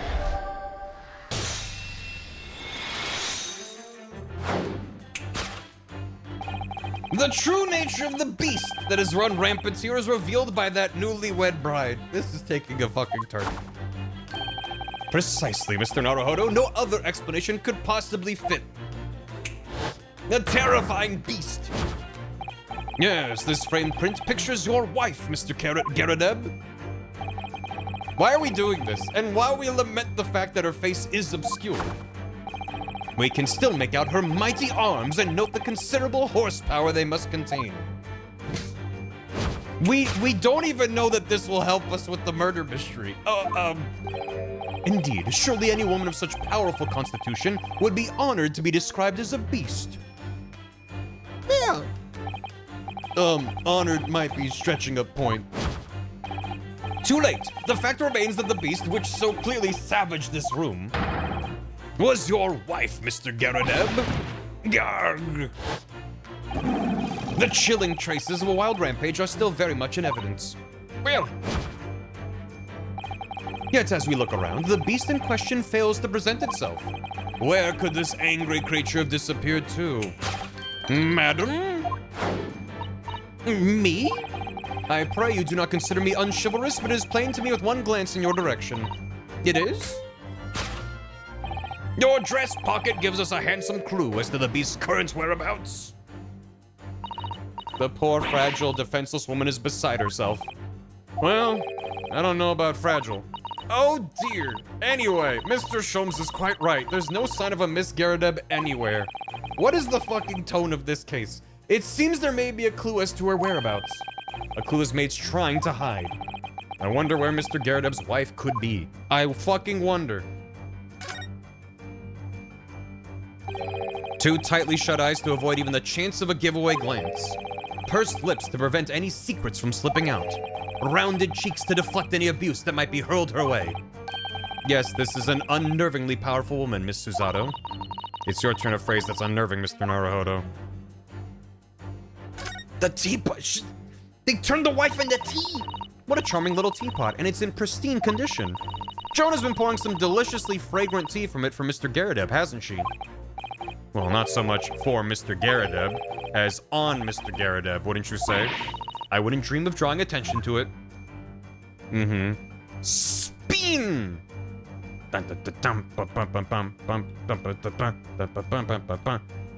Maybe in the pipe. Ceci n'est pas. Un peep. Can I look at the pocket? Oh, pocket. That certainly does appear to be a circus handbill poking out from her pocket. Batty's Circus, currently performing shows in a park not far from here. You don't think? Surely Mr. Garrideb didn't sell his wife to the circus. Mr. Naruhodo, how could you even think such a thing? I was only joking. Besides, I would have gone with, do you think he fed her to his pet lion? That's somehow worse. I think they're both bad. No. Yeah, there's a very conspicuous mark on his cheek. I'm sure that's nothing. Take that! Oh no? Oh no? Maybe I should save before I explode. I'm not even sure if I should voice this. It's impossible to believe it could be true, yet for some reason the thought came into my mind that this serving maid is in fact a mighty goddess of destruction. What precisely was your intention with that, Mr. Naruhodo? Just following the natural progression of the deductions? The truth is, you're wrong. Cool. Yeah. I mean, I was thinking it would make sense if that is his wife and she's pretending to be a maid to help his social standing. We've already established who it was that caused the damage to this room. His wife. Where is she now? I need to find out ways to prove it. I need evidence. Evidence. Is there anything in the background? Anything I can look at? What the fuck is all that? Okay. What? I can't save, so I guess I'm just gonna die. Is there anything else on her person? She remain real. Yeah? What am I missing? What am I missing? All I can see is the teapot. I don't think it's anything in the background. It seems like they want us to focus on her. What am I missing? What if I just keep spinning her? Maybe that'll get us to the truth. I don't see how the teapot would help me learn where the wife is. But what else about her? There's nothing. Oh, there's something. I found it. There we go. She's wearing a very large ring, look. Oh yes, a sunflower design with some rather nice embellishments. And it's on the ring thing. We needed evidence, that makes sense. I had the right idea. I mean, obviously, I don't know what else it could have been. It's on the ring finger of her left hand, which means it's surely a wedding ring. Looks like it's on there for life, too. I can imagine it would slide off a finger of that size. Holy fuck, that's something to think, Mr. Naruhodo, not to say. Do you know Mr. Garrideb's wife in the photograph had a ring very much like this one? It was a large sunflower design as well. Really? You have a great memory for these things. A large sunflower wedding ring. It's quite a coincidence they have the same ring, isn't it? Oh my god, he's stupid. Take that! I'm not observant. But he's, I guess, real. Your wedding ring gives us a handsome clue as to the beast's current whereabouts. Oh. Still calling her a beast to her face. Indeed it does. That flowery band gleaming on your finger gives you away. For it is identical to the one shown on the hand of Mr. Garrideb's bride in this photographic print. The beast. In other words, you are no ordinary household maid. No. You are Mr. Garrideb's lucky bride. You are Mrs. Garrideb herself. Oh my word! And then pours tea onto his crotch again. Well, jolly fine detecting, sir. Are you rightly surmised? This is, as you rightly surmised, this is the wife, yes, my Joan. Rather let herself go, you might say, but she was a bally corkerback. Ah! It would appear that you don't live in the most comfortable of circumstances. After all, you are a retired army man, yet you are in the business of renting out rooms. I would assume, therefore, you have insufficient means to employ a maid. Would that be correct? It's not right, I tell you. I was second lieutenant of the 3rd Regiment. A man has his pride, don't you know? By golly, it's a sorry thing when a chap can't even afford to have a single maid in his employ. Yes, here in London, one is rather judged. A household cannot be considered worthy of society if it employs no staff at all. Though in my considered opinion, such concerns about appearances are a folly. You mean Mr. Gerardeb has his wife work as his maid? Precisely. Am I right, Mr. Gerardeb? Only in company, obviously, but listen here. This must remain a secret. Tip-top secret, please. That's the highest classification of secret. Yippee. The raging wife. They must not learn about the beast. Aftermath. She chewed on the carpet. Just swap it out. Okay, we got it. Now, Mr. Gerardeb. It is plainly clear that you still have deep feelings for this formidable beast. Can we just... Holy fuck. Indeed, in that blithe pose, the distress this loss has caused you is veritably tangible. Your head weighs heavy on your shoulders. The pain you feel being revealed by that supporting arm. Mr. Sholmes is quite something. He's still calling Mr. Gerardeb's wife a beast. Yes, as a woman, that feels rather uncomfortable. But Mrs. Gerardeb is standing beside her husband as we speak. In other words, he hasn't lost his beloved at all, has he? I'm gonna put down a save. And, I'm gonna blow us up and see what happens. Oh, how true. So perhaps that supporting arm that seems to be propping up his head has some other significance then. According to Mr. Sholmes, Mr. Gerardeb's pain is tangible though. What could that pose of his really signify? There's no way to know. The pipe! That's a very large pipe, isn't it? Yes, anyone who has something that size hanging out of his or her mouth on a regular basis is sure to have a serious chin like Mr. Gerardeb's. But what's that white binding around it all about?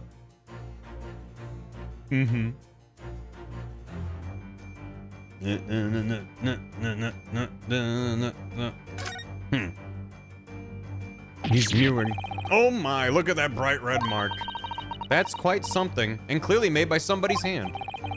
Yes, Mr. Gerardeb has been slapped on the face, it seems. Hard. I've never seen such a clearly defined mark. Whoever could have done such a thing?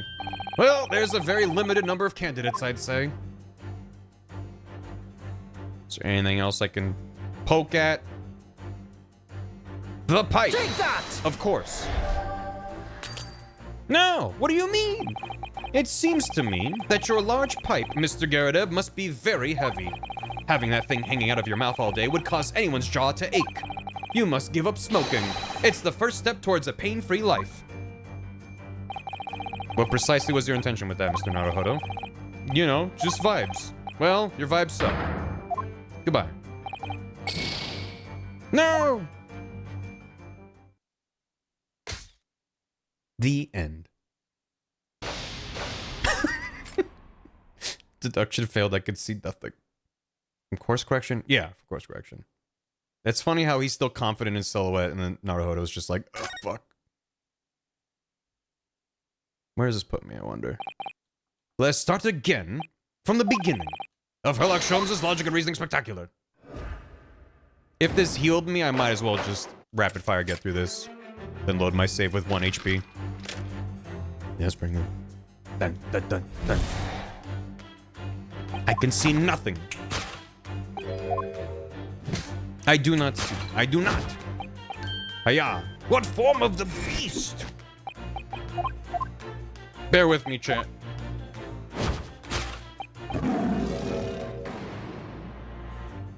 You know what's funny is I wouldn't have messed up the picture frame if I just presented it as soon as I found it.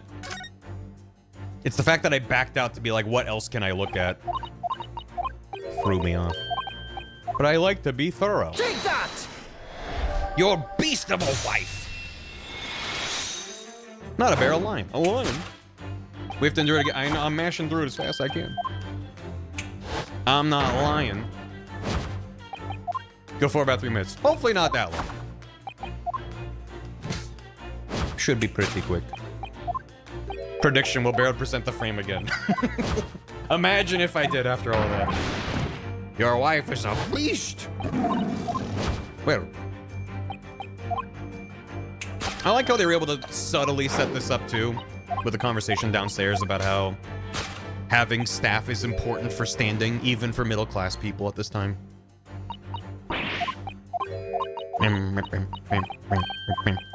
Can't spell beast without best. A best. Take that! All right. We're almost caught up. Van Sykes. He's fun. Surely we'll see more of him soon.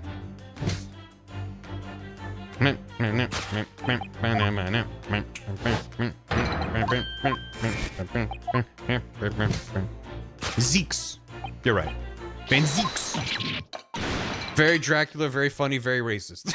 That about sums him up. All right. And we're back, and we're almost jolly fine. Yes.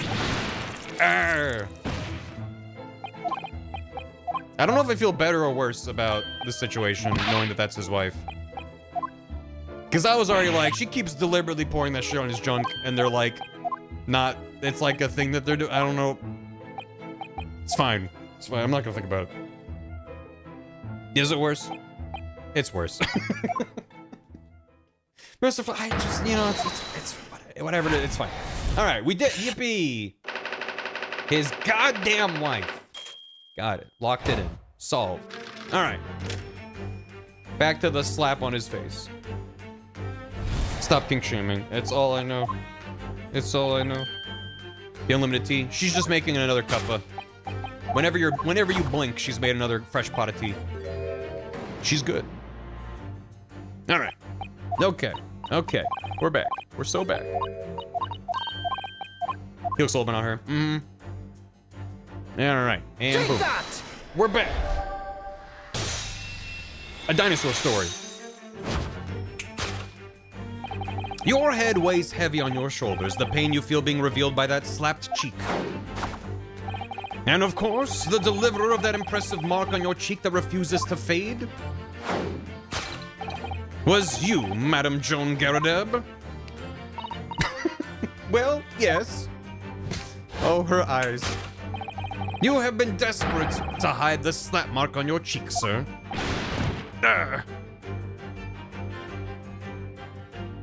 It seemed very suspicious that he was in silhouette with his ridiculous shape. How the blazes? How did you work that out, man? Nothing escapes the notice of one trained in the art of observation, my dear fellow. That's why you haven't looked directly at us even once. To keep your other side from view. Well, Now, let us proceed to the next conundrum. Why were you subjected to such a violent slap?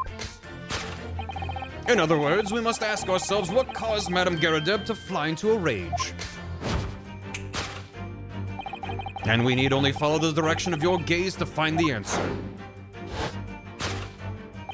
Yes, it is this pile of bills that has given rise to the pain you suffer. Bills, bills, bills. Didn't Mr. Shulm say the bills were all for lion fodder? Yeah, but now we've established that the lion never existed. Which can only mean that the thing responsible for gobbling up all that food was Mr. Garadeb's wife. Mr. Naruhodo, she's a person, not a thing. Yes, well, she's also a person who gave her husband a mighty slap round the face. One so hard it left a perfect hand mark, in fact. Yes, why would a woman want to hit her husband with such force, I wonder? I'd love to know the answer to that question. Bills, bills, bills. Looking at all these bills, it certainly amounts to a great deal of food. Meat and potatoes by the cartload, wasn't it? Well, looking at the two of them, you can tell immediately who eats the lion's share in the house. I swear to God. Well, at least we're no longer talking about an actual lion anymore. Sure. Someone must be reading this book at the moment. There's a bookmark here, look. Mr. Garrett's clearly an avid reader. Oh, wait a minute. I don't think this is a bookmark. Oh no, so it isn't. It's a note written in a woman's hand. Oh, James, I love you. Yours, Mary. And look next to the signature here. Lip marks with lipstick. Oh, what a passionate and romantic gesture. Don't get any ideas, Susato-san. Oh dear, I'm sorry. This bookmark is actually a love note then. It's probably unrelated. So this card that looks like it's being used as a bookmark is actually a love note. Reading, oh James, I love you, yours Mary. But Mrs. Garrett's first name is Joan, isn't it? Yeah, I believe we may be heading into dangerous territory here. It's very conspicuous after all, isn't it? You mean the bright red lips next to the woman's signature? Yes, it's the first thing you notice, of course. It makes your heart skip a beat. James and Mary. From Silent Hill 2, the very same. This place. London. Oh dear, this plate has been smashed to pieces. And nobody seems inclined to tidy up the mess. Perhaps it's some sort of high art. It is really bold to walk into someone's flat in London and see smashed plates and go, maybe it's art. Really, Mr. Naruhodo? Well, anyone who has a cannon on display in their living room is clearly a little eccentric. Yes, let's call it eccentricity. I agree. Rotate. Can't go up and down. Stack of books. Definitely the books. Silent Hill isn't as foggy as London.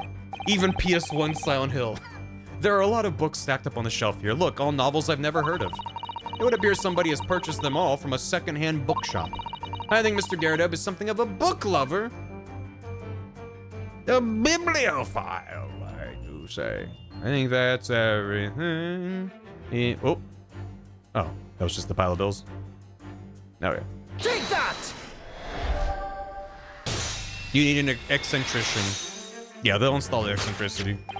Correct. It is this love note that has given rise to the pain you suffer. Oh, James, I love you. Yours, Mary. Passionate indeed.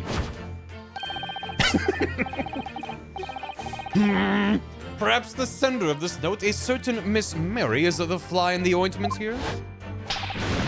Gah! But I don't know the bally woman. You don't know her? That note wasn't written to me. It was just in the book. I don't know how it got there. It was just in there, you say? That's right, that's what I've been saying. Yeah! A likely story. Now listen here, Joan, old thing. I explained at the time. I bought the book at that second-hand place, and that note must already have been in there. So the previous owner of the book was using the note as a bookmark, you mean? That's right, that's what I've been saying. Yeah. Hiya! There's nothing left down there. A likely story. For heaven's sake, woman, look at the name. It's written to James. My name, in case you've forgotten, is John. A likely story. Are you questioning my name now? And there we have it. Arouse the suspicions of the female heart, and you unleash a beast with the most ferocious bite. Now, in a final fit of rage, the ferocious beast carried out one last, unimaginable attack. Unimaginable? The aftermath of which can be clearly seen by observing the carpet over there. A very expensive woolen carpet, if I'm not mistaken. Oh, dearie me. What could have caused such a destructive outburst? Ah. This time, madam, I'm afraid it is you who has inadvertently revealed the truth to me. Your wandering eyes settled upon the answer very neatly indeed. Yes, to explain the dire state of the carpet, we need only look at the Tower of Cakes. I thought I was going to say that she ate the carpet. Surely Miss Garrett didn't eat the carpet. No, of course not. But there doesn't seem to be any doubt that the state of disarray that this room is in is a result of her wild temper. No, that's true. So this is the last part of Mr. Sholmes' deduction that we need to fix. We need to only follow Mrs. Garredeb's gaze, and that will tell us the real answer. Let's see what we can see. Yes.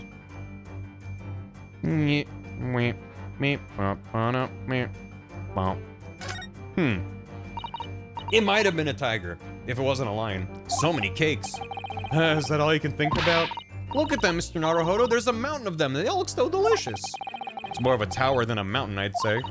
It's a mountain, and it's my hope that one day in our very homeland, I will be able to perform the tea ceremony at the foot of such a mountain. It's definitely a tower. More of a step mountain. Lion. This is an advertising handbill for the circus. Batty's Circus. It's in a nearby park. Isn't this the same as the one we saw earlier? The one that was folded up in Mrs. Garrideb's pocket? Perhaps they're very great circus lovers. It couldn't be that the Hungry Lion is somehow involved again here, could it? Oh dear, I do hope not. No. Surely not. Well, there's nothing else I can look at. I'm doing a bit. Nothing at all. The carpet. The carpet here has been ripped to shreds. To shreds, you say?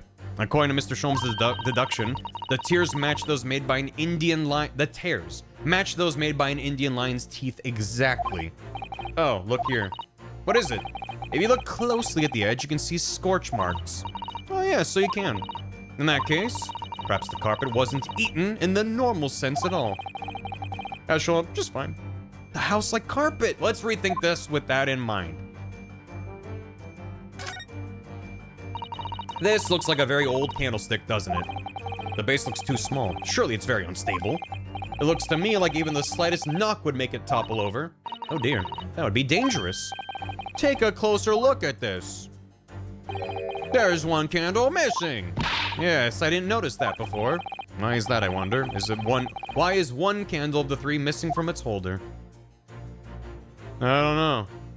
There's just no way to know. Take that!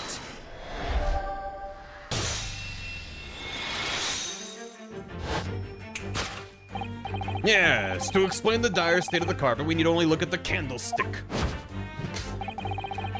It's really fun when they just visually have Holmes be like on top of Naruhodo. Just like stealing the spotlight in a very visual way. Most illuminating, my dear fellow, and of course, the only possible way out of that is lay out of this logical labyrinth. Phrasing. As soon as I said, I was like, someone's gonna take that and run with it. It's fine. Yes, the remnants of a ferocious attack in which the carpet was devoured are clearly visible.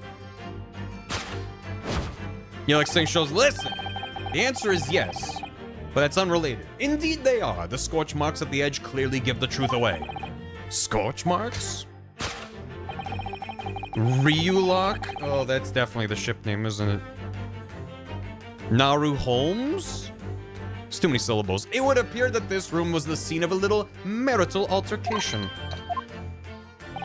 Mrs. Garrideb's mighty arm muscles left an impression not only on her husband's face, but on the entire room. The force of her strike caused the candle to fall from the holder. And in seconds, the carpet was alight and the whole corner of the room in flames. We're trying to solve a murder mystery. What are we doing? Yes, well, for the most ferocious beast in this world is neither a violent lion nor a vengeful woman, but fire. And in this room, that ferocious beast bared its claws and ran amok. Eloquently put, my dear fellow, as so you see, there is but one conclusion here.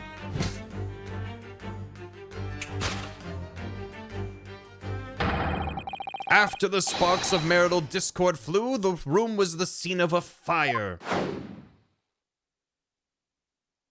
Mm-hmm.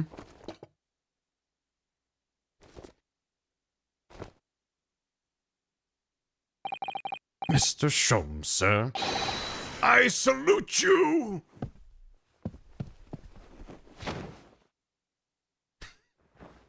Good.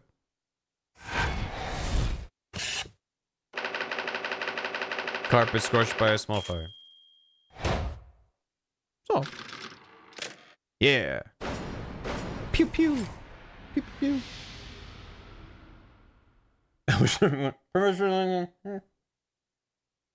You do not need a permit for YouTube or Twitch. You should be able to just post it in chat. It's these dashed long winter nights, you know. Nothing to do but read in front of the fire. Luckily, there's a jolly good secondhand bookshop just around the corner. Buy all my old novels there.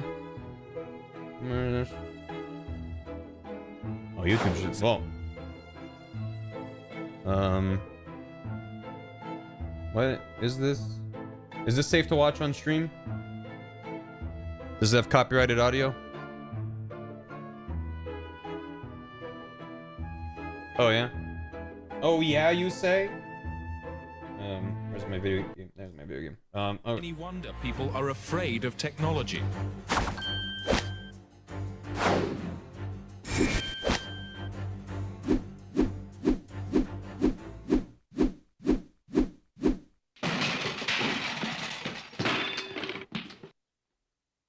Technology! So is it any... Good. Good bit. Thank you. There he goes. Alright, luckily there's a jolly good secondhand bookshop. And in the pages of one particular novel, you discovered some rather illicit material. For which your wife admonished you harshly, it seems. Good. Don't know about admonished. Demolished might be rather closer to the mark. And beast is most certainly an apt discard. Here we go again. And the carpet? Was that destroyed by fire when a candle fell on the floor? Afraid to say it was. Happened in the blink of an eye, you know. The whole place filled with smoke. Couldn't see a bally thing. I was caught between the old stick's rage and the raging flames. You paint a torrid picture, sir. One that would have been most entertaining. Sean's like, wish I was there. That sounds fun. That's sympathy for you. Didn't take long for the fire to spread, of course. The bally furniture started going up as well. We've had to hide the mess behind that screen for the time being. Yeah, that's... Yeah. Over here, Mr. Garadeb. Well, you have nothing more to hide now, if you'll allow me. Don't mind if I do. Damn. That's rough. Had all my favorite old novels in that case. But as soon as the fire got hold of them, that was it. Whoosh, up in smoke. Gosh. Then the wife started hurling things at me. What a terrible sight it must have been. Mist vibes. The pages. There was I, back up against the window under heavy enemy fire, incendiary books incoming 10 to the dozen. Worst of it is, I lost my favorite, book called The Lion's Pride. The Lion's Pride. Oh, yes. Your notorious love of big cats coming through again. I assure you the title didn't influence my choice in the slightest. So the poor man really did lose something dear to him as a result of the ferocious beast's rampage. Mr. Sholmes' deductions turned out to be correct once again. Can only be described as the Great British Wonder. I tell you, it was total carnage. Flames everywhere and the old stick in full fettle. Out of interest, what time of day was that? Not sure I can remember. It was 2 days ago now. Let's see. Around 5 o'clock, I think. So at exactly the same time as a terrifying incident was unfolding outside your window on the street below. Even more terrifying on the inside, I can assure you. The whole of Blighty could have been flattened outside my window at that moment, and I wouldn't have noticed a dashed thing. Oh, really?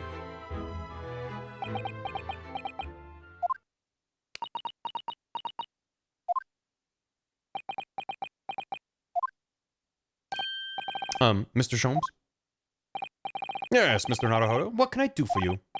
I think we've got to the bottom of Mr. Garadeb's situation now. What does it have to do with Mr. Natsume's circumstances? I can't help you there, I'm afraid. God damn it. What? My dear fellow, if you recall, I did say as much from the outset. I warned you that although I knew the retired army man was hiding something, I could not be sure whether his secret would prove to be of relevance or not. Okay, good. I just knew you were going to say that. Now, Mr. Naruhodo, you mustn't lose heart. Bear in mind that all things fall into one of only two categories, those relevant to the case and those not. Two different categories. That makes no sense to me. Well, no matter. It is of far greater importance that you make up your mind now. Sorry? Visiting hours of the prison will soon be over. Oh no, is it that time already? If we're to accept Mr. Natsume's case, we have official paperwork to attend to. So that's it. No more time to think. Perhaps you'd like to betake yourselves to bidding us farewell now. I must prepare supper for Mr. Garrideb. Oh yes, I'm so sorry. She's still in character. Thank you both very much for your time. Suzuki-san will be waiting for us, and I'm going to have to give him an answer. Okay. Dirk gently wouldn't conclude the second character does not exist and everything's relevant in every case. Yeah, he would. What a miserable sight. Oh dear, but at least the whole room wasn't engulfed in flames. I suppose so. My whole collection went up in smoke, you know? All those novels I adored so much. Tisk, well, John, whose fault is that? Not mine, that's for sure. Well, whoever may or may not be to blame. I'm quite sure you can buy some new old books to replace them, can't you? New old books? Bally nonsense. It does sound like a contradiction in terms. But then these two are full of contradictions. Hee hee, that's couples for you, Mr. Naruhodo. Or so I've been led to believe. Soup! Show me some soup! A very three instead of Herlock holding up one finger and number 2. We'll see. We'll see. Thank you for the bits. That is funny. Haha, 2. Alright, let's leave. Do not use this as an example. No. Don't base your entire video. No, please don't. Back to prison we go. It's 2 in binary. That's, you know, maybe Herlock just invented binary. It's time, Mr. Naruhodo. We should hurry back to the prison. Yes, I know. Let's hail a car. Oh. What's the matter? It looks like something's going on over there in front of the Garrideb's house. Huh? Huh? I know thee not, old man. Fall to thy prayers. Who you called old man, you rum-looking nimini-pimini? Why is... Who is... There are more things in heaven and earth, Horatio, than are dreamt of in your philosophy. Who's this Horatio fella, eh? What are you on about? Excuse me. What the... Who are you now? I'm sorry, it just looked as though there might be some problem here. And my associate here, Mr. Ryunosuke Naruhodo, is a lawyer, you see. A lawyer? What? If I can be of any assistance, I'd be happy to help. I'm from Japan, but I've studied English law. Fine, I'll be on my way for today, but you mark my words. This ain't over yet. Get thee to a nunnery. Man whose whole personality is Shakespeare. Do I look like a bloomin' nun to you? Oh, I don't. I don't like that for pose. Or I do hope you're not injured. Oh, fair Eastern maiden, thou art so gentle. Thank you. What was that all about? There are more things in heaven and earth, Horatio, than are dreamt of in your philosophy. I'm not Horatio either. Forgive the inquiry, sir, but are you a lodger here? In the Garrideb residence? Oh, fair Eastern maiden, thou art so right. Yes, I do dwell in this humble abode. Mr. Garrideb mentioned he had another lodger, didn't he? This must be the man. Do you happen to know the other lodger who lives on the first floor? Ah, yes, a gentleman named Natsume. Oh, more worthy a polemist in my battle of words ne'er could there be. Battle, did you say? Who is the stronger, Hamlet or Macbeth? Mr. Natsume and I sparred long into the night. Oh, he really is like a Shakesweeb. Who would win in a fight, Hamlet or Macbeth? I mean, is that your takeaway from either of those plays? Damn, that Macbeth is so strong. I see. Okay, Shakespeare power scaling. I don't fully understand. It seems Mr. Natsume and this gentleman are acquaintances at least. Shakespeare-a-boo! Shakespeare-a-boo! So fair maiden, so good gentlemen.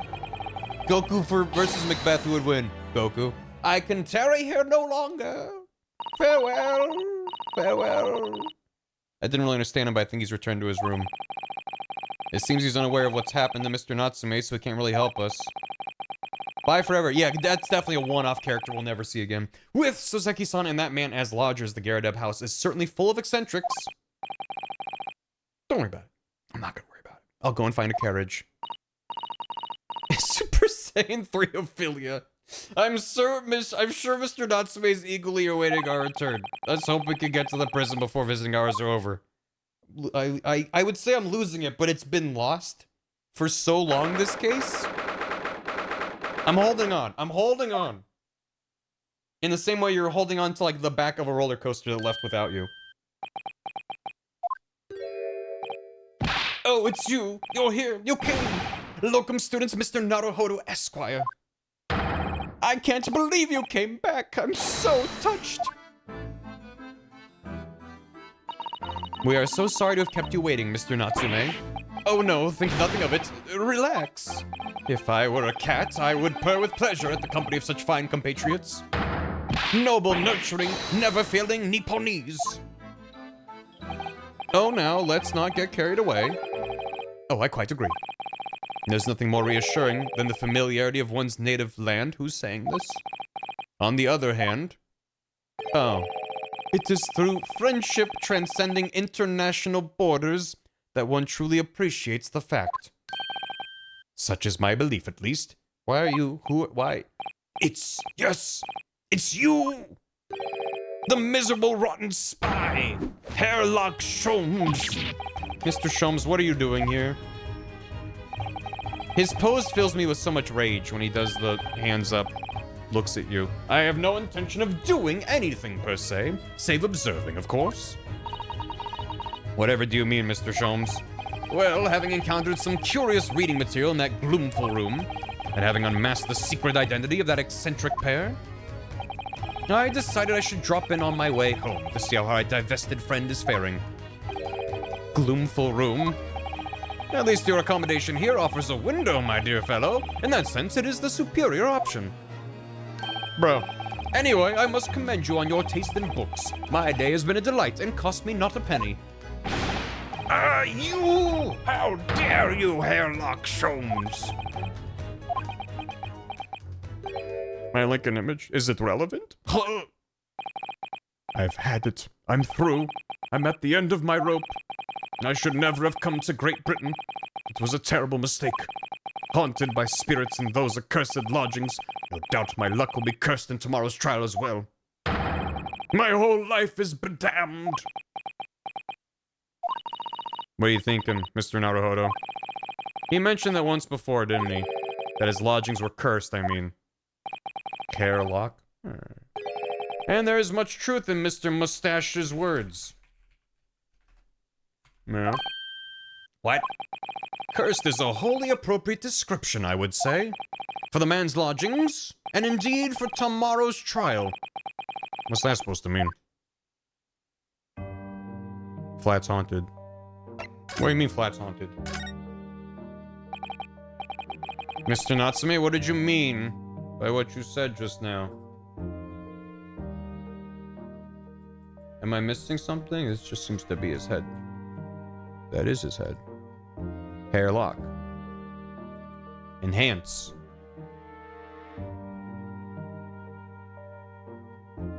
Nice head. Is there something else to it? It's empty. Yeah, there's nothing in there. Nice on. Front-facing Sholmes can't hurt you. He sure can. He hurts me every time he looks at me. Not a single brain cell. I agree.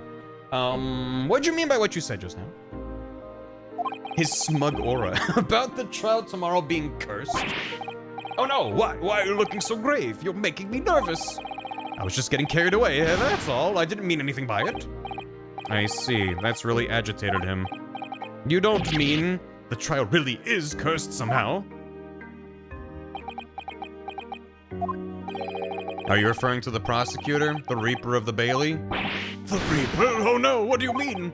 Please tell me. Summarize it succinctly in 16 salient words.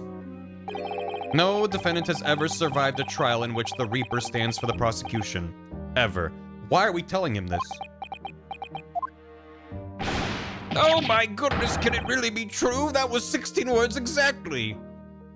1, 2, 3, 4, 5, 6, 7, 8, 9, 10, 11, 12, 13, 14, 15, 16. Hey, good job. Yesterday, Mr. Naruhodo successfully defended someone against the Reaper. But then, after the trial was over, the defendant passed away in unusual circumstances. Mr. McGill did. What? I am impressed, Mr. Zotto. You have an eye for detail. Actually, the Lord Chief Justice told us. Mr. Sholmes? Surely it can't be that having failed to have the accused convicted, Lord Van Zeeks killed the man himself? Oh, he couldn't have, surely. You have some wonderful notions. Sorry? The man isn't a mass murderer, he's a court prosecutor, my dear fellow. Oh, yes. Why, of course he is. Of course he is, then why are you trying to scare me? It could be said, however, that the real truth about the man is even more terrifying than your hypothesis. What on earth do you mean by that? We're just passing the brain cell around, it's fine.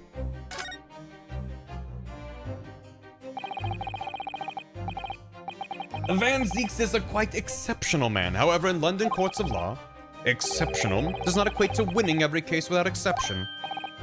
That's good. Suzuki-san looks like he's gonna cry tears of joy. As you are no doubt aware, in a British criminal trial, there is both a judge and a jury. The judge officiates based on the letter of the law, whilst the jury offers public opinion and common sense. It is an excellent system, whereby the defendant's guilt is considered from several points of view. However, public opinion in particular is somewhat easily manipulated. Right. Criminals and corrupt lawyers, for that matter, can use it to their advantage. By any means at their disposal, contriving evidence, calling imposters as witnesses, and so on. By such underhand means, those who would want to are able to sway the jury, which means that even in the light of irrefutable evidence, the prosecution can fail.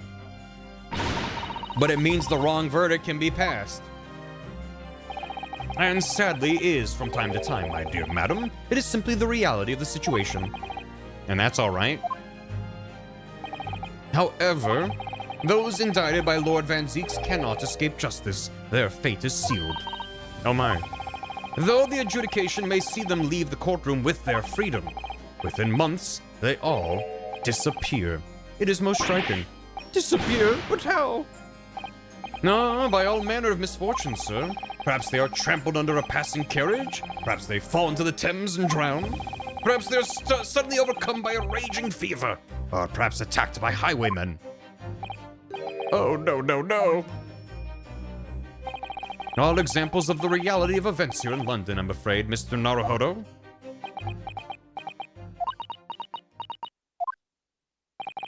I knew it. I'm a dead dodo done for doomed. Yep. Bit fucked, mate. When you said accursed lodgings before, you were referring to your room at Mr. Garrett's house, I assume? The whole island is cursed. Do you mean to say you believe the place is cursed? I think all islands are cursed, but maybe the ocean is cursed, and its proximity to water is what curses the land. It's been a year now since I came to Great Britain. I'd only been in London a week before I started to notice strange feelings in myself. That didn't take long then.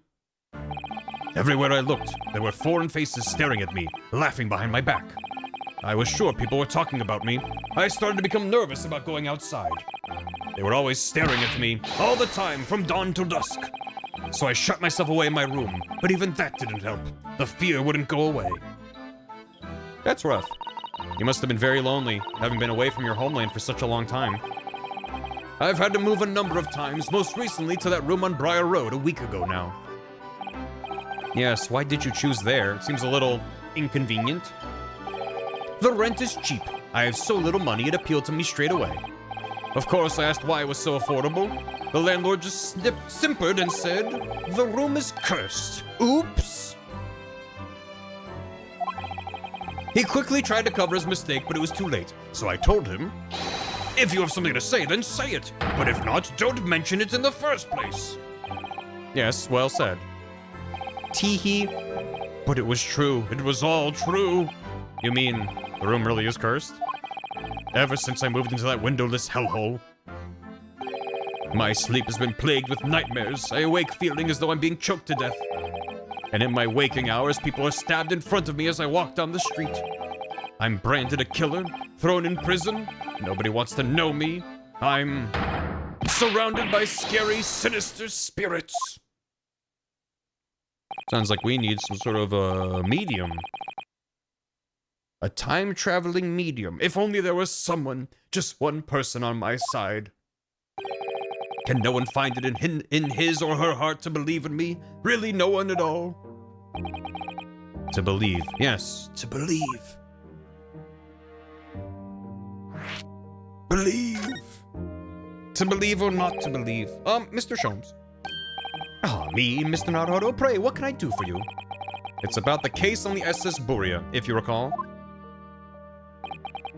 To believe. There's a small one at large. Hang on. Small. The Buria! Ah, that case. The one with the snake. Well, yes.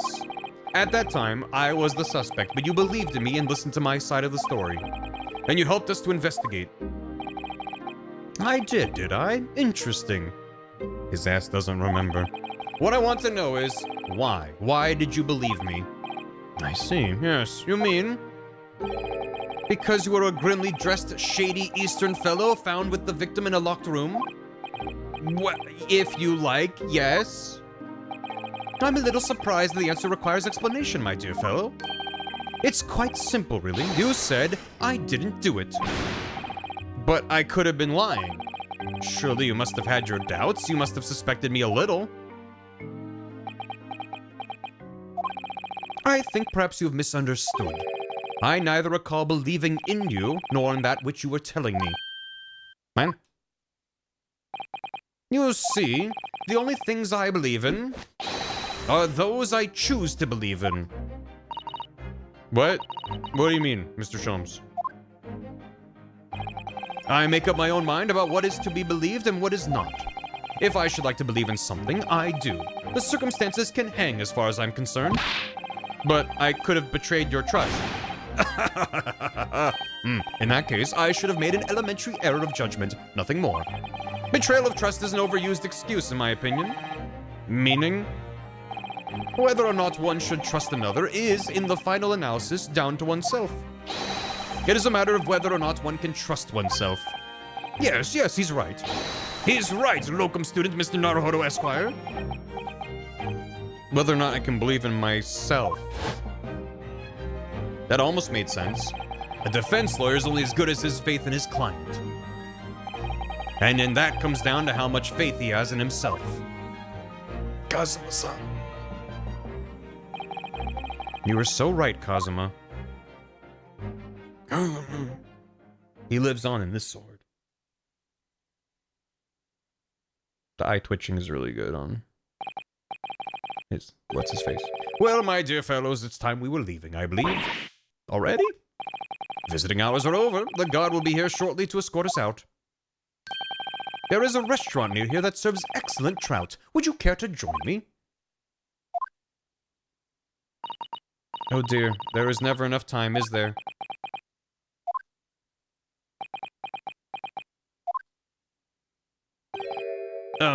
Mr. Natsume, if you'd like, in the trial tomorrow, I'd be happy to represent you.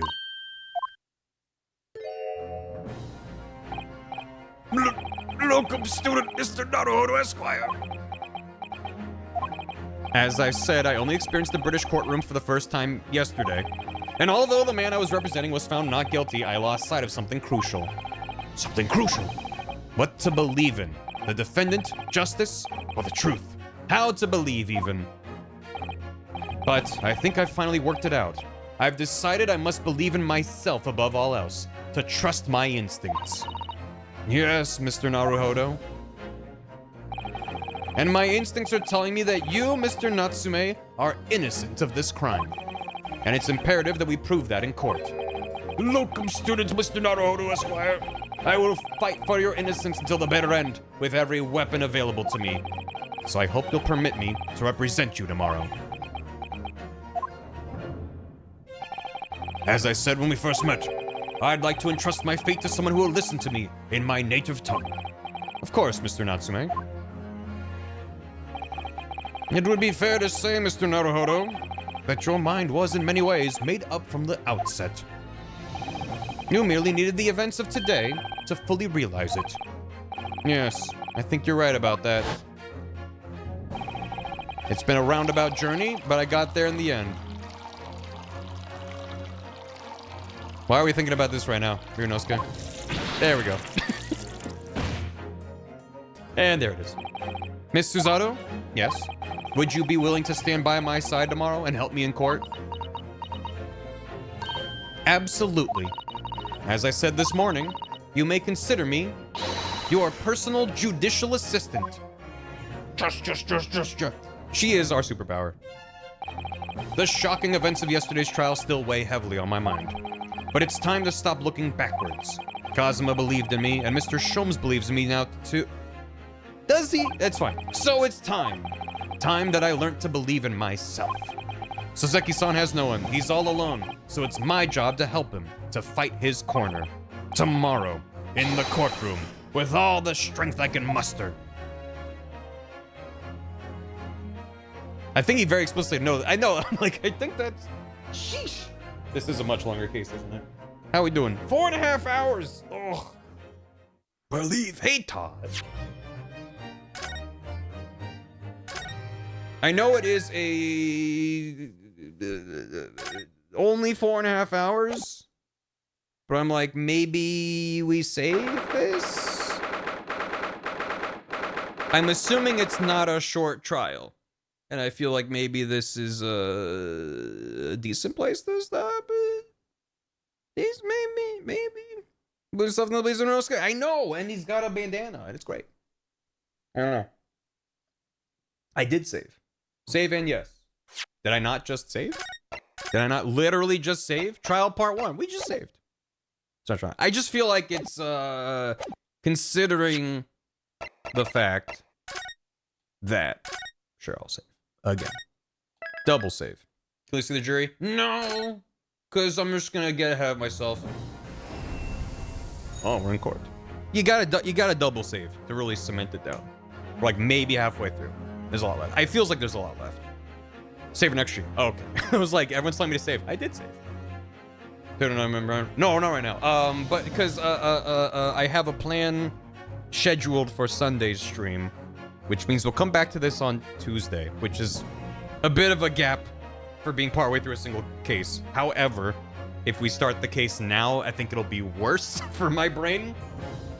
Like, I just have to remember the investigation until Tuesday. That's fine. Whereas if we do some trial stuff and then have to find an awkward point to call it there, then I'll be like, oh fuck, what was going on in the middle of the trial when we got there? So, yeah. I'll forget everything, exactly. So, I appreciate you understanding.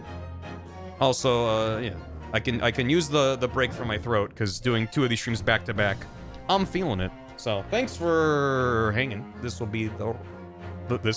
be wrapping up here for the eve. So, thanks for hanging. This was a very fun case so far, and I'm glad.